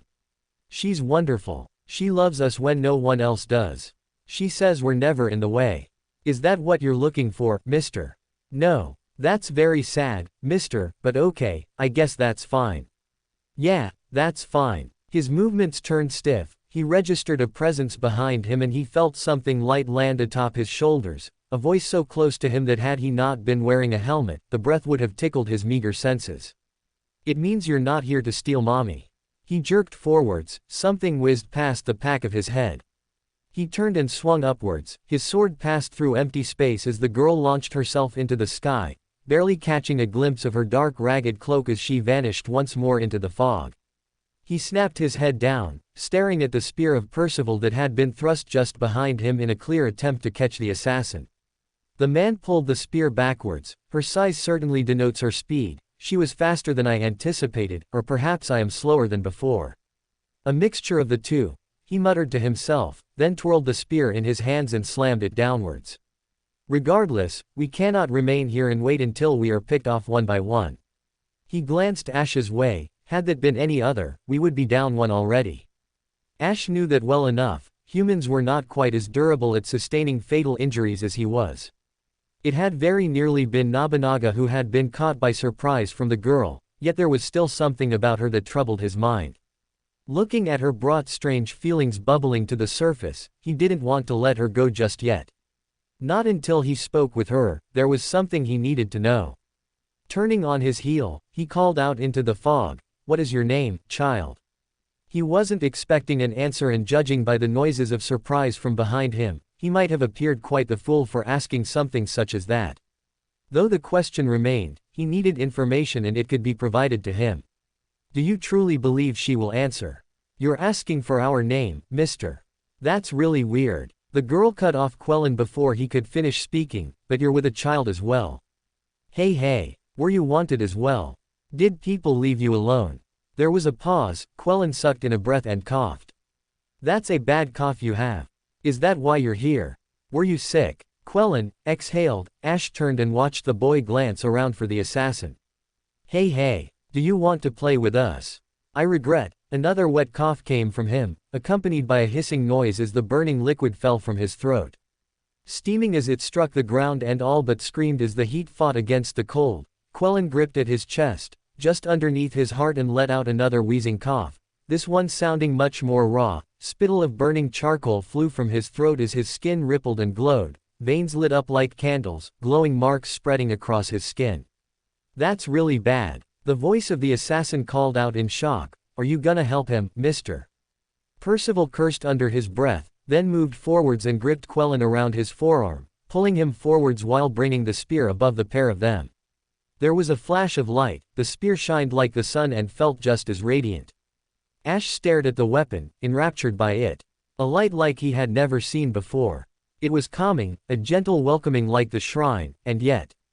He found himself taking a step backwards, a sudden feeling of danger flooded through him as his head snapped left and right. Looking for any sign of assassin. He was rewarded with nothing but confusion, the servant never materialized while the shining spear remained hoisted above the head of Percival. Not once did he even catch a glimmer of a shadow nor did he hear her so much as speak a single word. Instead he was left confused as to where the danger had come. His eyes turned straight ahead, staring at the spear with sudden clarity. A divine weapon. As expected he would withdraw himself from it, such tools were practically made for hunting the undead. The light was as tranquil as it was deadly. Though the results could not be denied, he watched the skin of Quellen calm, the veins on his body lost their glow and the coughing got weaker and weaker until it all but vanished. through it all, Ash stared at the results of the weapon. By all accounts, it was the work of a miracle, and yet, there was something strange about that weapon. It wasn't so much the spear was divine as it was splattered across it. Hey, did you feel that as well, mister? Ash spun on his heel once more, the sword in his hands ignited with brilliant orange flames and left an arc of burning light through the air as he swung it behind him. The weapon passed through nothing and the shadow vanished once more into the fog. Assassin was either stalling for time or she was playing it safe. It felt really funny. Then the red child was all better again. Ah, wait, he's still sick. Does that mean he didn't get better? A scoff sounded out. You gonna talk to us all day, assassin, or are you gonna come out here and fight like the child you are? Nobunaga shouted out. A small squad of rifles hovered behind her, all cocked and ready to be fired at a moment's notice. The woman's expression was no longer one of amusement, instead there was a ruthless glare behind those red eyes of hers. Don't worry, lady, we didn't forget about you. Mr. really helped you out there earlier. That was very nice of him. The silence descended once more, this time it settled into a thick tension. Ash narrowed his eyes as he looked around them, the air became thick. Tensions ran high as a feeling of inevitability settled in. It was hard to track down the precise moment the world had shifted, but when it did it was something they could all feel. Assassin was gearing up for an attack, he did not know when or how, but she would attack them. All he could do was wait until she finally. A blur shot out of the clouds. Ash registered her presence a split second before she appeared and was already in the midst of swinging towards her. The girl dropped to her knees, her momentum carried her forwards as she slid underneath the sword. Ash turned his head to track her movement. Time seemed to slow as she similarly stared up at him with those wide amber eyes, then flashed him an almost taunting smile before her bandaged arms came out from underneath her cloak. Nestled in between her fingers were small blades, though they looked nothing like any throwing knives he had seen before. The handles were much too long and the blades themselves were rather small, it was though one had forged miniature glaives. Her body snapped back up the second she was free and her arms blurred, the small daggers launched from her like bolts from a crossbow. Percival stepped forwards, the spear in his hands vanished into a blur as the knives were parried out of the sky before they could even come close to himself or Quellen behind him. The ease at which he moved left Ash with no doubt as to how much skill the knight had actually employed in the maneuver. The expression remained unchanged as the spear snapped to a halt and was then thrust forwards. Assassin twisted her body, corkscrewing through the air and over the top of the spear while throwing out the knives in her other hand. This time towards Nobunaga, who was not quite as well armored as Percival. The dark-haired woman raised her right arm, briefly letting out a noise as one of the daggers struck home in her forearm while the other three vanished off into the fog, whizzing right past the archer. Percival lunged, twisting his body around and bringing his enlarged diamond-shaped shoulder pauldron into play. Lowering himself to gain some momentum and then shooting his body upwards, Assassin's body twisted at the last moment, placing the soles of her magenta-colored shoes against the armor and kicking upwards. The force of Percival's strike launched her into the sky like an arrow and rapidly vanishing from their line of sight. Not that it stopped Ash from turning on his heel and thrusting his sword upwards to the sky. Brilliant white light rushed across the surface of the sword before accelerating past the tip of the weapon and into the sky, solidifying into the shape of a crystalline comet as it vanished off after Assassin. The attack was accompanied by a roar of gunshots as Nobunaga unleashed a barrage into the sky as well. It was a losing battle if ever there was one. Sully had been sure of that since the fight had resumed. He kept his guard up, twisting his body to the side and avoiding the downward slash. Then Wilhelm reversed his grip on the sword and swung it back up at an angle towards him. The ruler brought his own sword down, staggering when the strength of the knight proved the greater of the two. He twisted the twin blade, the weapon vanished in a flash of blue light as he brought about the other side of the weapon and struck in a wide sweeping arc. Wilhelm's left arm crossed over his body, his palm flashed open and then burned a crimson red as the shield manifested once more, his arms jolted as though he'd struck solid steel. The knight stepped forwards, slamming the pommel of the greatsword into his sternum. He folded with the blow and let out a pained cough.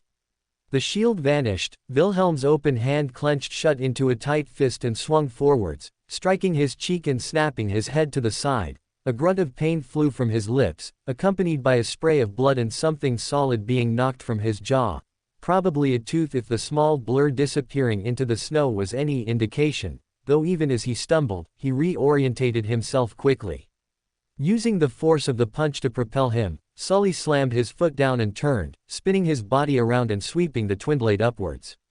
Wilhelm leaned backwards, the sword passed over the front of his body and only barely skipped past the arrow shape of his faceplate. Though hitting him was never the intention, the sword vanished at the apex of the climb, resting just above the enforcer's head. A burst of ice-cold wind rushed from the staff, engulfing the pair of them in temperatures well below zero. Sully was immune to such things, having been born in the painted world and knowing the cold all too well. Wilhelm might have grown accustomed to it, but he was nothing like him. He was still human through and through, even getting accustomed to the temperatures did not stop them affecting you. As such, having a sudden rush of ice-cold air blast you in the face to the point where your skin would crystallize was more than enough to throw the knight off kilter. It was expected. Sully had managed to make Wilhelm briefly forget that his talents lay in magic, not swordsmanship.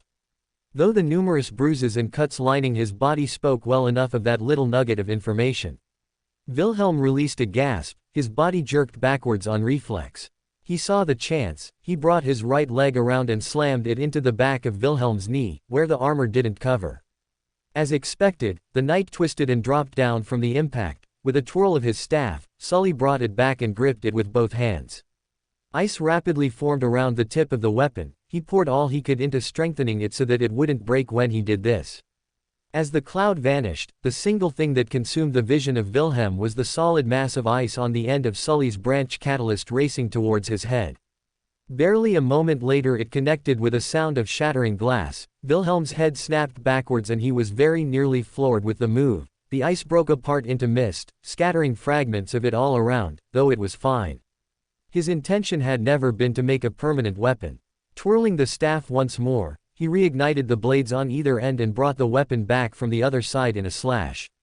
Whether it was through rapid recovery or through simple instinct, Wilhelm had the sense to turn his body and raise his sword up slightly. The weapon angled over the length of his armor like a ramp and it served its purpose much like one.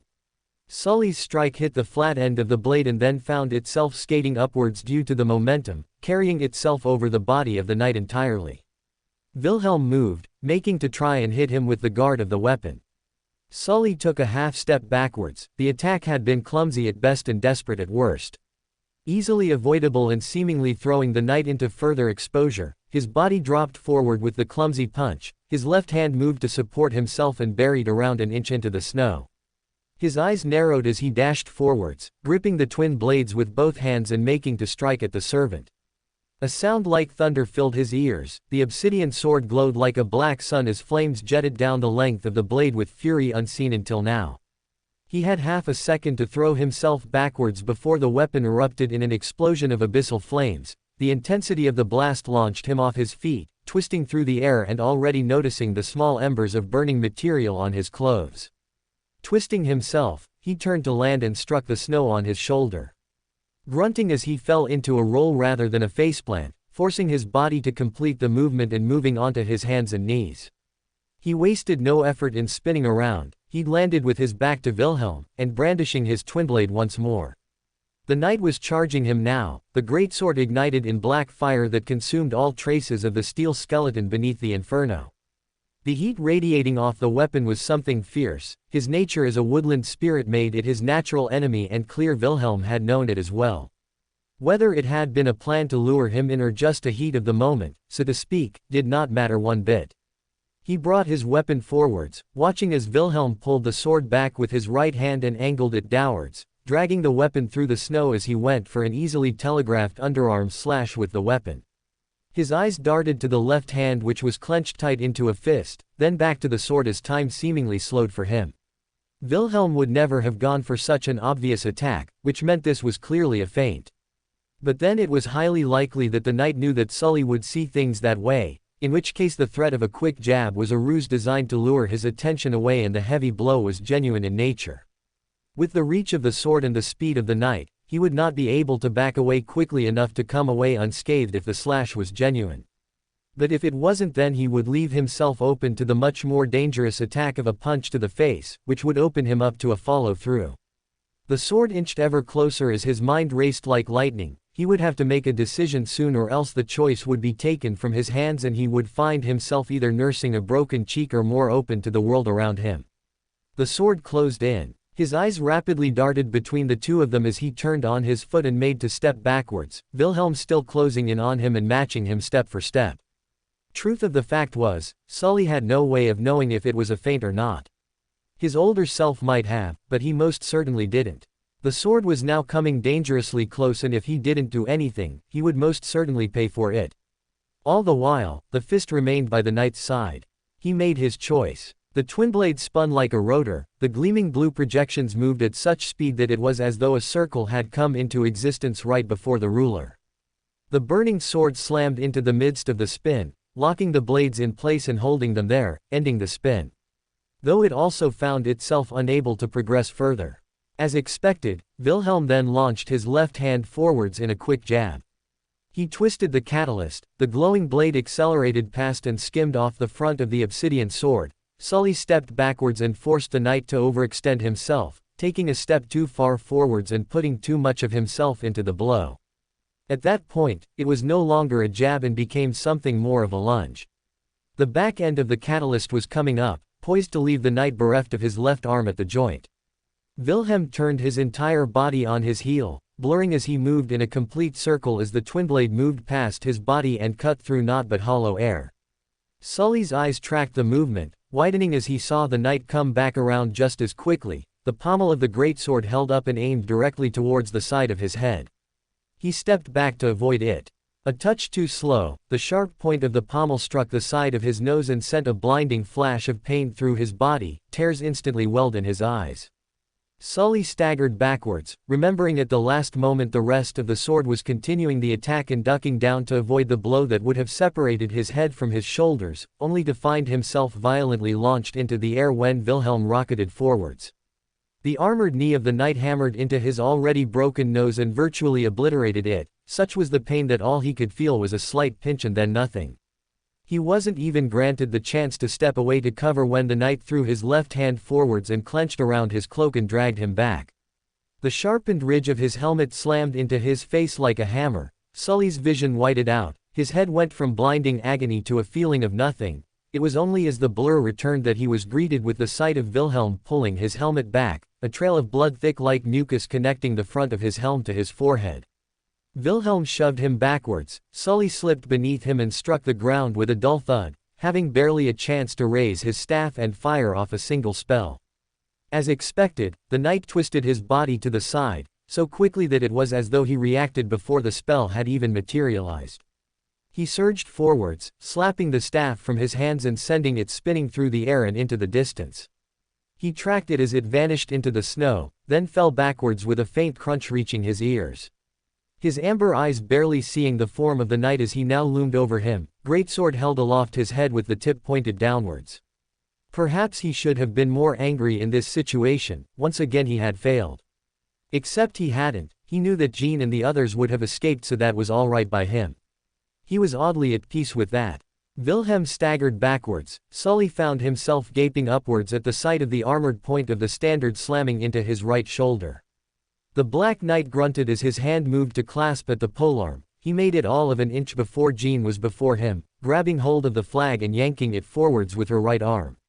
The knight stumbled directly into a clothesline, floored by the attack and unable to counter when Jean hurled her leg forwards and directly into his gut. The knight let out a deep noise like rushing wind as he was catapulted through the air, spinning and then crashing into the snow a good distance from them. Sully was blinking up, watching as the saint whirled around and stared down at him for a few moments, then rushed forwards and slung an arm around his waist, pulling up upwards and onto her shoulder, soon feeling the sensation of rushing wind as he was carried along by the woman. Despite that, nothing made sense about his current predicament. Why was Jean even here? What are you doing? He croaked. If she was here, then who was protecting the children? I made a promise to myself that I would protect all those if I was able. Jean replied before he could even finish the thought. Perhaps I would have been close, but the chance encounter of additional help pushed me to make my choice. Silence followed, then she spoke in an unbroken voice. I shall not look children in the eye and tell them their protector died after all he did for them. You came back for me. There was never a moment where I debated leaving you. She came back for him. Sully did not move from his spot atop her shoulder, ignoring the pain that was gradually returning to his body and being left with the simple truth he now faced. She had come back for him. That hadn't happened before. ... Thank you. He could feel her start for a moment, then she replied in a softer voice, you are most welcome. Though another thing stood out for him. You said help. Aha. So this is the one who was protecting all these children. Sully blinked at the childish voice that sounded out. It sounded younger than his and around the same age as those he had been working to try and protect.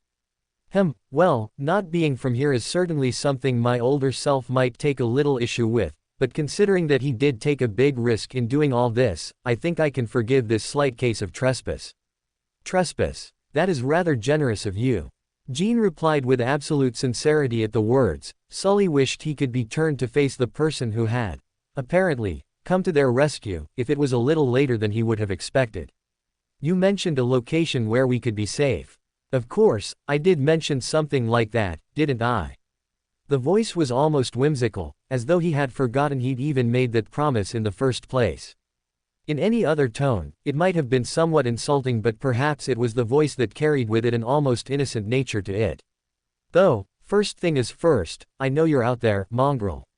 Sully blinked, then found himself moving as Jean spun around, quickly being lowered to the ground and finally in a position where he could see the child who had been speaking.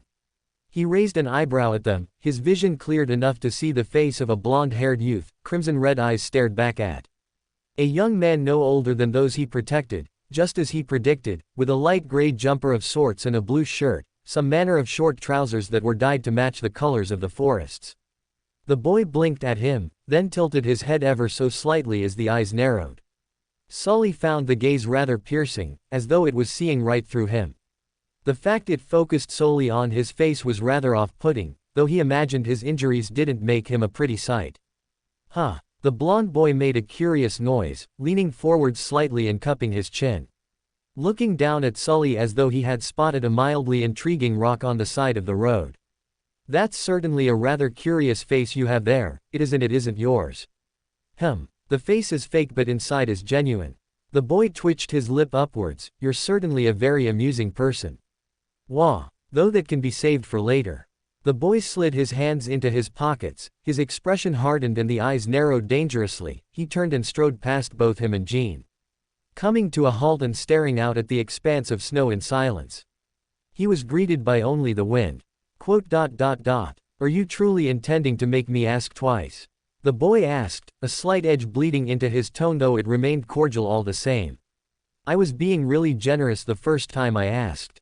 If you keep skulking around there in the cold then I am going to assume you're up to no good. A chuckle came from the boy, rather innocent in nature but it certainly didn't match his words. You really don't want me to assume something like that. Silence greeted them still. Then there was movement, the winds calmed into nothing, the landscape settled and they found themselves greeted with nothing but the clear scenery. Then there was a shimmer, the air rippled like water before it gradually washed away. As though whatever had been coating the shape vanished without a trace. Sully widened his eyes at the woman, the immediately divinity that flooded the area left him with very little doubt who this was, even if his discernment skill hadn't revealed her name. She stood a full head over both himself and Jean, perhaps taller than even his older self. At first he believed her to be wearing a dress, yet that was quickly dismissed as he saw the white fur that lined her body in a similar style was, in fact, growing out from her. It had either been brushed or simply turned into that sort of shape.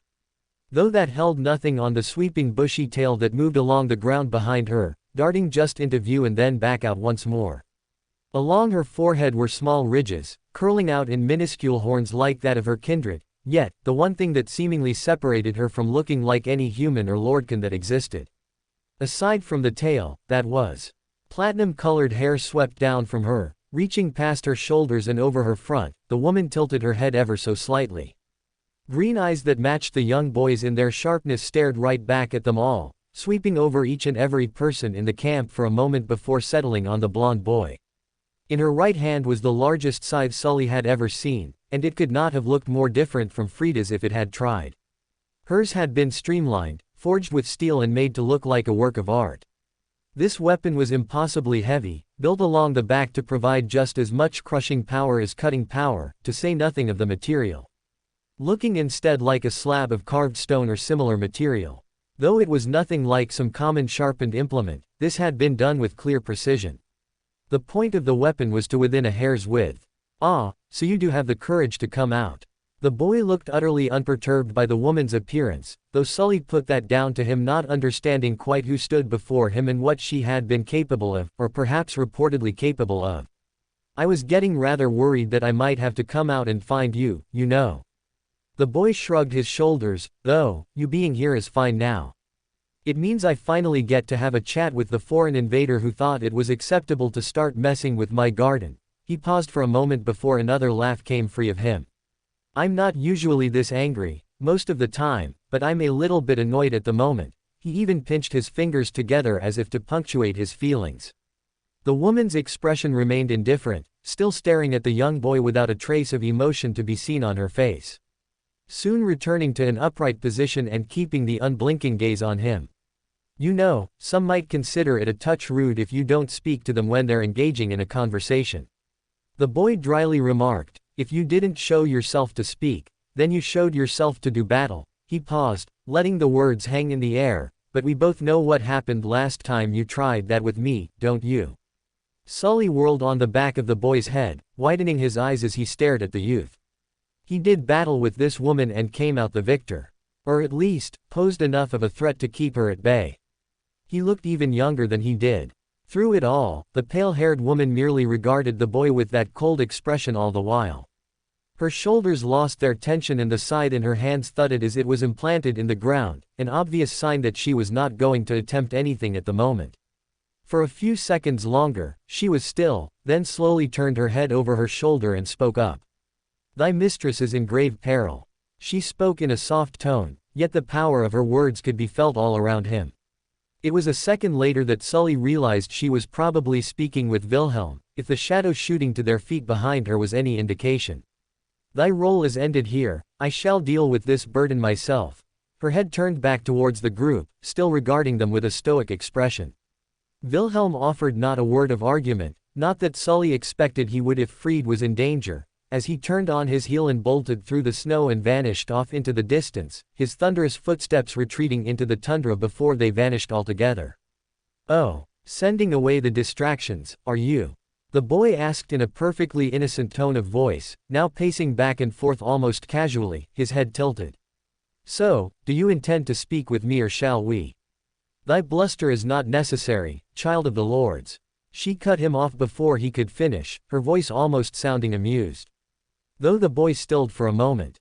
"A paltry victory at thy hand does not make thee my superior." Even at this distance, he could see the smile upon her face. "The hasty retreat thou bid after claiming the half-spirit is proof enough.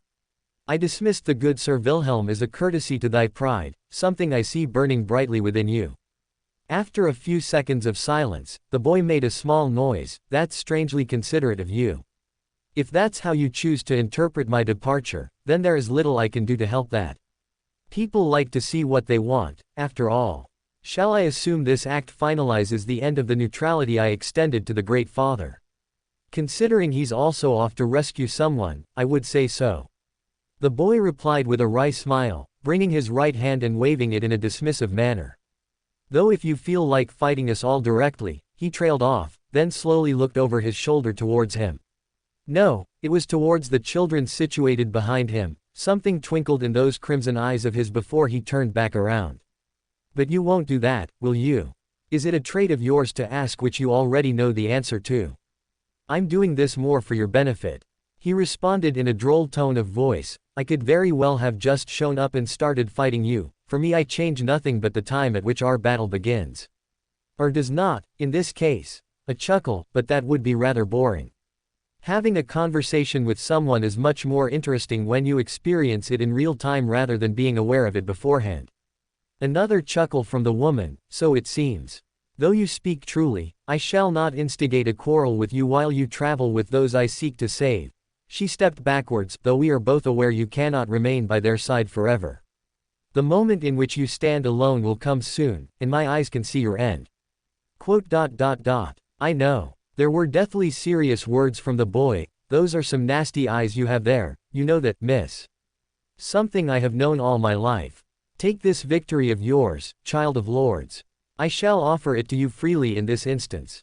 Her expression hardened. Upon our next meeting, we shall settle this matter of your pride. Turning side on, she spared all of them a single glance before her eyes fell upon him, emerald orbs narrowed into slits. Though before my departure, I shall ask you this one question, traitor to his home. Sully knew that meant him. For what reason would you abandon your family? His family. Was that some sort of a joke? I tried to save them from this. He shot back with heat in his voice, though a word of warning if you trust the words of Freed. Do not. Her acts are born not of charity, no matter how much goodwill she might peddle. He coughed out, moving a hand to his ribs as he sat up, thinning his lips. Whether this madness is of your design or hers, I care not. I shall end it all the same. The crossbreed regarded him with indifference for a moment, then closed her eyes and let out a gentle sigh. Then, if you shall not accept my love, you shall be forced to accept my judgment. She opened her eyes, he felt himself rooted on the spot as instead of the emerald green, they now burned a brilliant blue. There was something in those eyes that made him feel so small, so vulnerable.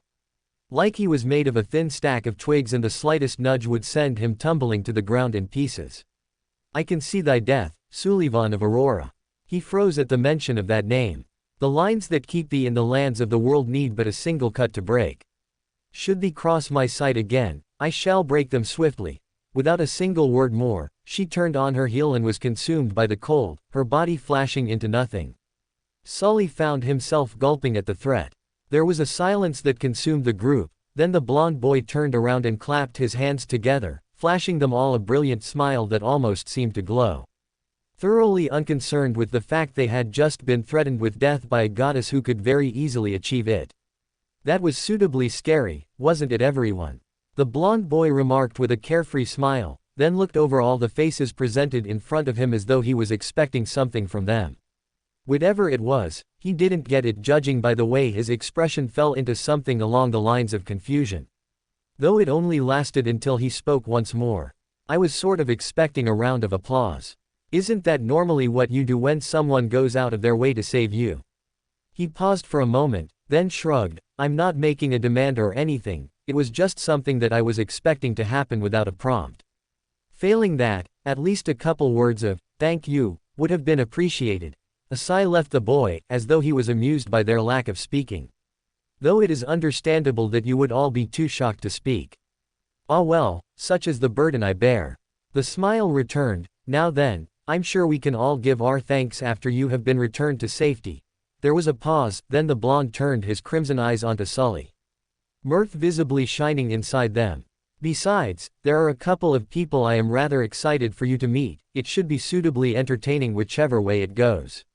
Quellen was quickly losing patience with their current situation, being subjected to repeated hit-and-run attacks while they could do nothing but react to their attacker who jumped into their field of view just as quickly as she left, was getting tedious very quickly. He was clearly not alone in this feeling as the others expressed their own discontent at their present circumstances, though quite a bit less than he did. Though he blamed his growing temper on the embrace of the chaos flames in his body rather than his natural state of mind. Especially since he had been drawing upon his powers quite a bit since the battle began. The fog was the greatest concern and he very much doubted that they would be able to clear it with anything less than a controlled burst of magical energy.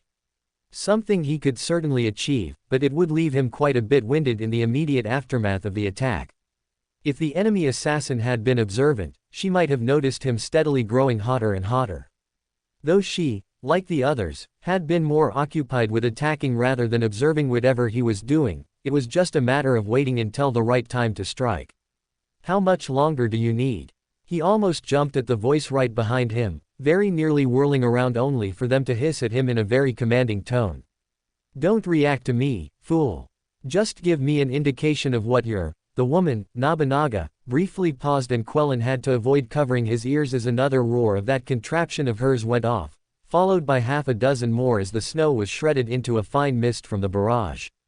Quellen didn't question how she knew what he was doing, he didn't think he'd been that obvious about it, but he wasn't a military mind.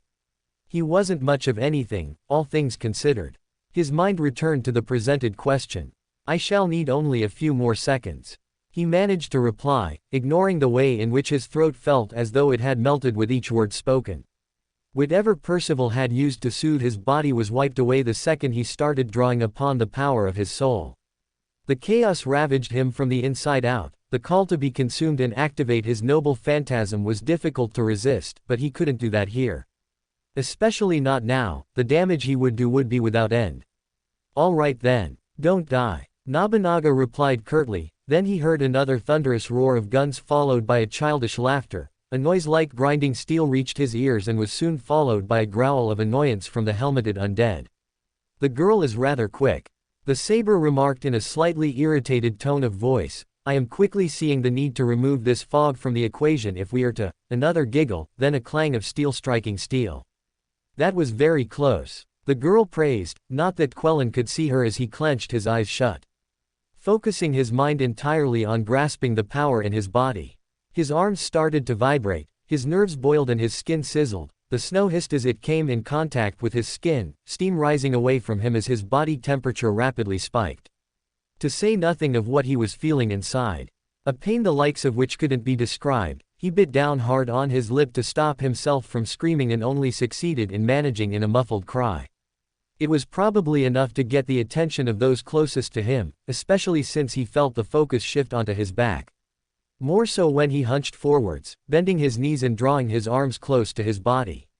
Wah! The girl had a moment to cry out before Quellen released the hold on the flames.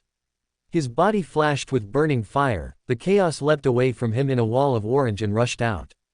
He retained enough control to bring gaps into the wall around his allies, allowing them to pass through without incident and then quickly snapping them shut the moment they were freed. His body trembled as he commanded the inferno, a high-pitched screech rang in his ears. The scream he built up could no longer be contained. He let out an agonized yell as his body made its complaints towards him very clear. His eyes flew open as he let his arms drop back to the side, his hold on the flames vanished and they soon followed. Though as he dropped onto his knee he found that he could see once again, the fog having receded away from his line of sight. He stumbled forwards, letting out his most explosive cough yet. This one hacking up a burning puddle of magma onto the ground, popping and spitting embers as it coalesced around his feet. It hurts. He turned his head to the voice, squinting his eyes as he staggered slightly. Catching sight of the white-haired girl rolling around on the ground as her cape was covered in fire. Having narrowly avoided being caught in the embrace of the flame but still not enough to stop her suffering an ugly burn on her left side. The saber accelerated forwards, the white-haired girl widened her eyes in alarm as she watched the servant close the distance between the two of them in a single step. His sword pulled back in preparation for a thrust. The moment she was dead they would be able to. A howl of fury split the air. A split second later a black blur slammed into the saber and carried them both upwards of a dozen meters through the snow before any could even register what had happened. The bodies bounced several times before they settled. Soon an animalistic growl came from them as whatever tackled the saber started ripping into his body.